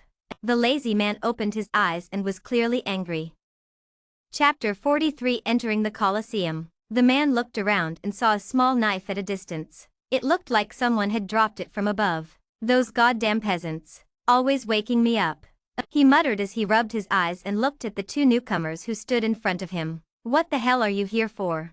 He asked lazily. Before Myriad Arrows could talk, Jake pulled him back. We are here to bet on 2 contestants. New ones. Jake said. You know that you can't bet on yourselves, right? The man said as he yawned, looking to the side and then the other one. Not once did he pay proper attention to the people in front of him. But Jake was not the least bit angry. He smiled and nodded. I want to bet on him winning 10 battles. 1 gold on that. He said as he took out 1 gold coin. The drowsiness on the man's face immediately disappeared as he stood upright and looked at Jake with surprise. 1 gold on this midget winning? A level 20? You must be kidding. What are the odds? They should be pretty askew. Jake smiled. 1 is to 100. If you do manage to win, then I will be shocked. He said. Good. Then he wants to bet on me as well. 10 gold on me this time. The odds should be better on me than on him, right? Jake asked. 1 is to 700. You have to be kidding. Swimming in gold coins, are we? Why don't you bet a little more? The man smiled, rubbing his hands. We will start small for now, and after we win and level up a little, then I will come to you. Jake smiled and took out a whole 11 gold coins and handed it to the man. The man nodded and gave him a ticket. Pocketing the ticket, they walked away, back to the perimeter of the Colosseum. You bet that much? And why did you bet before registering? You have to be registered, right? Myriad Arrows asked. It's hard to find that guy. Sometimes he's there, sometimes he's not. Well then, let us go register. Jake said as they continued walking when they chanced upon a line. This line was filled with people, players and NPCs alike. It looks like there are many people who are interested in the Colosseum. I am really interested in seeing who can actually accomplish something here. It will be a good place to recruit. Jake nodded as he and Myriad Arrows went to the back of the line. The line moved slowly, and they could not even see what was at the beginning. But the number of players here only meant one thing. This was the registration. All of them stared at the newcomers and glared at the clear outlier. Jake, with his rusty boots, sword, and armor, looked like he was in a worse state than someone who had just started the game. It looked like his equipment would give him negative stats. As they snickered at him, the line progressed, and after half an hour, the line finally stopped with Jake and Myriad Arrows. There was a desk just like before, but the man behind it was not so arrogant. Names: Shadow King. Myriad Arrows. Registered. 10 silvers each for the registration price. The man said. Haha. Look at that guy. Does he look like he can afford a 10 silver registration purchase? Someone shouted from the back of the line. Jake did not mind him and handed out 20 silvers, for both him and Myriad Arrows. The man then handed them 2 wooden tokens with 2 numbers written. Let us get going. Remember, try your best to win. I have a whole gold coin running on you. But don't worry if you don't. You are against strong opponents. Just try not to die. Losing a level will be kind of sad after all that you have done to level up. Jake smiled. We aren't going to be in the same place. Myriad Arrows asked. Look at your token. Once you get to the Colosseum, you will understand just what this place is. Jake shook his head and smiled. Myriad Arrows turned his palm to look at the engraving on the wooden token. The number 6 was written with a rough carving. As for Jake, he had the number 4. They walked past the registration desk and the massive pillars to walk into the Colosseum itself. As they neared the massive clearance, they could hear a progressively louder sound. It was the sound of people shouting, cheering in fact. Looking around, every seat of the Colosseum was occupied. At this point in the game, it was NPCs who occupied these seats, but soon enough, players and guild recruiters would occupy these seats as well. And at the center, where all the action was happening, it was not just one stage that everyone shared. There were arenas, elevations within the giant stage, 10 in total, and they were clearly numbered with holographs on top of them. So we have to fight in a small group. That's right. If it was just one giant stage, then it would be way too chaotic for people to get any fun out of it. Jake said as he walked to his own arena. Both of their arenas were near the center, so it took just a minute to walk up to them. Now separated though, they were on their own. Jake did not even glance at Myriad Arrows. With an epic class, he was going to be fine. Taking out his sword of misery, he looked at the people on top of the stage with fierce eyes. Now, all he had to do was kill all of them so that he could not just increase his levels, but also become rich in the process. Chapter 44 Leveling Up. Jake entered the arena. The moment he did, the wooden token in his hands hovered for a moment and then disappeared. You have entered Arena 4. You will now face off against one random opponent. A notification appeared. Jake smiled as he looked forward expectantly. The arena that he was in was quite spacious with white tiles all around. It felt quite luxurious, in fact, and very pretty. And opposite to him was just empty space. There was nobody there. Above this empty space was a giant hovering hologram that was flickering, with a single screen and multiple faces moving at a giant speed. The system was trying to match Jake with a suitable opponent, but being at level 11, he didn't exactly have any suitable opponents. Ding! Opponent chosen. The hologram turned around and suddenly a thin slit appeared in the bottom of this three-dimensional box. It started increasing in size, and then, like an actual box, it opened from the bottom and dropped a giant man from inside it. This man, an NPC without doubt, looked around as if he was confused. His expression showed that he was only confused, and in his right arm, an axe the size of Jake himself gleamed in the sun. The first match that I start, I am faced with a giant? You have to be kidding me. Guess the game does not want me to win the gold. Jake shook his head as he pointed the sword towards the giant, who was now looking straight at Jake. Its expression showed only rage and no intellect. Raising its axe, it roared at Jake but did not rush toward him as one would expect. Instead, it stood still, just waiting for something. And that something was the giant holographic box that was still in the air, which turned to the left. The number 3 on it glared brightly at Jake. It was a countdown. It turned with each second, and the moment that it hit 0, it suddenly disappeared into pixels, and the giant roared once more. It started charging toward Jake. Any player could see the level of his or her opponent as long as the opponent was below one's level or within 50 levels of one's level. That meant that Jake could see the level of everyone until the level 61. And the giant in front of him was at level 30, someone that he could not possibly win against. His winning would simply defy all common sense. He swiftly moved aside to dodge the attack that was coming toward him. And then, moving to the back of the giant, his sword slashed to try and hit the nape of his opponent. Being large in size not only meant great strength, but also a larger target. With ease, Jake's sword found the back of the giant's neck, and the giant roared with pain. Smiling, Jake flew back a few steps before the giant could hit him with the axe. Just a single hit and he would probably lose most of his HP. Critical hit. The change in the health bar of the giant, which was, although visible, was barely visible. It moved fractions of an inch. Even a critical hit did just this much damage. It looked like the defense of the giant was just too tough for his attack to pierce through. I have to start using proper attacks. Jake understood as he quickly jumped up to dodge another sweeping attack from the giant. He then ran up to attack the same place again. This time though, his sword shone with a brilliance that wanted to blind someone. Despairing strike. He shouted the moment that his sword reached its apex of brilliance, and the sword came hurling down at the nape of the giant's neck. The moment that the sword hit the giant, it grunted as it stumbled a few steps forward. Then, it turned around, roaring with pain. Critical hit. Minus 1300 HP. I just need to wear down its defense in that one place and one last attack should do it. Maybe I should use the Sword of Despair now and drag it for another 3 minutes so that I can have the attack ready for the next fight. Jake was thinking of what he could do as he dodged the charge of the giant. It was a simple attack and dodging it was as easy as it could get. The giant might be high-leveled with a lot of stats, but it had the one problem that all normal classes had: it didn't have any skills. Jake finally agreed on one plan as he jumped up again, and this time landed straight on the axe itself, which was as tall as he was. He almost fell off, barely able to balance himself, and before the giant took out the axe from the ground, Jake slashed at the fingers, causing the giant to wince. The axe fell to the ground, falling from the giant's grip. Jake jumped off and went around the giant. But the giant had different priorities. It bent down to pick up the axe that it dropped with a slow motion. What a dumb move.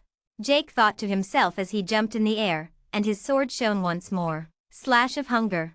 Jake shouted as his sword slashed at the nape of the giant once more. And this time, the skin of the giant cracked, and what appeared to be purple blood flew out. So realistic, it's kind of disgusting. Jake shook his head as he retreated once more. Critical hit. Minus 11,000 HP. This time, the attack took out a chunk of the giant's health. Damn, that was unexpected. How is this skill so overpowered? This legendary class is like a cheat code. Jake was shaken by how much damage that did. The combination of his items and his skills was going to be so deadly that his level wouldn't matter anymore. Chapter 45 hours later. The giant was not a problem. The NPCs who came after were not a problem either. Jake could easily deal with these numbskulls who had common classes and almost no skill. But after the 5th win, that was when the real fight started. That was when he was matched up against his first rare class NPC. In World Online, NPCs were treated almost the exact same as players. They also had lives and classes, and they tried to do things for their own gain. So when a normal-looking NPC with just a sword in his hand and nothing else dropped onto the arena, Jake's arms started tingling. This was going to be a proper fight now, and it was a fight that he couldn't afford to lose. From now, every fight that he won would be one step closer to the 7,000 gold coins that he could get if he won. And his levels also increased with the last few fights. He was all the way up in level 20. In fact, if it was anyone else, they would be in level 30 with the amount of EXP they would gain by winning against these level 40 NPCs. NPCs did give more EXP than normal, but Jake's case was a little bit different. I guess that they really balanced it out. How is it so hard for me to level up? It makes no sense. Jake cursed as he looked at the person who dropped onto the arena. The match didn't start yet. It wasn't going to until Jake said that he was ready. But there was a time limit for that as well, of course. It was a feature that allowed the player to rest, not wait a whole day out. Jake looked at his stats. Character, Shadow King. Title, None. Job, Knight of Sin. Class, Legendary. Level, 20. HP, 1200/1200. Physical attack power, 23. Defense, 14, plus 30. Attack speed, 9. Movement speed, 10. Strength 11, plus 20. Agility 6, plus 10. Endurance 5. Intelligence 3. Vitality 2, plus 10. Free attribute points, 30. Skill points, 0. Skills. Chop active skill. Requirement, sword. Whirlwind/active skill. Requirement, sword. Despairing strike, class exclusive, active skill. Requirement, sword. Equipment. Sword of Misery, level 1, legendary, no level requirement. Plus 10 STR, plus 10 agility, plus 10 vitality. Special skill 1, Slash of Hunger, cooldown, 3 minutes. Special skill 2, locked. Special skill 3, locked. Armor of Despair, level 1, legendary, no level requirement. Plus 30 def, plus 10 STR. Special skill 1, reflect, cooldown, 5 minutes. Special skill 3, locked. Jake did use a few of his free attribute points, and now he was stacked up. He wanted to save the rest for later though. His eyes briefly hovered on the new stat that appeared, the skill points. This was a feature that appeared once the player was at level 20, but he didn't have any because he could get these skill points only by using class-specific skills again and again. This was basically a grinding job, but the skill points would be extremely valuable later on. It would probably be more valuable to Jake, who had a legendary class. But that was going to be useful only later, much later. Now, Jake had to focus on what was in front of him. He held his sword and hoisted himself up, looking at the man in front of him with a cold glare. He then looked at the notification to his right, a small pop-up box asking if he was ready, along with a timer that was slowly running out. Ready. He clicked, and the box above slowly started rotating, counting down from 3. The moment that the box rotated once more to hit 0, the man suddenly moved. He was a blur, moving like the Flash, appearing before Jake in an instant. Clang! Jake quickly defended, his sword barely blocking the thin sword that his opponent was holding. The man retreated as quickly as he approached and kept a safe distance. I got matched against a speed-type NPC? He is defenseless, no armor, I just need to get a few attacks on him so that I can wear him out. Jake noted. He was not exactly agile himself. Although his armor was overpowered in that it added some agility stat, it didn't exactly make him fast. Jake moved like a blur as well, but the man saw him coming from a mile away. He moved as well, avoiding Jake's charge and trying to attack him from the back. Whirlwind slash. He turned the whole 360 degrees, his sword slashing at the unsuspecting man, who barely avoided the attack by jumping back. But the attack still grazed him. 400 HP. An orange color accompanied this text, a sharp contrast to the reds of the critical hits. This was not a critical attack, it was just a graze. But it did confirm one thing. Jake's opponent had virtually no defense, for a simple graze like this to deal damage to this extent. Jake smiled as he rushed forward, his sword slashing at the man. The opponent quickly moved, his sword deflecting Jake's at times, and at others, he was parrying and then completely avoiding the attack altogether. But not a single attack was going through, no matter how much Jake was pushing. Jake shook his head as he took an unpredictable decision. He stopped midway through one of his attacks, standing like a moving target for his opponent. Even though the man was confused, his programming told him to rush forward at this opportunity. The man's sword looked like it pierced Jake's armor when the armor shone. Reflect.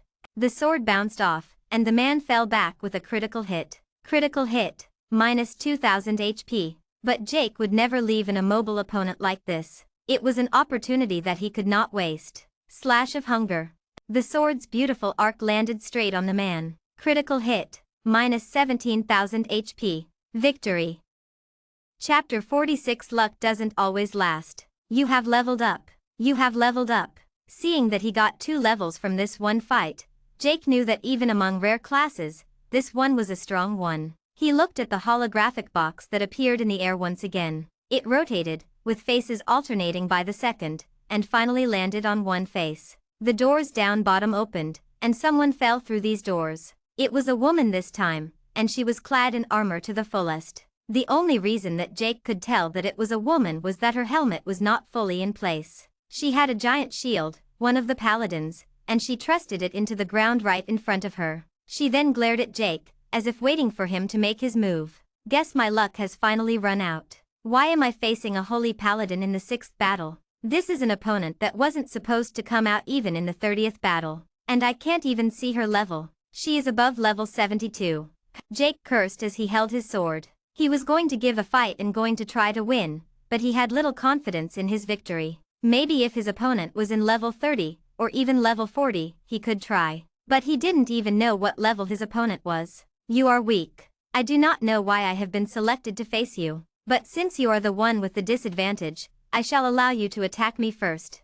The paladin said with a coarse voice that only showed that this woman wasn't all show. He had one shot to do the most damage that he could. Gripping his sword, he looked at his stats. 40 free attribute points that he could assign. But with 7,000 gold coins on the line, this was a risk that he was willing to take. He quickly added everything to strength, increasing it to a staggering 51, along with the 20 increase with the Sword of Misery. His strength stat was just as good as any level 50 even. But whether it could dent the HP bar of a paladin was yet to be seen. Jake took a deep breath and clicked on the button that was hovering in front of him. The box started turning, and the battle was underway. He gripped his sword and activated his skill. His sword shone as he started charging at her. The paladin took up her shield and raised it to her chest, her right hand clutching a giant sword that had no business being wielded by any human. With the current trajectory, all of Jake's attacks would be absorbed by this giant shield, and his preparation would be for naught. He couldn't let that happen. Suddenly, a knife flew from Jake's side, straight towards the paladin's face. This was an attack that she wasn't expecting. A sneak attack with one of the items that Jake stalked on. The paladin swiftly raised her shield further up to defend against this attack, as she had no other option but to do so. With the slight clearance that was created, Jake skid on the ground, going below the paladin, missing the shield by a fraction of an inch. He was behind her, and the sword was ready. Slash of hunger. The sword hit the one place that Jake thought the attack would have any impact. The back of the head. The clash between the helmet and the sword was deafening, and the sonorous metals clanged loudly. Critical hit. Minus 4,000 HP. Even after all of this, the paladin's defense was too much to overcome. But Jake was not done yet. He raised his hand again. Despairing strike. The sword struck the back of the head at the exact same place that he struck before. The paladin didn't have any time to react. It all happened too fast, and paladins sacrificed agility for defense. 1006 HP. Once again, the strike was lackluster, and with this attack, the paladin turned around to face Jake. Both of his attacks were in close quarters, and he was within striking distance of the paladin, whose sword came crashing down upon him. Reflect. He quickly activated the final skill in his bag of trump cards. Critical hit. Minus 12,000 HP. The HP bar slid from green to yellow, but it was nowhere close to the dangerous red that Jake wanted it to get to. He tried to retreat, but it was too late. The paladin's sword came crashing down on him. 15,000 HP. Some classes gave the players extra HP. Jake's didn't. His HP bar went to 0 within seconds, and Jake's screen went blank. You have died. You have lost 1 level, and 5 attribute points which will be deducted from where you last added free attribute points. Do you wish to revive in the same place? This was all that Jake could see in this black space. White words with a black background. Revive. Jake nodded. Reviving. The electronic voice said, and all color resumed back in his world. He returned to the Colosseum, and the chaotic roar of the audience shook him back to reality. Looking around, he was right in front of arena number 4, and there was a token in his hands. It was the same wooden token that he got when he registered. But there was something slightly different about it. It had the number 4 written on it, and also had a smaller number written below it, a number written in blue, 6. The number of wins he had. Damn it. If it weren't for the goddamn paladin that suddenly came, I would definitely have gotten the 7,000 gold. And those odds will never come again. Jake cursed. After so many days of heaven-defying luck, it finally ran out for once. If you're thinking of the concluding sentence here, you're mistaken. Stay tuned for the next episode. Chapter 47 Obstacle. Jake walked down the Colosseum to the 6th arena, where Myriad Arrows was battling. He crossed his fingers, hoping that Myriad Arrows didn't have the horrible luck that he did. But it looked like that wasn't the case. Myriad Arrows was already walking back from the 6th arena, looking at the approaching Jake and raising his eyebrows. Both of them lost early, surprisingly. That was 11 gold that they just lost. What happened? I thought that you were so confident in yourself. You bet a whole 10 gold on yourself. Myriad Arrows asked, surprised that Jake was already done. I got matched with someone that I just could not beat. And even then, I was close. So leave it. How many wins did you get?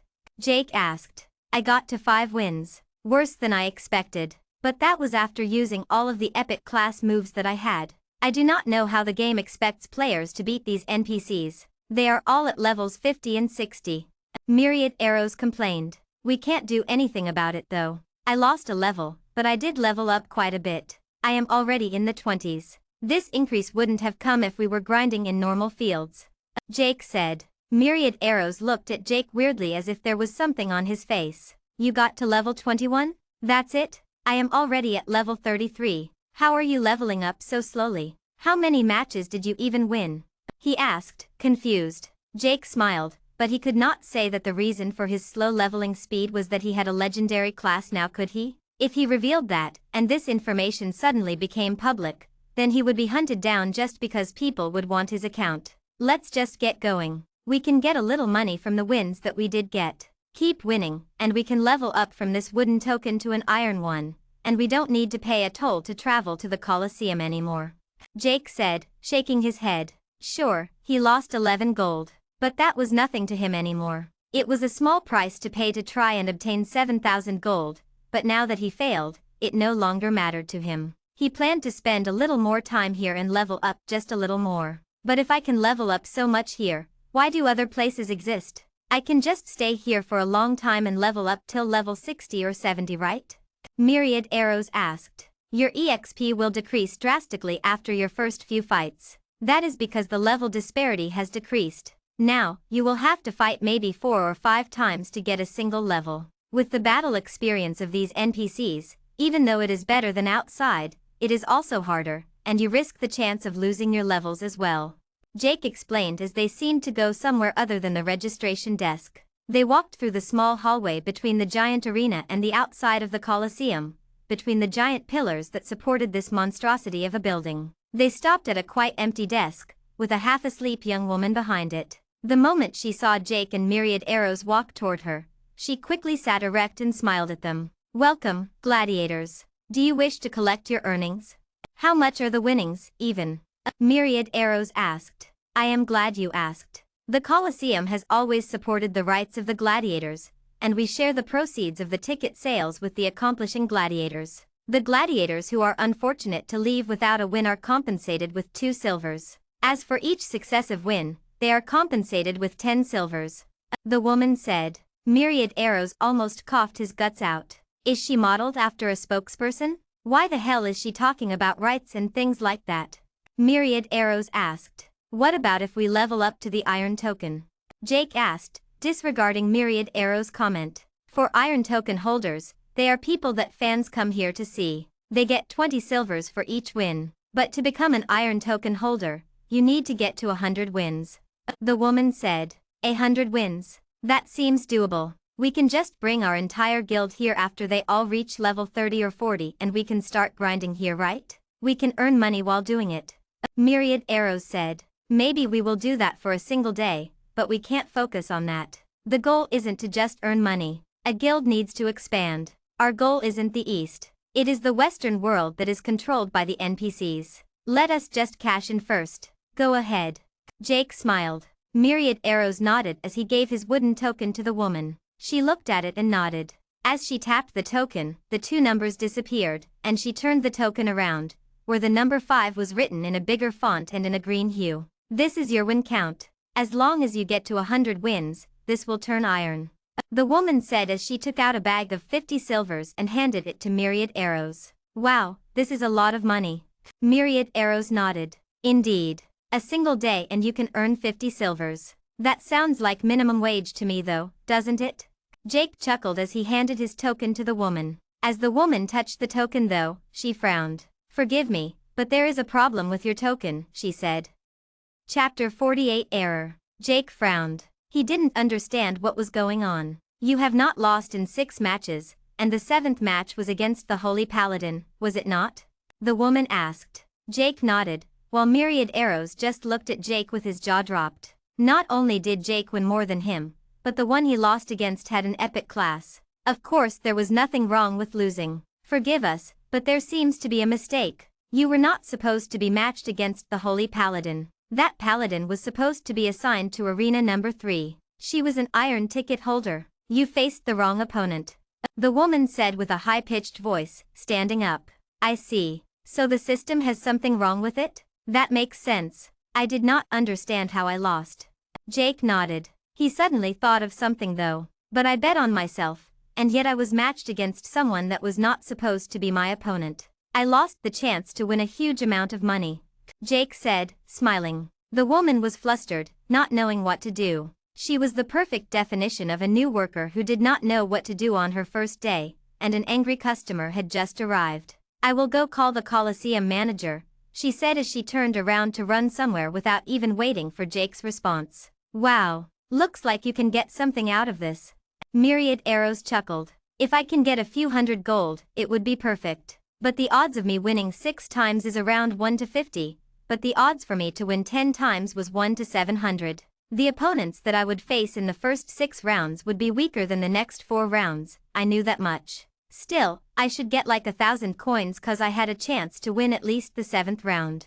Jake said. I have no idea how you calculate the odds of winning. That's something that I don't want to get into. All that I care about is that we can get money. The guild needs it. Do you realize the black hole of resources that you created? Myriad Arrows said. You do not understand just how much guilds give back. When we go back to the Silversword fields today, you will see just how many beaks we can collect. Even if we do not get the rate we got when we first met, we can still earn a few gold off of them, and that's on the first day.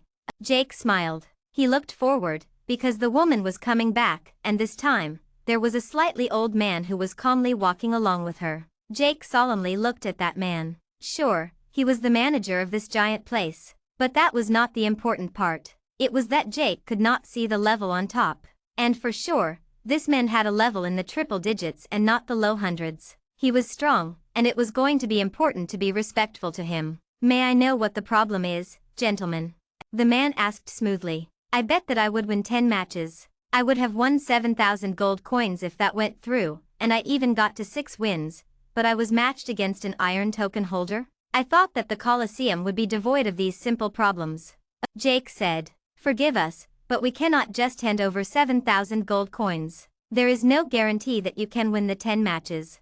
I am not asking you to. I want you to give me the odds for me winning 7 matches. I bet 10 gold coins, and I was at level 11 when I joined. You can check the logs. The odds that I would win 7 matches, if I am not wrong, should be around 1 to 200.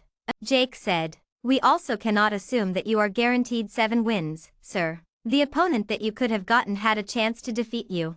The man shook his head again. 1,500 gold them. Not asking for too much. It is reasonable. And you are looking at guaranteed prospects who can raise your ceiling. Jake said. What are you hinting at, sir? The man raised his eyebrows. Nothing. I am just saying, it is just a matter of time before both of us are going to be iron token holders. For a first-time aviator, how many wins did we get? Do you really expect anything less from us? Jake asked, smiling. Then are you willing to take a loss when needed, sir? For the right price. And my prices are quite exorbitant. 50%. Big battles only. 1 month later. Jake said. That is indeed very steep, sir. The man nodded. But you will earn a lot from me. That much, you cannot deny. Jake said. We will keep in touch then. I guess that this will be an investment into a future prospect then. The man nodded and he took out a bag from thin air. He handed it to Jake, who put it in his inventory without checking it any further. This is a good deal. You know how to reach me. You can contact me a week before so that I can tell you what my schedule is like. Jake nodded. All of this is only if you can get to the iron token as fast as possible. The man said. That is what I intend to do right now, Jake said. Good. The man nodded as he turned around and walked back at the same pace that he had when he walked in. Chapter 49. What happened? Next steps. The receptionist and Myriad Arrows were equally confused as to what happened. Myriad Arrows just looked blankly at Jake, waiting for him to reveal an answer. But Jake waited. He turned around to leave, beckoning Myriad Arrows to come after him. Once they were outside the Colosseum, Myriad Arrows went ahead and asked Jake the question. You are going to go ahead and make me ask? What the hell was that? What the hell happened over there? He asked. Didn't you see? I haggled with that man so that I could get at least some of my money back. Look, we got quite the profit.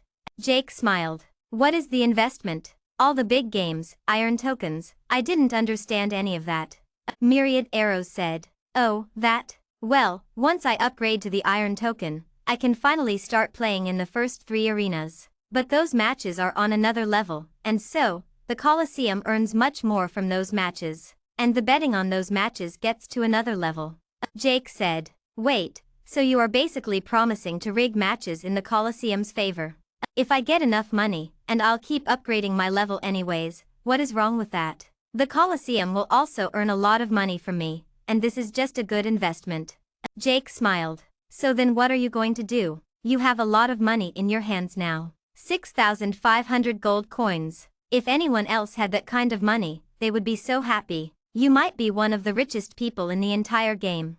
Myriad Arrows said. Soon enough, I will be. But as corporations keep bringing in their own reserves, it will be hard for me to keep up. Well, since I started the guild, it is only right for me to have a proper guild base, is it not? Jake smiled. So you are going to get another building in Diffast? Myriad Arrows asked. Don't be so stupid. What do we even have in Diffast? The city is only popular because of an epic class that has already been acquired. Soon enough, once people figure out that it isn't there anymore, they will leave, and the city will become deserted. Loviel is a good starting place, but Diffast isn't a great city to be in. Jake shook his head. Then where do you want to go? The capital city of Loviel? I hear that the guild competition there is intense. There are so many big corporations setting up there. Myriad Arrows said. The 3 empires will have multiple top guilds, and it will be hard to compete with them. I am not going to be so foolish as to do that. Better grow first and then touch those deep foundations. I am still weak compared to the thousands of people that each corporation has from the very beginning. Jake said, shaking his head. Then outside Loviel? You worked so hard to put up that shop, I assume. What will happen if you leave? Getting a foundation in Diffast could be so helpful. You can even try and make the entire city your own. But leaving now, you are just leaving that place. Let me explain something. Did you know how much I got that place for? Dirt cheap. Real estate is not that expensive in Diffast because there aren't a lot of people there. Sure, in the future, with more and more working around, changing cities, they could come here. But the main core will leave, and the store will only earn passively. Only for the next few months. Can it actually earn enough to make maintaining this store worth it?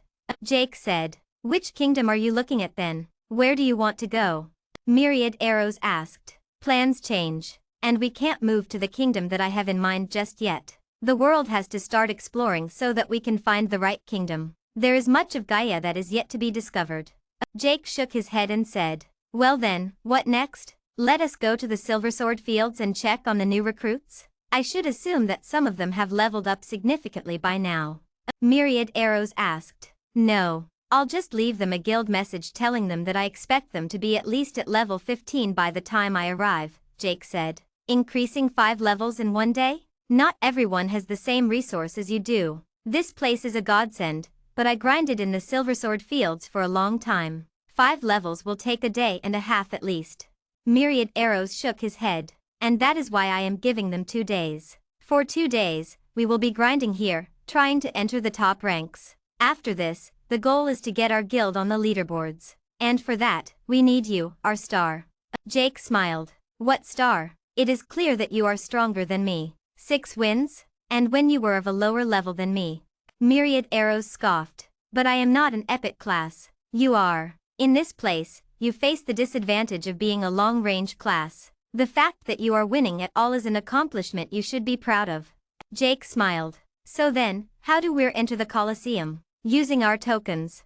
Myriad Arrows asked. Why do you think there was such a huge line back when we first registered? It also assigns us to our arena once more. Keep your token. It is going to be important, and as long as it is in your inventory, you can't drop it even if you die. Jake warned as they walked back to the desk to register themselves.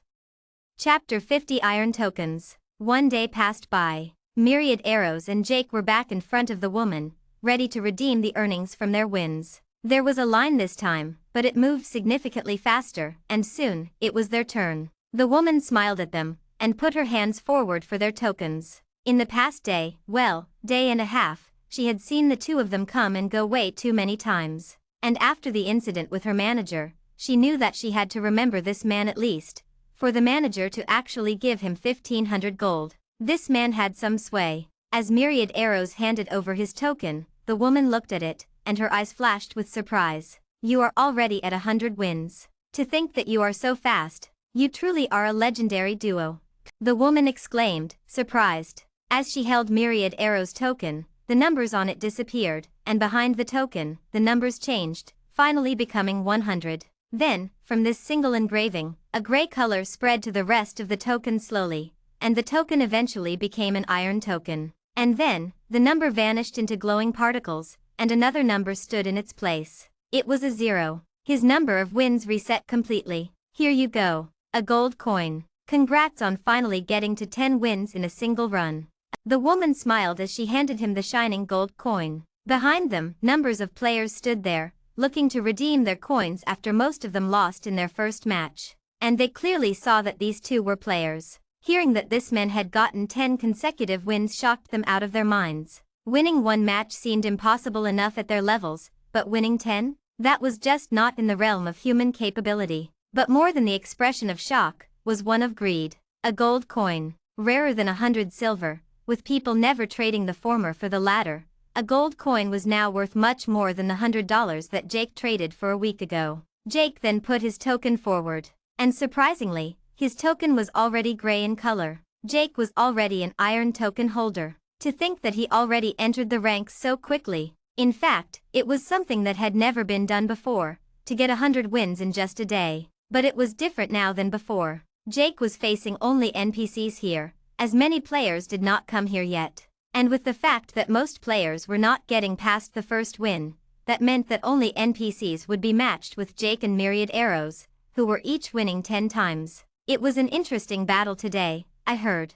The woman smiled as she handed a small pouch to Jake. It was a pouch with 3 gold coins, not a huge number, but definitely worth a lot. The iron token matches in the first 3 arenas were on another level, with each battle taking almost an hour sometimes. And the amount of experience that players got from winning the matches was on a whole other level, as well as the money they got. But for Jake, it was just a little different. Tell your manager that I am ready for any high-end match that he has. It will be interesting to see the truly big matches in Arena 1. I will inform the manager. The woman nodded. With this, Jake and Myriad Arrows walked away, letting the next person come forward. They left the Colosseum and walked outside, through the exterior. Again, the sun was in the center of the sky. It did not budge. In fact, it had not budged for the entirety of the last day. This was a special place, as the time of the day was always 12 in the afternoon, when the sky was right in the middle of the sky. It was the perfect lighting for everyone to see the matches in their full glory, and, as the heat was completely negated through programming, it was perfect for the players as well. What next? We are both more than 100 wins ahead. I am almost at level 40 now. Too bad, the experience needed to level up keeps increasing way too much. Myriad Arrows sighed. That is how leveling works. The first few levels are easy, but if it remained that easy, then just about everyone would get to the top levels, and it wouldn't be a game anymore, would it? Jake smiled. Just remember, this is the world now, and it won't be easy. We need to get stronger for that exact reason. Jake reminded him. So are we done here now? We need to make sure that the guild members are still grinding. Myriad Arrows said. Yeah, you are right. Let us go there and check it out. Jake nodded. From where they were, the portal was already visible. Outside the Colosseum, this was a pretty small island, and there wasn't anywhere else to go. The duo walked to the portal, and immediately left for Diffast. The moment that they entered the portal, they entered a different city altogether. Finally, the bright light had dimmed down considerably. The sun finally moved from its stubborn position after a long day and a half in the Colosseum. But regardless, they were back in the city that they called home for a while now. Looking around, there were many people walking around, but it seemed like the overflowing numbers that existed when Jake first came here were no longer there. People were slowly giving up. Days later, people no longer had hope that the epic class was within their grasp. They no longer felt that they could get it. Of course, some kept persisting. Many theorized that the class could be in the Forbidden Street, but no one could even enter it. Some were allowed in, and many of them claimed that the class wasn't in the street. Chapter 51 Guild Progress. Silver Sword Fields. Hundreds of people stood there, calmly looking forward. They weren't talking to each other, laughing at jokes, none of the shebang. 2 days of battling wore them out, but none of them dared to leave. After all, the guild that Jake had put together was not just a gathering of the best talents that came here, but also a culmination of the desperate. Some of these people needed this money now that their livelihood was gone. In front of them, Jake and Myriad Arrows were standing there, looking at each and every single one of these groups, properly segregated. He had taken the camera and stored its memory chip in his inventory so that he could take a look later, but now, he needed to look at his guild members, to see if they were going to be reliable in the future. Now then, you guys have killed a lot of sword flies, I hope.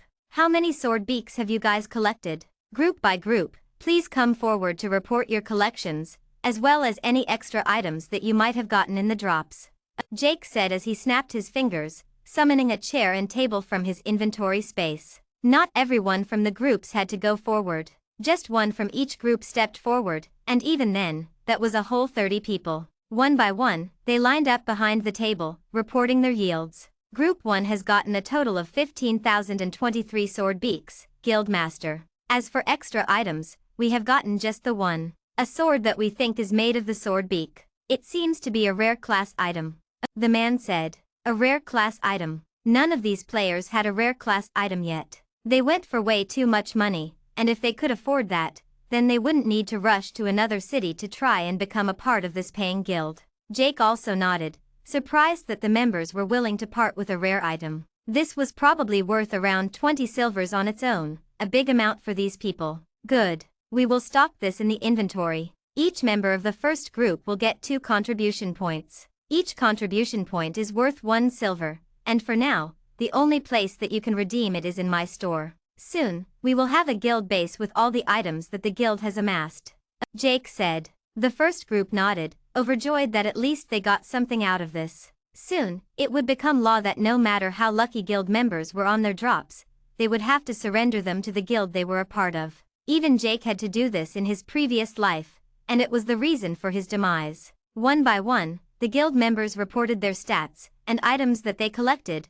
Whole Myriad Arrows took in all of the items and confirmed their numbers. On an average, the groups collected 15,000 beaks each, but they were not worth nearly as much as they were when Jake and Myriad Arrows first sold them to the merchant. Good. You all have done exceptionally. Bar 3 people, everyone else has gotten to level 15 or higher. I am impressed. Jake smiled as he looked at 3 different groups, where the people in question were, making them so tense that they could have gotten a heart attack. Don't worry. This is the first time, so you should have it easy, right? They finally relaxed, sighing with relief. Why don't you guys stay here and grind until you get to level 16 then? You can stay in the guild as long as you stay here and grind for another half a day. You can form a party with just the 3 of you.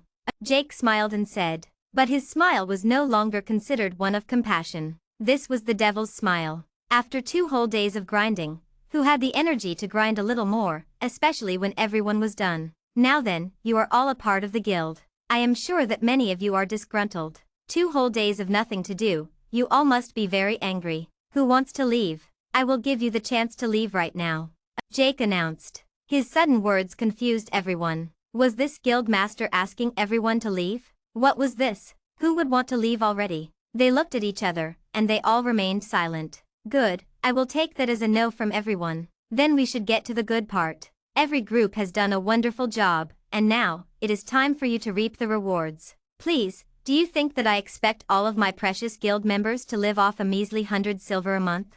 Jake chuckled. All of a sudden, a rejuvenated hope appeared in the eyes of the guild members. Was the guild leader finally throwing them some scraps? Well, the market rate now is around 1 silver for 50 beaks. That is around 300 silver for each group. Well then, each member can take home 30 silver then. I will exchange these beaks for the silver and send each guild member the money later today. Jake announced. Wait, what? Finally the silence of the guild members broke. They murmured, wondering if they heard it wrong. But they didn't. What they heard was the same and it seemed so untrue. Their guild master was willing to give each one of them 30 silvers? He was willing to let go of 90 gold coins for his guild members? They roared, the sounds of these hundreds reaching the other end of the silver sword fields. Everyone was overjoyed.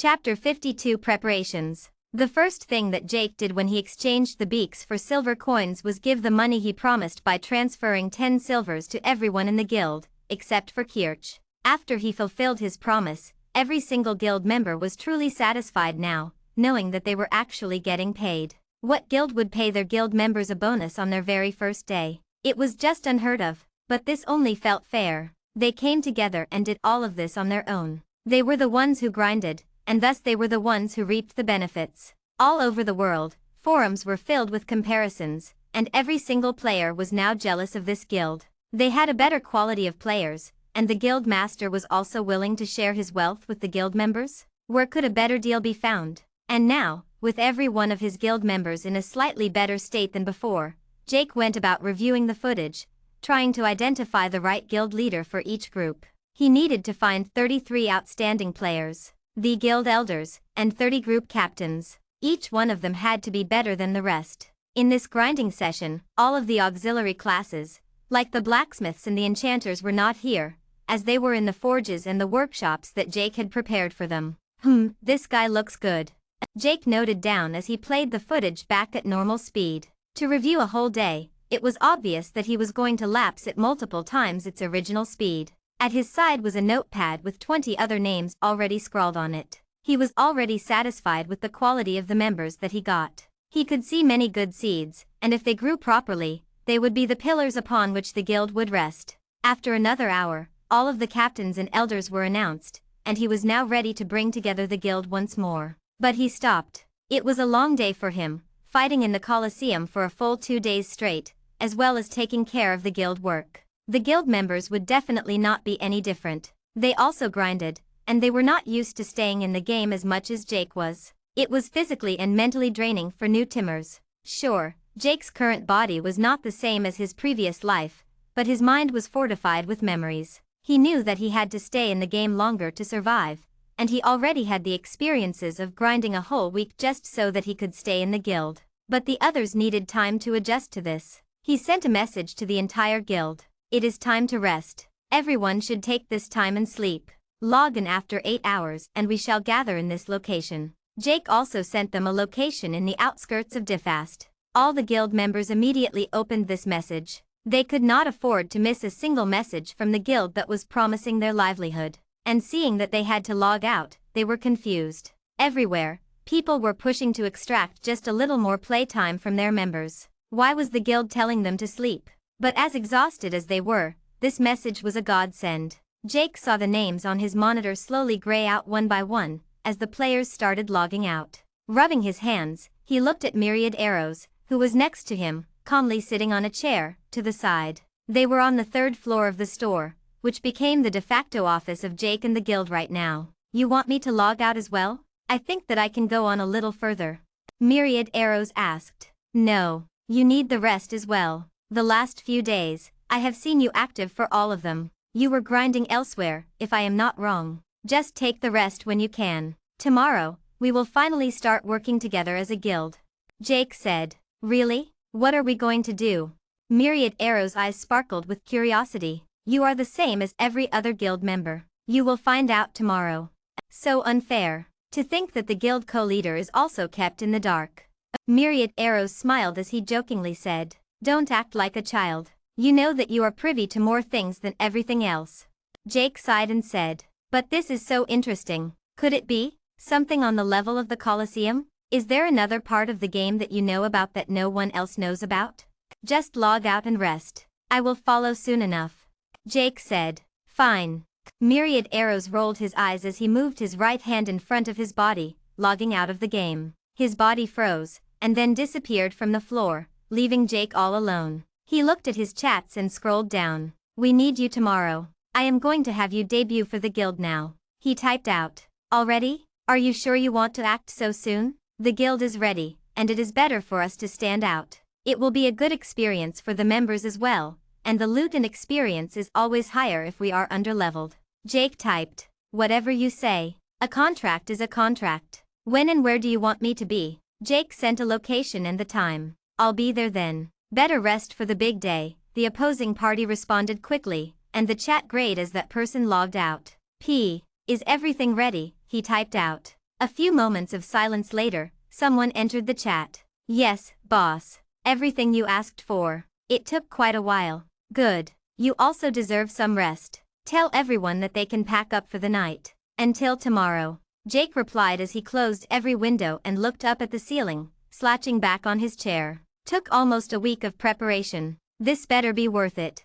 Jake sighed and he also looked at the bottom icons, searching for the button to log out. His eyes were closing even in the game. The last few days were tiring for the person who was reviewing every single player, and also trying to manage an entire guild for the first time in his life. His right hand trembled as he clicked on the button, and a quick notification appeared before him. Logging out. Updating. Wait, what? Updating? Why is the game updating? This isn't supposed to happen. Chapter 53 New Update. Jake opened his eyes. He got up from the pod that he was on, and looked around. His room was absolutely empty, with all of his stuff still unpacked. But the first thing he did, even though he was exhausted, was slump next to the computer and log onto the internet. He needed to find out what happened at the end. An update? The first update was supposed to happen a whole month after the world started. Not 2 weeks later. He was just not ready for what this update was supposed to bring. But the moment he looked at the forums, all he saw was exactly that. Everyone was talking about the sudden update that suddenly came when they logged out. And the others who were still in the game logged into the forums from there, and they were confused. Why would they have to wait till they were logged out before the update started? That didn't make any sense. Was this a glitch in the biggest virtual reality platform in the world? And that was when it happened. One single post at the top of the forum caught Jake's attention. Mass announcement in Gaia, update in 6 hours. The forums went crazy. An update before people were even accustomed to the game? What would the newest features be? Nova was known to be one of the most secretive companies in the world, and even though they were the biggest, they certainly had a strict stronghold on everything that they were working on. People didn't even know about World Online until it came out. Jake shook his head. This must all be a dream. I need some rest. Maybe if I wake up, all of this will blow over. He thought to himself as he dragged his tired body from the desk to his bed. The moment he fell on the bed, his eyes closed, and everything ceased to exist. It was just him, and his beauty sleep. Jake. A faint voice was calling him. Jake. The voice got louder. And all of a sudden, Jake felt like he was in a tumultuous aircraft, and the turbulence was too much. Get up. Why are you still asleep? The voice got louder and louder, and finally, Jake opened his eyes. Arg. The bright light in his room startled Jake, who closed his eyes and hissed. Why are all the lights on? He asked, trying to get accustomed to the bright lighting. What do you mean? Why are you sleeping? Don't you know that we all have to log into the game? The military was here once again, and they were looking for our records. Do you know how much trouble we would have gotten into if they found out that you were sleeping? Michael was standing right next to him, chewing on an apple. I spent enough time in the game all right. I need this rest. Wait, what's the time? It's 10 in the morning. Why would I ask you to wake up then? There is some weird update that just finished, and Mom and Dad were asking you about it. I came here to wake you up about it. Michael said. How long ago did the update finish? Jake asked. About an hour ago. Wait, what? Jake's face lost all of its drowsiness. Missed alarm. Missed alarm. Missed alarm. Damn it, I didn't know that I was this exhausted. Tell Dad that I have to run. I will tell them both about the update a little later. I have to log in first. Jake said as he jumped to the pod. Getting in, he closed the hatch and closed his eyes. Welcome to Nova. A crisp voice said. The black that he was seeing suddenly changed. Color returned, and he was in the title screens, with the background all blurred, and a few notifications in front of him. Update complete. Do you wish to find out what the update brought? Yes, of course I do. Jake said. The background suddenly changed, and the entire world that Jake could see became dark once more. And then, at a distance, Jake could see just a tiny light. It was a dark time. The eastern continent was forced into war with the demons. And on the brink of defeat, help came from an unexpected ally. A deep voice started the narration. Along with the narration, the scenes also changed. Jake could now see a world where mages, swordsmen, giants, paladins, classes and races of every type fighting against a singular army. This was the demon race, and it was the main quest that would come into effect much later. Even the lowest of the demon race had levels in the triple digits. If this storyline started now, then everything would fall apart, and this wouldn't be a game anymore, it would just be an ass-kicking for all players. This unexpected ally retreated as fast as they helped. But without them, the demons could never be sealed. While the demons were sealed in the abyss, the ally that helped retreated to where they came from, the voice said, and the scene changed again. They were now in an lush forest. This was the perfect scene, peaceful, tranquil, and had nothing wrong with it. The Western world. A loud music played, and the credits rolled. Welcome to World Online, where you must embark on a new journey. It is the dawn of the guilds, and now, you must all go on expeditions to find the portal to the Western world that was forgotten during the Third Demon War. The voice said, and then, the title of the game appeared. World Online, Dawn of the Western World. I can't believe it. Why would they bring this update so early? Jake grumbled. Don't leave, because the next part will surprise you. Chapter 54 Returning to the Flying Pavilion. The next instant, Jake was taken to the place where he was when he last logged out. The store. The top of the store, to be precise. Glancing at his friends list and the guild list, he could see that not many were online. It was just 7 hours since he told everyone to log out. There was still a whole hour left, and that was an hour that the guild members could not afford to just let go. Rest was hard to come by with the game taking so much of their time. Once it became their livelihood, the game no longer felt like a game, and more like a job. That was the terrible circumstance that everyone had to live through. Jake stretched his hands as he went down to the second and first floors of the store. Traffic was slowing down, just like he expected. With the new update, everyone was probably wondering what they had to do about that. But now was also going to be a time when guilds would become much more relevant. Guilds were going to compete with each other, trying to get expeditions done faster. Jake knew where the portal that led to the Western world was, but he couldn't exactly go ahead and take control of it. He needed time. The path to the portal was going to be arduous, and even if he knew what path to take, the number of obstacles that would come in between would be too many. And more importantly, he didn't have enough people to go on expeditions. 300 and change guild members seemed like a lot, but not in perspective. This was the entire world now, and expeditions needed at least 1,000 people to even stand a chance. As for Jake, he wanted to balloon up to 10,000 guild members before he started working on expeditions, and to sustain those many members, he would need an incredible infrastructure that he did not have right now. I will need to rush things up. Guess I have no choice but to do this. Jake sighed as he opened his chats. I am willing to buy your company's guild management system for 100 gold. No more, no less. There are many companies that are willing to give me their systems for in-game currency that no one else can get their hands on. Jake typed out. He didn't expect a reply right now though. The person that he messaged was Phoenix, the daughter of an established company. Money controlled everything, and she did not need to stay in the game all the time. The military gave big companies a pass. Jake sighed as he stopped at the counter on the first floor. It had been almost a week since he put up the store, and he wanted to see what the return on his investment was. How much did I get back?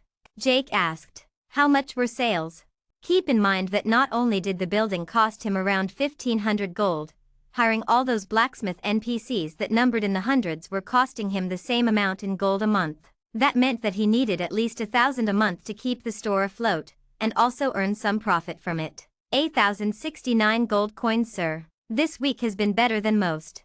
The woman behind the counter smiled. She was also a hire from the city hall, which happened to have multiple NPCs wanting to be hired. 8,000 gold on the first week? That is shocking. But the first week is bound to have much more pomp than the other weeks. It is good to know that I got back the money I put in the land though. Jake smiled. Of course, he was the winner no matter what happened. Land was land, and it was not going to lose its value. But now that he got his hands on the gold, he was going to have an easy time when he was shopping. He strolled around the streets, but he could find absolutely nothing of interest. Damn it. I wanted to wait till the month passed so that I can attend the auction in the flying pavilion. But this sudden update messed everything up. Jake cursed. But then, a sudden thought struck him. What if the date of the auction was moved up as well? He ran across the streets and finally approached the large crowd in front of the Forbidden Street. One by one, people were trying to get in. The two guards in front were adamant, not letting a single person through this time. Jake slipped through the cracks, passing by everyone and reaching the front with relative ease. Who the hell are you? I have been waiting an hour for my turn. Go to the back of the line, you punk. Someone shouted at him, but Jake could not care less. He was not afraid of any player within the game. It was outside the game that was the problem. He walked up to the two guards, the same ones since the beginning. "Good day today." "As busy as always." The guard on the right nodded and moved aside, letting Jake pass without any incident. And as usual, everyone from the crowd was shocked, their eyeballs popping out. That guy already had entry. That is so unfair. And the face of the person who cursed at him was as ugly as it could get. Jake was relieved that the sound finally ceased. Looking around, the same shops bored him. There was nothing interesting here, and he only felt pity for the crowd outside that was wasting their time trying to come in here, instead of grinding. He walked up to the end of the street, and looked at the store that he wanted to enter. The Flying Pavilion. Chapter 55 Auction? As he entered, he saw multiple people here. That was odd. This was supposed to be a closed-off space, and not many players were allowed to come to the Forbidden Street. And even among the players, who would dare come this close to the Duke's mansion for a store that didn't seem any special from the outside? Looking at them closely though, Jake realized that they were not players. They were NPCs. Jake could only see bird-out names on them. That meant that they were either stronger than he was, or they had strong backing within the game. Jake leaned toward the latter. Looking around, so many people could only mean one thing. There was something big happening within the Flying Pavilion. He approached one of the many attendants who were walking around. "I came here a week ago. Was the date of the auction pushed forward? Because I thought that it was going to happen a few weeks later." Jake asked politely. "Forgive me, Baron. We could not inform all of our customers of the sudden change in plans. The auction will be beginning shortly. You came right on time." The attendant sweetly smiled. "All right then." Jake nodded. "Forgive me, Baron King, but you will need to deposit 20 gold to prove your purchasing capability, and to get one of the coveted seats of the auction that is happening." The attendant said. "That's not an issue." Jake nodded and handed her a small pouch with the 20 gold without batting an eye. This money was a small investment for what was to come. "Do you wish to stay here and converse, or do you wish to come to the auction right away?" she asked. "I will go in. Unfortunately, I have not had the pleasure of being acquainted to these fine men." Jake nodded at one of the NPCs who was looking at him. Seeing that Jake was a baron, the opposing NPC just nodded, but did nothing more. Just looking at him, Jake knew that he was looking at a viscount, or maybe even a marquis. The attendant started walking into the store, leading the way for Jake. Even though the store looked normal on the outside, the corridor that the attendant led Jake to was long and big. That was because of the single thing that the Flying Pavilion was hiding. The auction. After the first auction, people suddenly learned of the Flying Pavilion, and some people tried going and asking for it. But only a few were allowed in, and the common denominator among those that were allowed in was that they were rich. Only those that had more than 20 gold and asked for the Flying Pavilion were allowed in. The reason for that amount was simple. Without that, they couldn't enter the auction. When Jake entered the Forbidden Street, he had much more than 20 gold, but the one who tried to come in after that just couldn't afford it. They stopped at the end of the hallway, in front of a clear dead end. Then, the attendant started tapping on the wall rhythmically, and then stepped away. Click! The seamless wall suddenly came open, and a door emerged. "This is going to be the first time that I enter a place as big and pompous as this is supposed to be. Welcome to the big leagues now, Jake." Immediately, he was greeted by a large hall. At the very front, there was a single stand with nothing on it, and a large stage. The auctioneer wasn't here yet, but the auction house itself was packed. Jake could see people everywhere, and he was surprised that even the first auction had this many people. "Where do I sit?" Jake asked. "Please take a seat in row 37, seat number 58.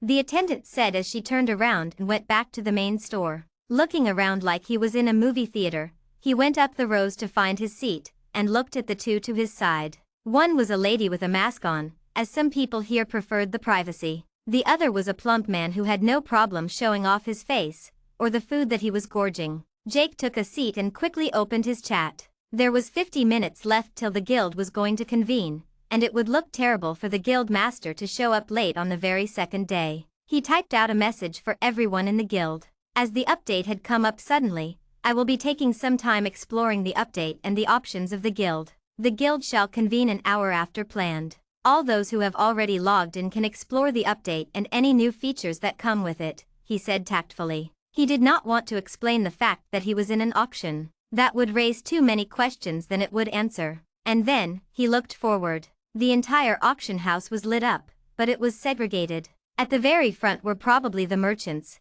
and rich NPCs who could afford items, and a few players who managed to find this place. After all, there was a reason that Jake knew about the flying pavilion. Someone here came here on this day, and told everyone about it. Well, it was supposed to be a month later, so maybe Jake was the only player here. But the middle rows were reserved for nobility, and as the rows went, the rank of the nobles increased. And this auction just demonstrated two things. The Loveville Empire had way too many nobles, for there to be hundreds upon hundreds in each rank until the marquis ranks. But it also meant that this auction was so important that this many NPCs of such rank and power attended it. At the very back though, were the true powerhouses. The powerhouses that Jake could not see, because they had their own individual rooms. Ahem.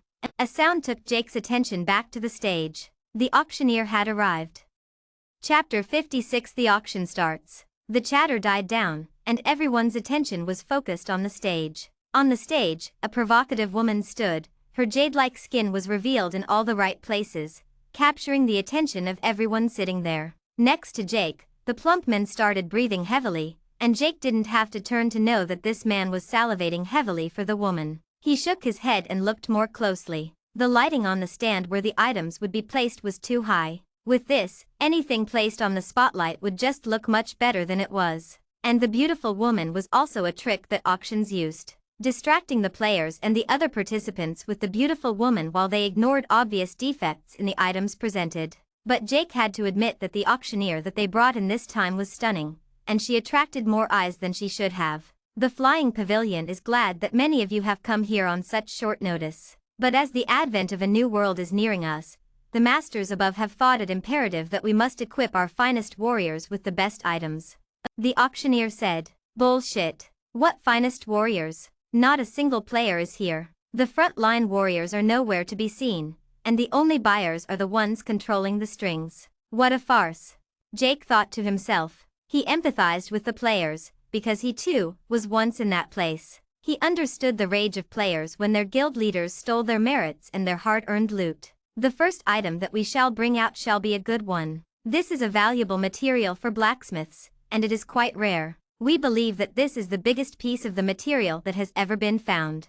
The auctioneer said with her sweet voice, and she stood aside as two strong men brought out a large rock the size of a boulder. They placed the boulder right next to the stand, as it could not possibly be placed on something that was meant for normal items. The spotlight also changed, shining on the boulder. This is the shining deep sea stone, an epic class material that can be used to craft epic grade equipment. She said. The starting bid will be 10 gold coins, increments will be 5 coins with each bid.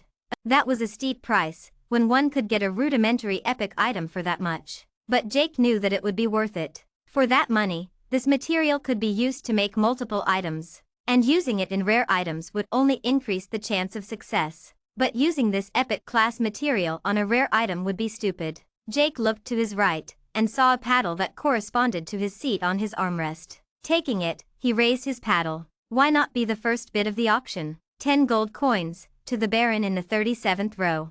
The auctioneer smiled and pointed. Someone else raised their paddle. 15 gold coins.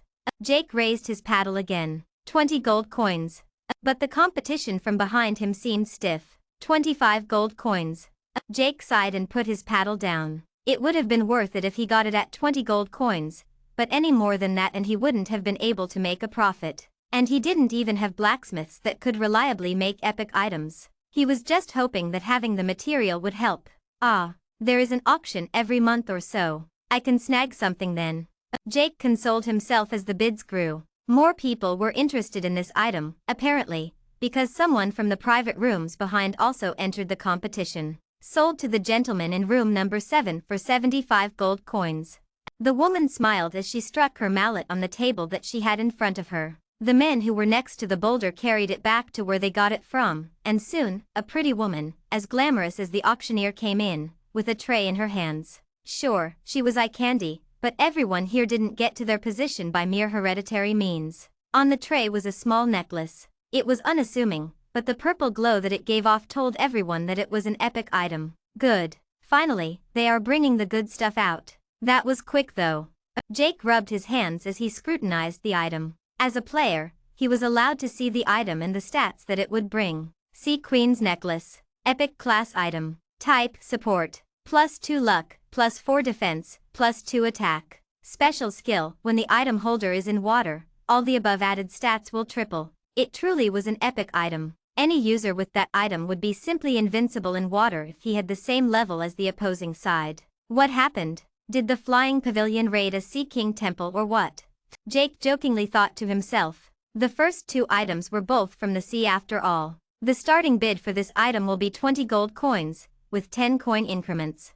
Jake did not raise his paddle this time. He had no interest in this item. It was interesting to watch, but he had no plans to go to sea anytime soon, and wasting his money on this would mean that he could miss the chance to buy something better when the time came. The bidding was quick, and the winner was revealed. The necklace went for 100 gold coins, and it just showed how the items that Jake and Myriad Arrows bought were nothing in comparison to the ones on auction right here. This next item that we will bring out is very mysterious. In fact, we don't even know what this item is, and it is to the discretion of the buyer to choose to bid on it.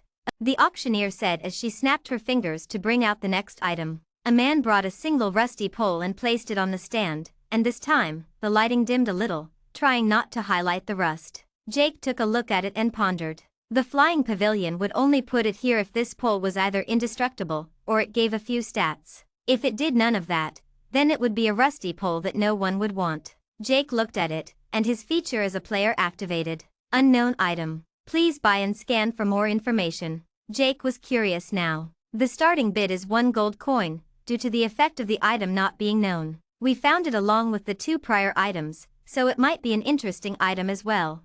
The auctioneer said. With that, a singular thought appeared in Jake's mind. It was fleeting, but if it was anywhere near the truth, then Jake would have exhausted all the luck he had for the entire week. He raised his paddle after a few seconds. 1 gold coin, the Baron in the 37th row.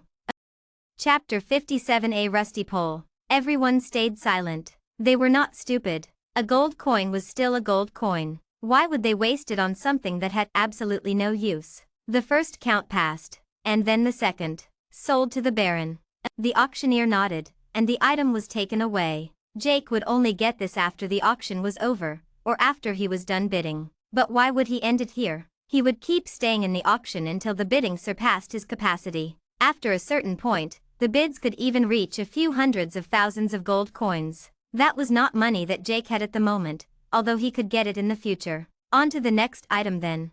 The auctioneer brightly said as she looked brightly to the side, where another item was brought in. The auction went by, and each item that was brought interested Jake, but not enough for him to actually bid on. The epic items were good, but who would he buy them for? No one was worth this investment, and Myriad Arrows would get his epic grade bow from the skill shop of his class. As for the rest of his guild, equipping any of them with epic grade items right now would be extravagant. Jake himself had the best equipment that the entire game had to offer. He didn't need to downgrade to some epic items. And Kirch had to show his loyalty before Jake would invest any more into him. What Jake was looking for right now weren't the items that were being shown here. He was waiting for the right one that could actually help him for what he had planned for later today. And now, we have a few spells in a grimoire from the legendary mage, Dullen. Some of these spells can be cast almost instantly, and they are all tier 5 grade spells. Your opponent will not be able to resist your attack.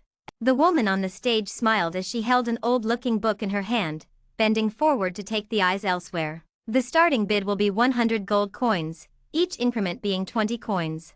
Jake stopped once again, surveying the room. He didn't want to bid immediately and looked desperate. If he looked desperate, then people would overbid and make him pay. He waited. A paddle went up, and the bidding was underway. The moment the first paddle went up, the remaining ones started going up.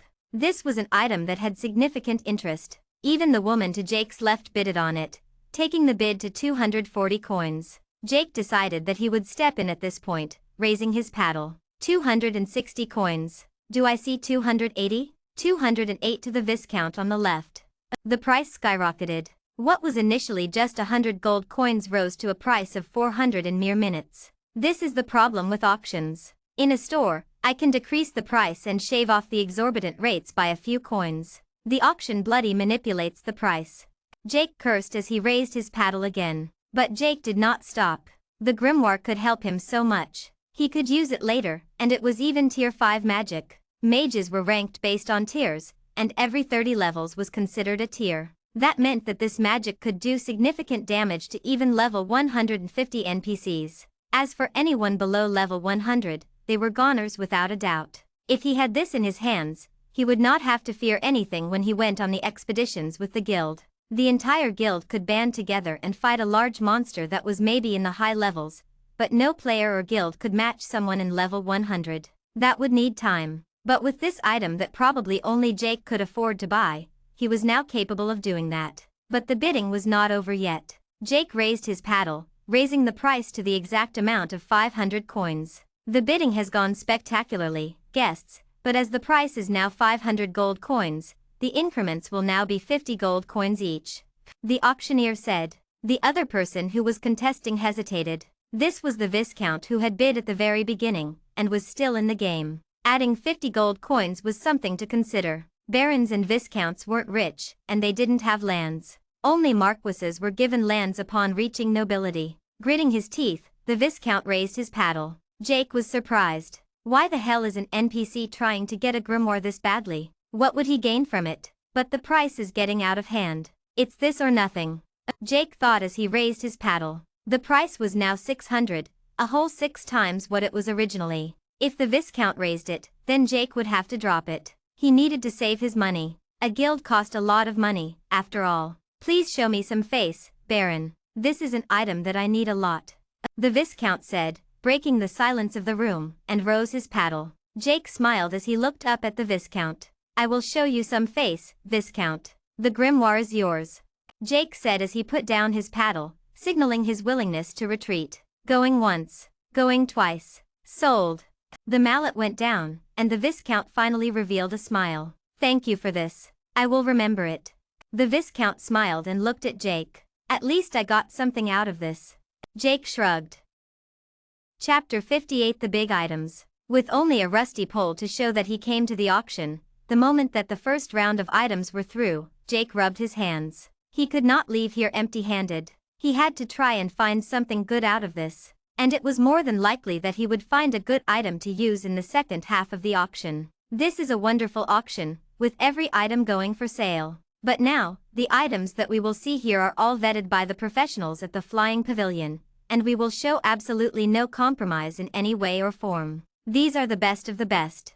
The auctioneer announced as she clapped her hands. The first item was brought in. It was a cage. Inside the cage, though, was a young cub of what appeared to be a tiger. The young cub looked afraid, turning around to see all the bright lights shining on its face. To have a cub here, the Flying Pavilion probably killed its parents, and now, it was here, all alone, up for sale like a slave. Truly, the realism of this online world was on another level. A cub? That can be trained? Interesting. But something like this will just be way too expensive to maintain, and even more expensive to obtain.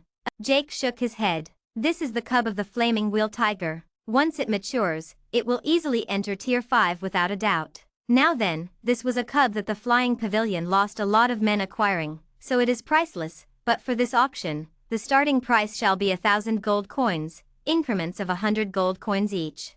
Even though this was by far the most money called out yet, paddles went up without hesitation. Nobles loved having powerful pets, and this one was no different. What was 1,000 gold coins quickly shot up, not to 2,000, not to 3,000, and not even to 4,000, but a whole 6,000 gold coins with the bidding still going on fiercely. The VIPs in the private rooms, the Viscounts and the Marquises in the back, and some rich barons in the same rows as Jake all participated. Everyone just could not let a rare cub like this go. After all, maturity could be hastened by giving it the right resources, and it would be a formidable force by then. But Jake did not think it worth it. He would rather spend the same resources on 100 men, as eventually, most of them would get to the 5th tier in power. Finally, the bidding came to a halt, and the cub was sold to a duke for the staggering price of 7,300 gold coins. Jake sighed. He could have tried and entered the bid, but he would just lose everything he had, and would have nothing to gain.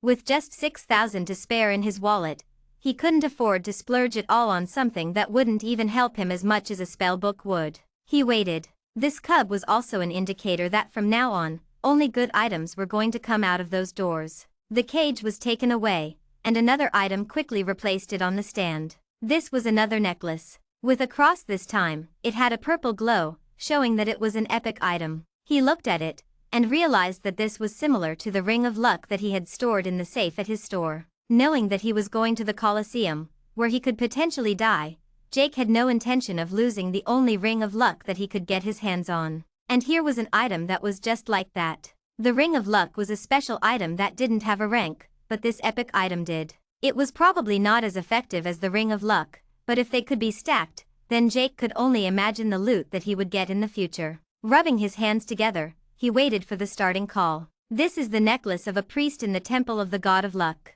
Since the temple is failing, the priest decided to sell his necklace to save the temple. The starting price of this divine item is 500 gold coins, with each increment being 50 gold coins until we reach 1,000. Luck was a thing for players who gained loot when they killed monsters. But when NPCs killed the monsters, the only loot that they got was the carcass of the monster they killed and nothing more. So why would these NPCs care about luck, or the necklace blessed by the god of luck? In fact, that was why the temple of the god of luck was in such a dire state. Not a single NPC supported the god of luck. Is this going to be the first unsold item of this fine morning? The auctioneer asked, her smile still dazzling. Jake raised his paddle at this time. 500 coins to the baron over there. Do I hear 550 gold coins? Going once, going twice, and sold.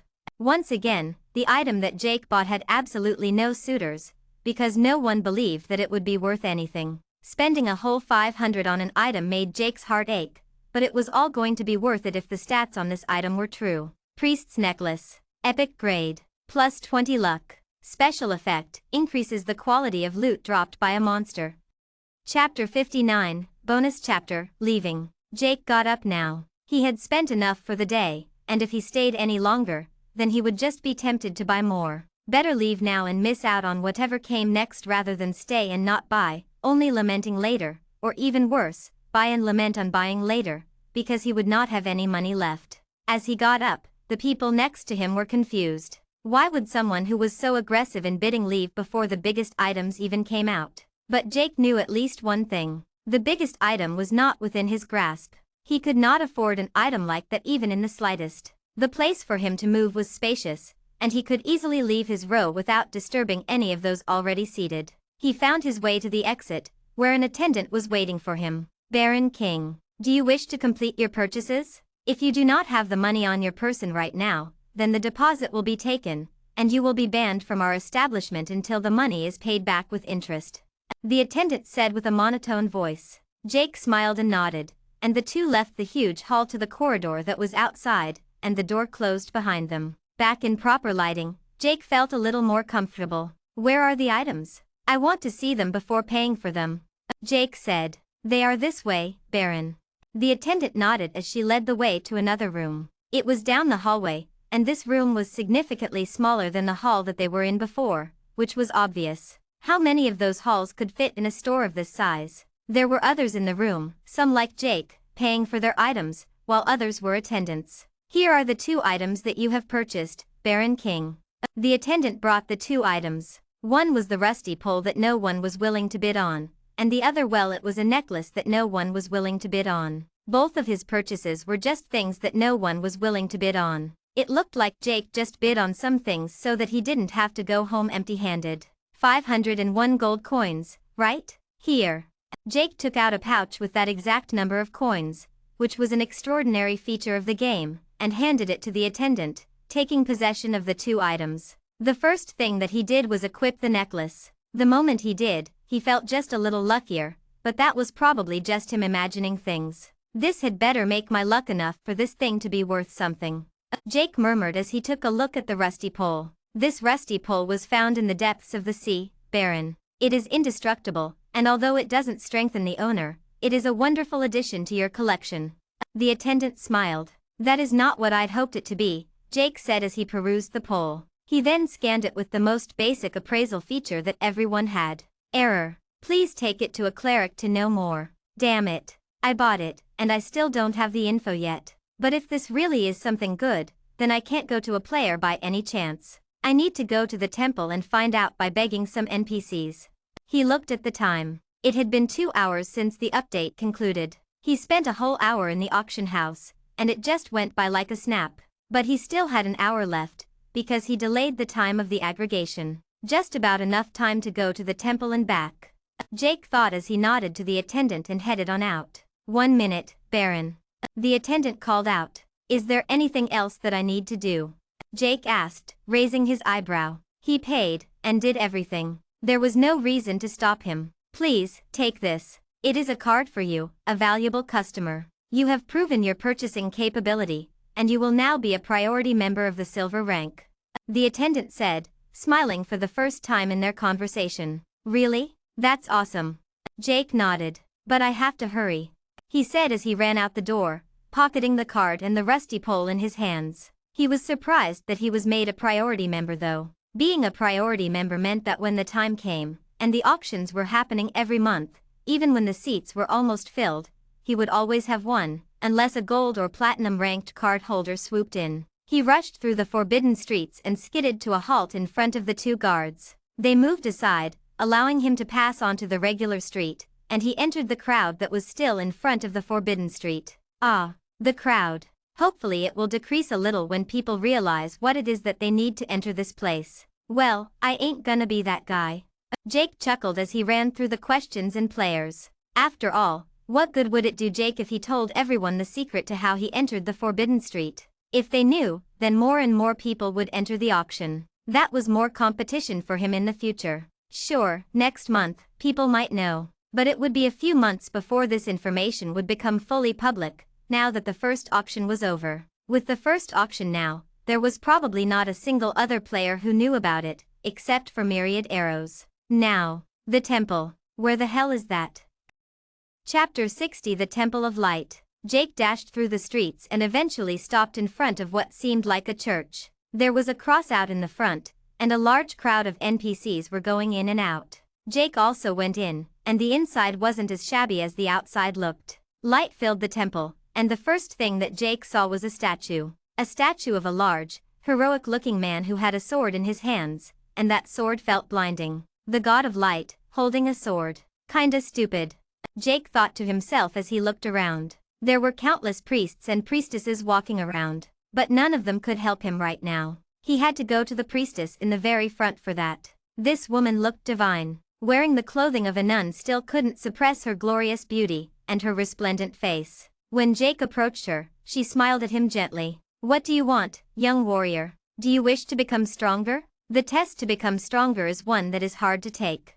The priestess said. Nope. I will need a few more preparations before getting to the 2nd tier. I am not going to go down that route so fast. I need your help with a little something else.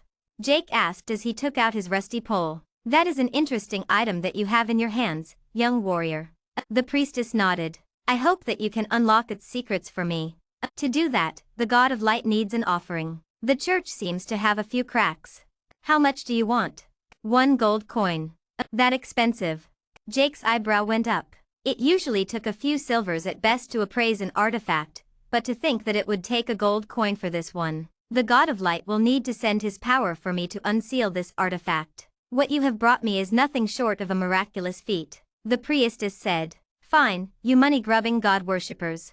Jake grumbled inside as he reluctantly handed over the gold coin. He had paid just a single gold coin to obtain the pole, but needed that amount to unseal it? Wait, unseal it? There is a seal on the item. Of course, who appraised this in the beginning? Must be some stupid priest from the Temple of Fire or something. Who doesn't know that to understand a sealed item, they must come to the Temple of Light? The priestess said. Putting aside whatever squabbles this priestess had with the other temples, this news was awesome for Jake. Please, do what you need to. Jake said. Not so easy. It will take a few moments. The priestess said as she struck the pole into the ground, letting it stand there upright. She then put her hands together, and the statue that was a few meters behind her suddenly started glowing with an incredible brightness. Jake covered his eyes, not able to withstand the sudden light that was now coming towards the priestess. It basked over the priestess and the pole that was in front of her. Jake tilted his hands so that he could see what was happening to the pole. Layer after layer of the rust was peeling off to reveal what was inside. The rust was just a cover, and the insides were dazzling. It looked like it was made of gold, which was rare. An indestructible gold item only meant that a special type of gold was used. Slowly, the light dimmed down, and Jake saw a few dark spots on his vision. They returned back to normal after a few moments of constantly blinking. "This item, can I see its true form now?" Jake asked. "What you found here is truly a wonderful item. The God of Light has told me that with this item, and the items that you have already shown on your person, only great things are expected of you. Do you wish to accept his cause? Special mission, travel to the ends of the wilderness that surrounds the eastern continent and establish a temple of the God of Light. Reward, favor of the God of Light. Failure, wrath of the God of Light. You cannot decline this mission." Seeing this mission, Jake was confused. He hastily knelt on the ground. "It would be my honor to serve the great God. But where in the wilderness should I establish the temple?" Jake asked. "Anywhere. The temple can't go on expeditions because it is too dangerous. We need adventurers and warriors like you to help us with this. When you go on an expedition to the very end of the wilderness, all you need to do is bring a priest or priestess from the temple, and we will bless the area for a temple to be built." The priestess said. "Understood. But we are too weak. It will take time." Jake said. "And time you have. The God of Light is patient. He is willing to wait for your growth. But when you do become strong enough, if you do not do this, then the God of Light will not be forgiving then." The priestess said with a serious tone. "I would never let the God of Light down. It will be my honor to expand your influence to the wilderness." Jake bowed toward the statue once again. Suddenly, the statue shone with a great brilliance. "The God of Light is impressed with your show of faith. He has rewarded you with a map of the missing pieces that you will need." "Missing pieces? Why would I need any missing pieces?" Jake wondered as he grabbed the pole that the priestess handed to him. He looked at the pole. Handle of Poseidon's trident. Incomplete. Divine item. Cannot be equipped until complete. Oh my God. I was right. Looks like I really exhausted all my luck for the next few weeks with this. Jake's face was full of glee and excitement that he just could not contain. Don't leave, because the next part will surprise you. Chapter 61 Reward from the God of Light. All of a sudden, another thought struck Jake. He immediately took a look at his inventory. In there was a map. Taking a look at the map, his eyes shone with a brilliance that was comparable to the God of Light himself. That was because on this map, there were 2 cross marks. 2 places where treasure could be found, apparently. And these 2 cross marks were in places that no player could go right now. That was because these 2 places were in the sea. The terrifying sea which was dominated by sea monsters that could eat players alive without any problem. Only tier 4 players and above could even try to enter that place. The monsters would be leveled a little lower than the players, but they had the advantage of domain. In the sea, only aquatic-based classes were dominant. A land-based class like Jake's could not thrive. That meant that if he ever wanted to get these 2 parts of Poseidon's trident and merge the parts together, he would need an army, or a group of experienced aquatic class players. Both were unlikely right now. I should put this aside. But dropping something like this is too risky. I should put it in a bank or something. Jake thought to himself as he looked around. It didn't take him long to find an actual bank. Walking in, he smiled at the registrar. "I am here to open an account and a safe deposit box." Jake smiled. "Sure sir. That will be a total of dash. I am going to deposit more than 1,000 gold coins here. Do you think that I am going to pay you a fee for the deposit box?" Jake suddenly interrupted the man behind the counter and said coldly. "You are going to deposit a huge amount? Oh, forgive me, Baron. I had eyes but could not see. Please forgive my tardiness." The man looked at Jake and he immediately changed his tone. "Please come with me. I will take you to the VIP rooms," the man said as he jumped out of his corner and led Jake elsewhere. They walked through the busy bank floor to a hallway that had multiple doors within. After walking further in, the man stopped in front of a door and they went in. The room was tidy, and all it had was a table and 2 couches on either side. Once both parties took a seat, the man took a deep breath. "How much do you wish to deposit, Baron?" the man asked again. 6,000 gold coins. Right now. How much interest will the bank provide me? I also need an inter-kingdom deposit box. I want to be able to check my deposits wherever I am. Jake said. "As you wish, Baron. The Reich Bank has only one motto. Money is king. We have the best services in the entire world, and we will be honored to have you open an account with us. Our policy is 12.5% interest per year. I presume that you also wish to take a card for easy transactions?" the man asked. "Yes. Form the account and put this in the deposit box. Jake put the trident arm on the table as well as the 6,000 gold coins that he had. Bank account formed in Reach Bank. Account number. Jake smiled. The gold and the trident arm disappeared, and the only thing that remained was a card. He grabbed the card and nodded. P. Cannot be dropped. Jake nodded and he pocketed the card, turning around to leave. We thank you for doing business with us. Hope you visit us again. The man nodded and he bowed down toward Jake, but Jake was already gone. Damn it. I am stretching the clock a little too thin. Just 10 minutes left and I have to get to the corner of the city? Looks like I will have to run this time. Jake thought to himself as he started briskly walking. He was caught up in doing all of this that he didn't realize that time had passed significantly. Now, there was only 10 minutes left for him to get to the guild meeting. And if he got there just on time, it still wouldn't look good. He was the guild leader. He had to be there at the very beginning, not when everyone else arrived. Ping. Where the hell are you? I have hundreds of guild members, half of whom I have never seen before. What is with this blacksmith division? A message came in from Myriad Arrows. Jake shook his head as he started running at this point. Ping. I am here. I can't see you here, only a lot of people. Where are you? A message came from Kirch this time. Ping. Sir, we are all here, and we are waiting for your arrival. Message after message poured in, and Jake was not having it. I am almost here. I was caught up with something. Jake replied to all three of them. You are kidding me, right? You called the entire guild here and you had something else to do? Please don't tell me, you didn't go to Phoenix and tried to court her or something, did you? Myriad Arrows messaged. That guy is getting a little out of hand. What the hell is he talking about? Jake shook his head as he brushed that thought away. The city gates were in sight now. He started running in full speed, and appeared in front of the gates immediately. Stopping, he took a few seconds to catch a breath. He didn't want everyone to see his pitiful state. And then, straightening his attire, he took a deep breath. All right, showtime.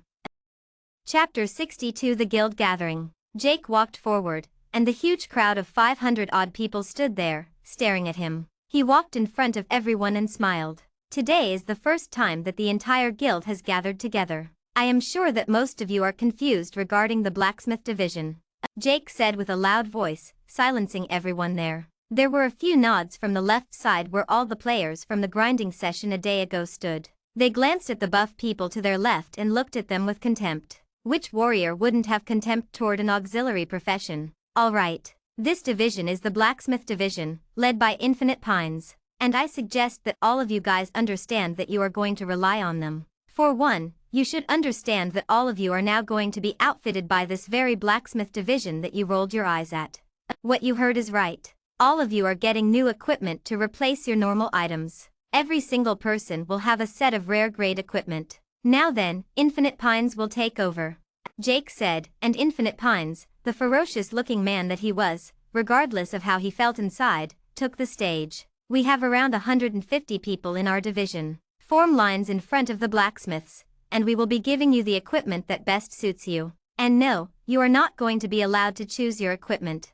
Infinite Pines said. We are getting rare equipment, all of us? That is. These people didn't know how to react. First, they got a bonus on their first grinding session, and then, they were being outfitted with rare grade equipment? Jake smiled as he left the spotlight to Infinite Pines and left him to do everything. After becoming the leader of the blacksmiths, and spending some time in the forge, he got a lot of confidence. I ran all the way here to just say those 2 lines. Being a guild master is such a time-consuming job.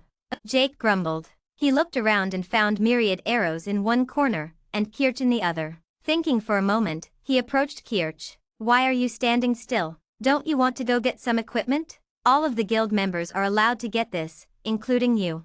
Jake said, chuckling. I don't need that. I already have a set of rare equipment, and it is a proper set, with a few set features. Kirch said. You already got your hands on a named set of equipment. You really are I really made the right judgment of your talent. Jake quickly changed his sentence. Well then, why did you call me here? The contract said that I would only come here if the guild was in trouble, or if we were going on a raid. Wait, don't tell me, we are going on a raid already? Kirch asked. Already? Didn't you look at the latest update? This is the dawn of the guilds. Guilds will become more and more relevant. For the guild to grow, we need to make a name for ourselves now, don't we? Jake chuckled. Where is the raid going to happen? Kirch asked. Then why don't you go and get some equipment for yourself? With this, you probably have the worst equipment in the entire guild. Look at that rusty armor and sword. It looks demeaning for the guild. Kirch said. These? Trust me when I say this. I have much better equipment than you do. Jake smiled. He then skipped along, going to Myriad Arrows. Who is that person? I don't think that I have ever seen him before. For him to get such special treatment. And he isn't even jumping in line to get the rare grade equipment like everyone else. Myriad Arrows asked. That guy is my second wild card. 2 of my biggest cards for the guild. Both of you will understand each other when you go to battle, don't worry. Jake chuckled. What are you talking about? Why do you have to be so cryptic? Myriad Arrows asked. No reason. It's just fun, don't you think as well? Jake smiled. You seem so different right now. You seem so happy? Just what happened? Why are you so joyful today? Skipping, smiling, something really good must have happened today. Myriad Arrows asked. You are absolutely right. I got my hands on this great incomplete item, and if I find the other pieces, then I will get in my hands a wonderful item that I can use, or maybe even give to someone I trust way too much. Jake said. Really? I don't think that you were this happy even when you got that epic grade item that day. Don't tell me, is it a legendary grade weapon? Myriad Arrows asked with a hushed voice. Don't be stupid, Myriad Arrows. Why would a legendary item appear right now?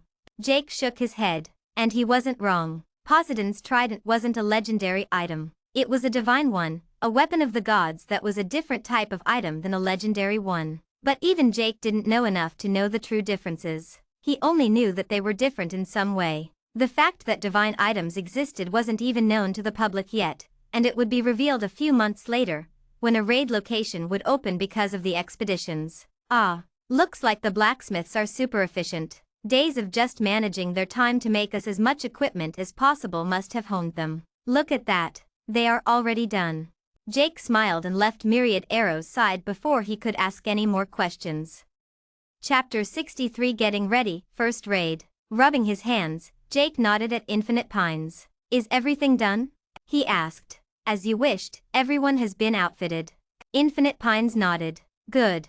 Jake smiled and turned to look at everyone in the crowd. Now that everyone has gotten an entire set of rare equipment, which mind you, has not been cheap for me, it is time for us to finally start what we came here to do. Jake bellowed. The noise died down, and everyone looked at their guild master. Wait, we didn't come here to get the rare equipment. There is something else that we need to do. They asked. Of course there is something else you need to do. I am sure that the 30 group captains and the 3 guild elders got their message. Step forward. Jake said. Immediately, 33 different men and women took a step and formed a lateral line in front of everyone. I already assigned who gets who. The guild elders are administrative. They will still have to fight, and have no extra benefits except in informing me what the 10 groups below them are up to. Well then, now that we have that out of the way, let me give you a few fair warnings. Jake said as he cleared his throat. Where we are going is a dangerous place where you might lose your lives, and a level subsequently. Do not worry. That is all part of the game. You can always recover levels. But what you can't recover is items. Whatever a dead teammate drops, it is up to the guild members to collect and put in the guild storage until he can collect it. Do I make myself clear? Jake shouted. Yes, sir.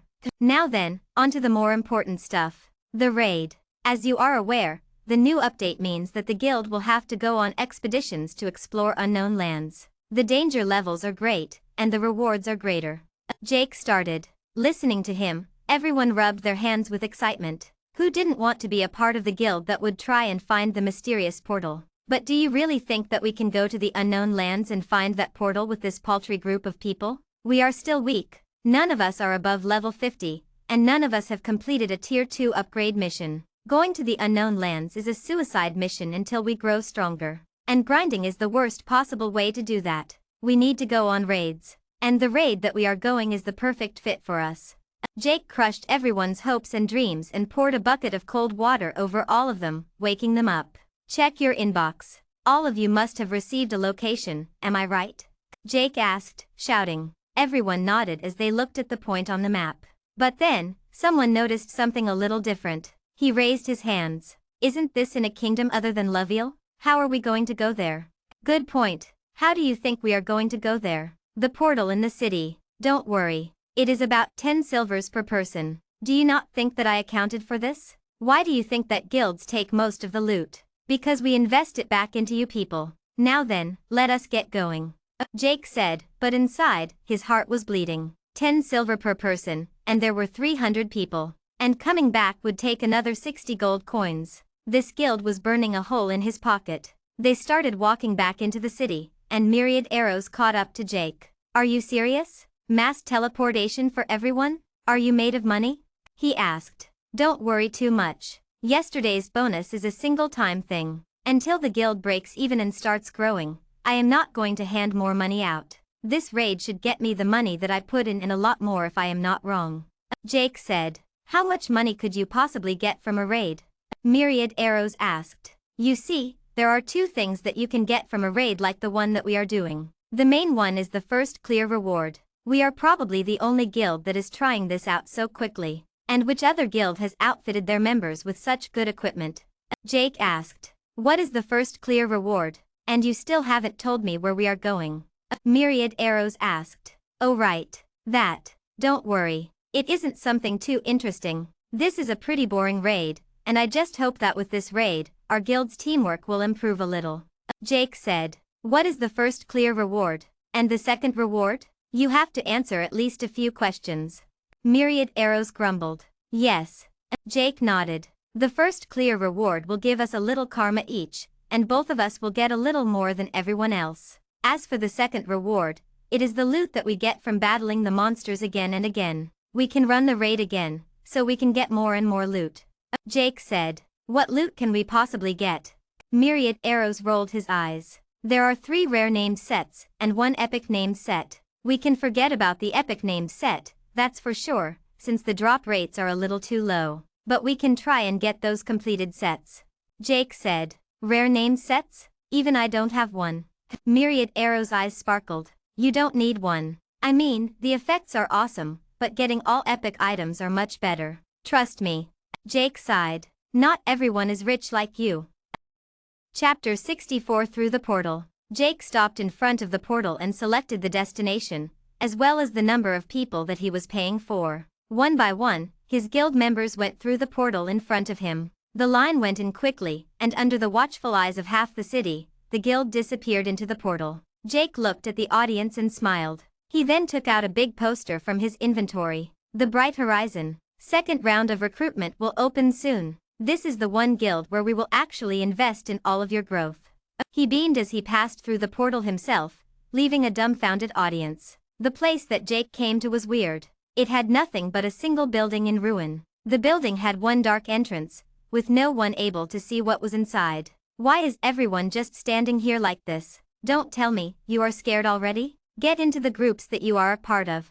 Jake barked. Immediately, the 300 offensive players of the guild formed the groups that they were a part of. The blacksmith division did not come here, because what could they do in a dungeon? The best way for them to level up was to make more and more equipment. As all of them glared at the black entrance, about 10 people wide, Jake approached it. There was just this building here. Nothing else. In this clearing, with a rocky floor beneath them, the building stood on one side, the portal on the other, and the other 2 sides were a forest. Above the building, suddenly, a large screen formed. Raid, Goblins Encampment. Number 1. There was no one in the number 1 position. Alright, people. The raid started. I need all of you to be cautious. Do not for a second think that the goblins will come only from the dark entrance of that building. They can come from the forests, and they can also come from behind. There is a forest beyond the portal after all. Jake warned everyone as he took out his sword. This is a raid. That means that we need to take care of the main boss of this place. For that, we need to get rid of his minions. I will lead the charge to the left of the forest. Remember, under no circumstance should anyone enter the building itself until the entire forest has been swept. Jake announced. Why? Going through the building makes more sense. Myriad Arrows asked. If we enter the small and narrow passageway here, we can kill forward, but once the goblins of the forest corner us in there, we will be caught in both sides, and we will have too many losses. Better take care of the forest goblins and then focus on the passageway. Jake shook his head. That actually makes sense. Myriad Arrows nodded. Well then, And do not forget to collect the loot that you see. I need to sell that loot if I am supposed to get more money to take you guys on a field trip like this again. Jake shouted as he started toward the left side of the forest. What do I do? Kirch suddenly asked. Jake turned around to look at the lone wolf among so many others. You should go with myriad arrows. Both of you should understand one another. Once you get to know each other, I have no doubt that you will be an unstoppable duo. Jake chuckled. Both Kirch and myriad arrows rolled their eyes immediately. Jake did not mind that and looked at the groups. 10 groups remain here, 10 groups with me, and 13 groups with Kirch and myriad arrows. I do not want to see any infighting here. The 10 groups that are here, do not worry. You will still get EXP. I need you guys to stay guard here if any goblins come from behind or from the ruined passageway. Jake said. With the quick segregation underway, soon enough, all the rolls were cast, and Jake went on one side, while Kirch and myriad arrows went on another. Jake was at the very front. He was the strongest among everyone here, with the highest level, the best equipment, and the most experience. He knew that he needed to stay at the front to give his men morale, and to show them once and for all why he was the guild master. As they walked through the jungle, a straight path presented itself, but it was only one person wide. Jake stopped. Make a 5-people lane. Use your swords to cut down any bushes, trees, or branches that come in your way. We need to be careful. A goblin might come at us. Jake suddenly stopped as he suddenly moved to the right. In the bushes, there was a red glint. Something was within the bushes, moving as fast as it could away from Jake. At any time. Damn it. We were already spotted. Since this goblin saw us, then the other goblins will have spotted us and reported back. Careful. What I just slayed was the weakest of the goblins, a scout goblin with only agility and stealth. There are warrior goblins, archer goblins, mage goblins, goblin of every class, spread out in all directions, group-wise. Captains, I am going to trust your judgment this time. Kill as many as you can. Jake said. Do you want a group to stay with you, guild leader? Someone asked. I am not that weak. You will see soon enough. Jake chuckled. He twirled his sword as he moved in a blur once again. Chapter 65 Goblins. Within minutes, the trees, the bushes, and everywhere that the eyes could see were covered with goblins. They were all that the players could see. Jake smiled as he twirled his sword again. The goblins started running toward him, while there were a few goblins perched up on the trees with bows in their hands. Archers, target the goblins on the trees first, and then the mages within the hordes. Jake shouted as he charged within. The goblins tried to attack him, flanking his side, but Jake's attack power was too high. With just a few swipes of his sword, the goblins fell and disappeared into pixels. The guild members who happened to see him all had their jaws dropped. Did he hack the game? How is he killing them so fast? One of them muttered. Clang, you fool. Now is not the time to focus on something else. The goblins are so goddamn tenacious. His group mate shouted. They were already getting EXP at an insane rate, because these goblins had a ton of experience points. One of their group mates already leveled up within minutes because of the EXP share. Jake was already moving forward compared to the groups behind him. He was trying to look for one particular person. Seeing all these goblins move like this, with a clear goal and formation, Jake had the sneaking suspicion that there was someone behind that was giving these goblins orders. Ah, these goblins are so weak. Thank God I came here first. I don't think that there is a single raid that is low-leveled enough for beginner guilds to try and conquer.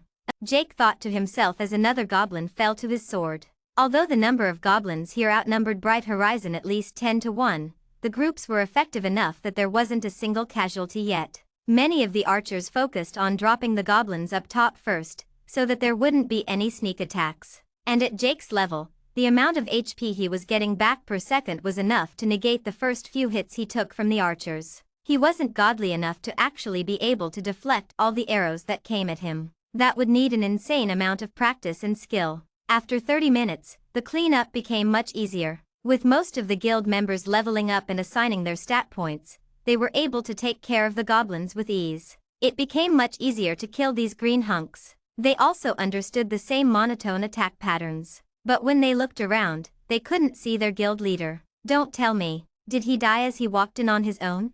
Someone asked. No. Didn't you see him in battle? He was a god on the field. I think that even now, he is leveled so much above us. I don't know how such a godly player is our guild leader. The man who was distracted at the very beginning looking at Jake said. He went and all on his own.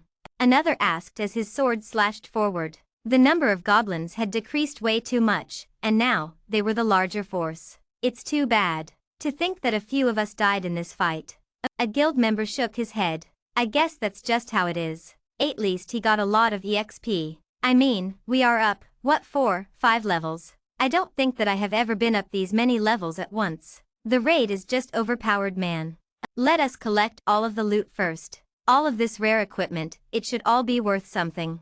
Rare equipment was lying around like it was worth nothing. There were goblin leathers, and other materials as well for the taking. This raid really did give them a lot of loot. While some of them were in charge of collecting the loot, some of them were in charge of cleaning up all of the goblins. But a few minutes later, the remaining goblins all suddenly ran away, confusing the players. Until now, the goblins were aggressive. Why would they run away all of a sudden? Everyone, maintain formation. The big meat is coming. Jake shouted as he suddenly appeared before them. Right next to him, surprisingly, Myriad Arrows and Kirch were also there, running with him. The entire forest all congregated at one spot. And Jake, Myriad Arrows, and Kirch all reached that one spot because all three of them had the same hunch. Something was here that was controlling the goblins. And yet, what they saw put them in the situation that they were in right now. Tankers in front, archers in the back. Archers, get your arrows ready. Mages, get your spells ready. We need to be ready for what is coming. Jake shouted. Everyone scurried, because they could feel the thuds on the ground. Something was approaching, and that something was big. The archers had the arrows in their hands, and the bows targeting the thicket from which Jake and the other two escaped from. Mages had their hands on their grimoires that they got as a part of their class. You too, Myriad Arrows. I need your special attacks. Jake sighed. Thud, thud. The sound was getting louder, and whatever was inside, was getting closer. Thud. Now, everyone could see the foot of whatever was coming out. Just the foot itself was huge. It was as thick as a tree trunk, and as tall as the trees itself. A terrifying thought appeared in their minds as they all looked up in the skies. Beyond the trees, above in the sky, a head could be seen. A head with one eye, and a body with rippling muscles. A cyclops. Chapter 66. A cyclops appears. Jake's face was ashen. He did not expect a mythical creature like the cyclops to suddenly appear in a low-level raid like this. This was a tactic that was used a lot of times, and he did not expect there to be a sudden bonus creature in the cyclops. He had the priest's necklace equipped as he looked at all of the guild members behind him. Tanks in the front. 2 rows. Once each tank gets hit, they will go back and the second row will absorb the second hit. Jake shouted, as he reorganized the array just a little more. Suddenly, the trees next to the cyclops suddenly flew into the air. The cyclops was holding them, and he roared with a deafening voice as he threw the trees toward the 100 players in front of him. Hold! Jake shouted as the trees shot toward them. Swoosh! Suddenly, a sound came from Myriad Arrows. It was the sound of a twang, and the release of an arrow. Boom! The trees suddenly exploded in the air, and became multiple bits, all of which could do no damage to these players. Good work. Kirch, you and me, now. Jake said as he went forward, his sword shining. Despairing strike. His sword slashed the feet of the cyclops, who roared with pain as it moved its right leg back, stumbling a little. The face was visible a little clearer because of the trees that were taken out. He is a big target. Mages and archers, do not give him a chance to rest. Jake shouted as his sword shone again. Slash of hunger. The attack did visible damage, and golden blood started flowing out of the cyclops' foot. Critical hit. Minus 12,000 HP. Now I have to wait a few minutes before I can use it again. Jake thought to himself. On the other foot, Kirch was working his magic. Kirch used dual swords and both of his swords moved like a blur as they kept hitting the foot of the cyclops. 100 HP. 100 HP. Although this was but a small scratch on the huge HP bar that was visible on top of the cyclops, the speed at which Kirch attacked made even these small scratches a visible dent. The mages and the archers were also working their magic, and the cyclops fumbled a few meters back. But it was still a mythical creature, and it had skills of its own. Roar. Paralysis, you cannot move for 5 seconds. All of a sudden, every single player skidded to a stop as they looked at the cyclops' large fist looming forward. As it approached them, even the sun was blocked, and a huge shadow covered them. 2, 1. He moved right in front of the trajectory of the fist, jumping to be the first one to receive this gigantic attack. Reflect. The fist hit Jake, but Jake did not blast into the ground like everyone would expect. Instead, the Cyclops suddenly fell back and a huge chunk of the Cyclops' HP vanished. The attacks are slow, and we can easily move to avoid them. That paralyzing attack will definitely have a cooldown. Take care of the Cyclops before it can use it. It is still dazed by the attack. Use this opportunity. Barrage it with attacks. Jake shouted. His sword cut forward and tried to tear apart the entire foot. Every attack landed at the same small wound, trying to do more and more damage. With so many attacks, there was a visible difference in the right foot. It was like a lumberjack trying to cut down a tree. Here, Jake was trying to cut down an entire Cyclops. If a Cyclops couldn't move, if it couldn't stand, then it wouldn't be able to attack. Swordsman, use your best attacks on this one foot. You too, Kirch. This foot seems to have enough damage. There is a point on this foot that has 0 defense. Jake looked at Kirch. Kirch's foot was full of small golden scratches, but no matter how much he did, he could not pierce through the tough hide of the Cyclops. And yet, in the same time, not only did his guild leader do exactly that, but also take a full-blown attack from the Cyclops and come out unscathed. He was just speechless. What are you waiting for? You have the best attack power here. I can't do this without you. Jake shouted. Kirch nodded and he flew to the side, barely missing a stomp from this dizzy Cyclops as he flew toward Jake's foot. It was wide enough for all of them to start attacking it. While Kirch started hacking at it from the opposite side, multiple guild members were attacking the same spot that Jake brought out. Keep it going for another few minutes. Jake shouted as he looked at the tanks. You will have to take the next 2 blows. If all of you take the blow at once, the attack will be distributed, and maybe you won't die. Don't worry about death. You can get the levels back. But we can't afford to lose a big monster like this. We have to defeat it. Jake said. Yes, guild leader. The tanks readied themselves for the next attack that the Cyclops was about to land. Scatter. Let the tanks take this one.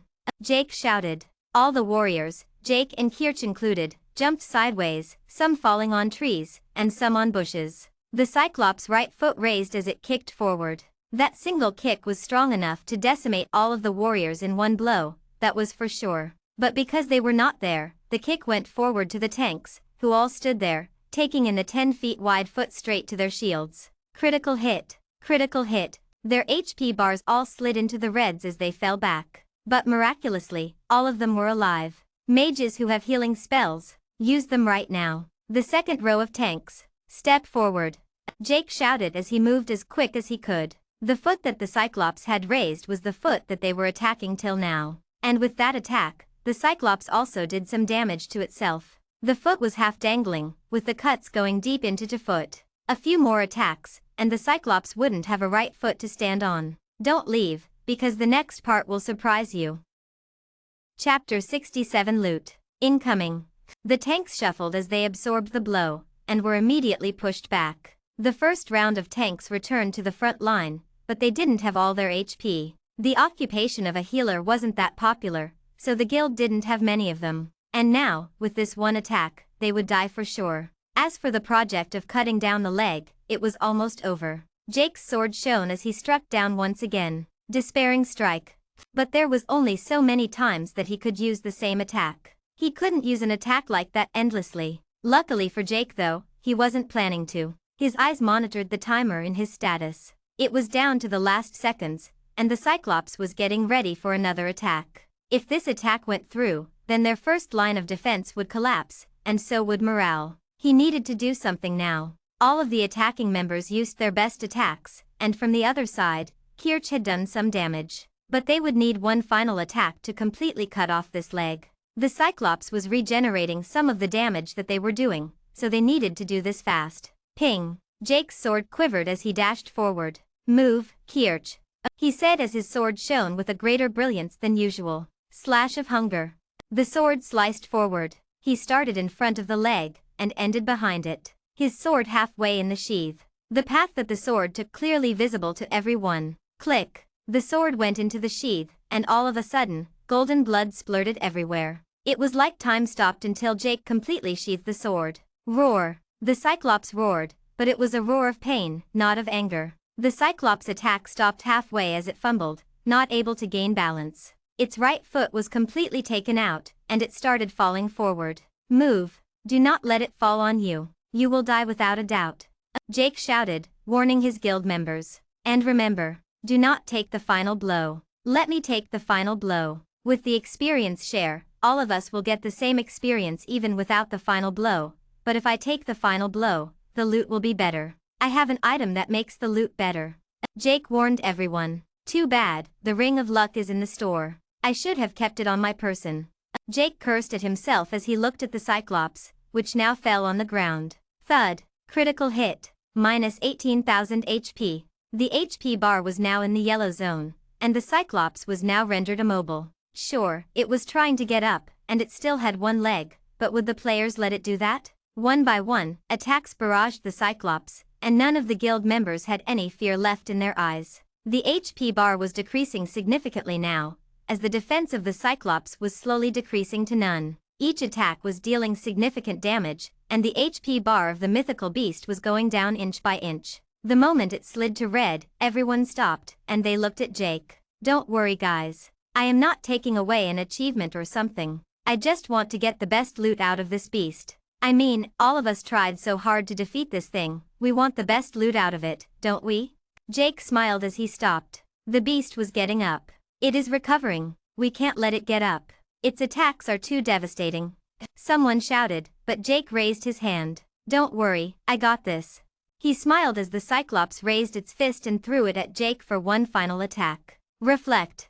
The moment that the Cyclops hit Jake, the HP bar slid into 0, and it burst into pixels. Level up. Multiple items dropped on the ground, but no one dared to move. This loot was for the guild master, and no matter how much they helped, this was the unfortunate reality of being a part of the guild. I think that all of you collected the equipment from the goblins. The drops? If you haven't done so already, get all of it. The equipment that they dropped is one of 3 rare sets. Each one is better than whatever you have right now. Once we have a proper inventory, we will properly replace all the equipment you guys have right now. Jake said as he crouched in front of the remains of the Cyclops. The tint on all the items that dropped was purple, except the one. And he expected that. The Cyclops was a mythical monster that he did not expect to see in this raid, primarily because it wasn't supposed to be here in the first place. Jake presumed that only the first clear had this Cyclops in it. He looked back at the drops. There were 3 epic items. One was an epic grade material, one was an epic grade thin sword, and another was an epic grade hammer. Looks like I got insanely lucky today. The entire guild is going to benefit from this. Jake smiled as he took up the thin sword. He glanced at Kirch. You asked for an epic item. Here you go. Should be enough for one of your swords. And if you do well, then you can get another sword eventually as well. Jake said. What about me? I want an epic grade item. Myriad Arrow's eyes twinkled. Do you see anything that you can use here? Jake shook his head. Well, this is good for infinite pines. Now then, let us start moving. The raid isn't over yet. This is not the final boss. The final boss is inside. Come on, move it. Chapter 68 The final stage. The raid isn't over? That monster isn't the final boss. Everyone was shaken. This battle was hard as it was, and was only possible because of Jake's attacks. If Jake didn't absorb the first blow, then half of the entire force would have been wiped out in one go. And now, there was another boss to take care of? Don't worry too much. Collect all of the loot and let us go back to the ruined building. Inside that passageway is where the boss exists. We need to keep moving.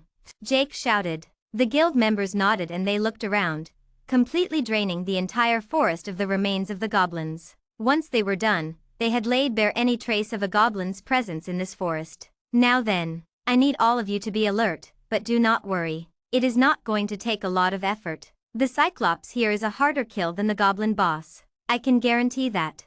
Jake said as he walked forward. Myriad Arrows took his right, and Kirch, his left. Where are the 13 groups that I left with you?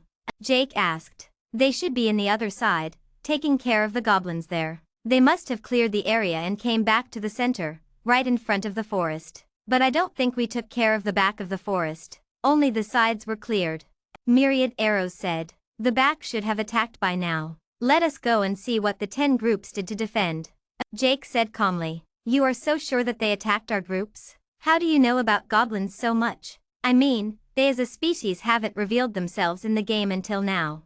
I know a few things. I spent more time than others focusing on the smaller things of the game, so I explored more at the cost of grinding levels. Jake smiled. As they neared the center of the forest, where the portal and the building that was in ruin lay in wait, they could hear the sound of battle. Get ready. Get your weapons unsheathed, Jake said as they charged forward. The 10 groups had held their ground significantly well. They were not focusing on attacking. They were defending against the attacks of goblins from every single side. There were a few goblins pouring out of the building, while others came from behind the portal. This was an endless supply of goblins, but when the 10 groups saw that Jake and his reinforcements arrived, they sighed with relief. Charge! Do not let a single one of them leave alive. This is valuable equipment on the table here, Jake shouted as he also stepped into battle, killing the goblin that rushed at him in a single decisive blow. The others behind him were also beginning to act as a cohesive whole, and now, they all rushed to battle along with Jake. With the archers and mages starting their long-range attacks from the back, the warriors and the tanks rushed forward to take the brunt of the attacks head-on. Within minutes, the tide of the battle changed, and the goblins started thinning out.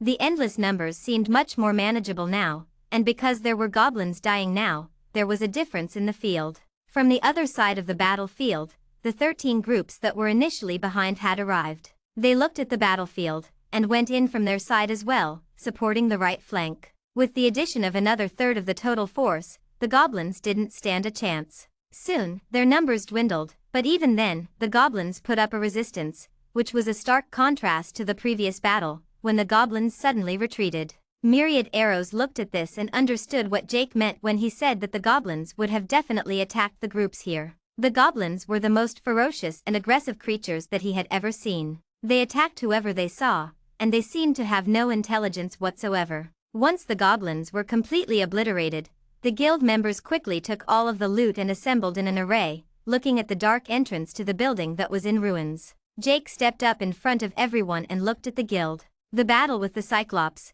which some of you have experienced with me, was a difficult one, and we overcame that. The battle that comes ahead is only going to be easier. The entrance is 5 people wide, until we enter the boss arena. Until then, tanks will have to be in the forefront, while mages will be the only one to attack. Archers might accidentally attack allies, Jake said. The groups shuffled accordingly, and the tanks started entering the path within. After 3 rows of tanks, Jake, Myriad Arrows, and Kirch also entered, and the others went in according to plan. The moment that they entered, it was pitch dark. No one could see anything. PSSSSSSS. Suddenly, a red flare appeared in Jake's hand as he passed it along to the tanks. I should have given this earlier, I completely forgot. Well then, it isn't that important. The goblins we will face until we reach the true arena are going to be weaklings. Do not stop for them. I repeat, do not stop for them. Absorb the attacks and move forward, Jake said. The tanks nodded, and the lines started moving slowly. After walking for an unknown period of time, suddenly, the goblins could be heard. Arrows flew toward them, but the tanks blocked them all. With the increase in their levels, however, they were now able to recover the HP they lost with ease, and were able to keep moving. Another change also motivated them to move a little faster. A light other than the red flares was visible at the end of the corridor. The raid was about to reach its final stage. Chapter 69 The Goblin Chieftain. They walked forward, and the goblins that came their way were ignored by the tanks, only to be taken care of by the warriors behind. Soon, they approached the light at the end of the tunnel, and there was no need for the red flares that Jake had provided. They all walked faster, trying to get out of the uncomfortable darkness, and into the light, where even though the boss probably stood, would be a better and more interesting thing to look at. The tanks soon got to the end of the tunnel, and took one step forward to the huge gathering in the place. White light shone through this place, but this was not natural light. It was coming from a single crystal the size of an elephant's head on top of the dome-like ceiling that stretched forward into the walls of this so-called room. You have entered the Goblin Chieftain's throne room. Kill the Goblin Chieftain to finish the raid. 2 messages popped up in front of every guild member. The tanks, who actually could see the room, looked around with interest. There were goblins everywhere. Goblins in every nook and cranny. This place was overflowing with them, and at the center of the circular room was a small circle that was empty for all but 5 goblins. Each one of these monsters had the features of a goblin. They had green skin, and looked like they only had one emotion. But 4 of these goblins were larger than any other, and they had clubs in their hands instead of swords. They looked blankly at the people who had just came, and did not even attack. Neither did any of the goblins. That was because everyone in the arena was waiting with bated breaths, looking at the true center of this room, the goblin chieftain. He was just a little bigger than the other goblins, but he had a staff in his hands with a bright purple crystal on it. It was a mage's staff, one with a very good magic crystal on it. Something like that would definitely go for a lot in the market. Charge, now. We can't let them wait for the first move. Move forward so that all of our men can actually come into this area. Jake shouted, and the lines started moving again. They went from this weird array to a proper battle formation, with the tanks in the front again, and the warriors between the tanks and the mages and archers. Once all of them were in the room, all the guild members could see the force they were up against. Are those 4 big monsters trolls? Ogres? They can't possibly be goblins. Someone asked, looking at the center of the hall. You don't need to concern yourself with them just yet. They are the personal guard of the goblin chieftain. They will only enter the battle once you attack the chieftain himself. And we will not be trying that for now. The goal is to kill every single one of these goblins and avoid the attacks of the goblin chieftain. He is a mage who is higher leveled than all of us, so it is better if we do not get hit by him. Jake said. Well then, what are we waiting for? The goblins aren't moving. Let us catch them off guard. Charge! Jake shouted, and he raised his sword as the whole guild moved forward cohesively. No one was scared. Sure, the personal guard of the goblin chieftain looked a little big, but how big was big? If there was not a beast here that was as strong as that, then this battle would definitely end in their victory. The moment they moved forward, the goblin chieftain suddenly arose from his throne, which was made out of broken bones and leaves. He started speaking in a foreign language that no one was able to understand, but when he did speak, the entire hall is filled with the cries of the goblins who started tearing at the guild members who came rushing forward. We have been killing these things for a while now. Do not stop. If we can keep going, we will be able to finish this raid once and for all. Jake shouted. He had split up from the main force and started carving out away from the goblins, trying to get to the mage and archer goblins that his own mages and archers couldn't reach. With his HP and level, these goblins couldn't do much damage to him before dying. Soon enough, the goblin flanks were collapsing, and the guild was covering ground in record time. With more and more goblins dying, the goblin chieftain stood up to take action. He raised his staff and started chanting. The moment he did, purple circles made out of runes appeared in front of the goblin's staff, and all of a sudden, the spell manifested in front of the tanks. Boom! A bolt of lightning struck the tanks in the front, and all of them froze, unable to move. Fury swipes.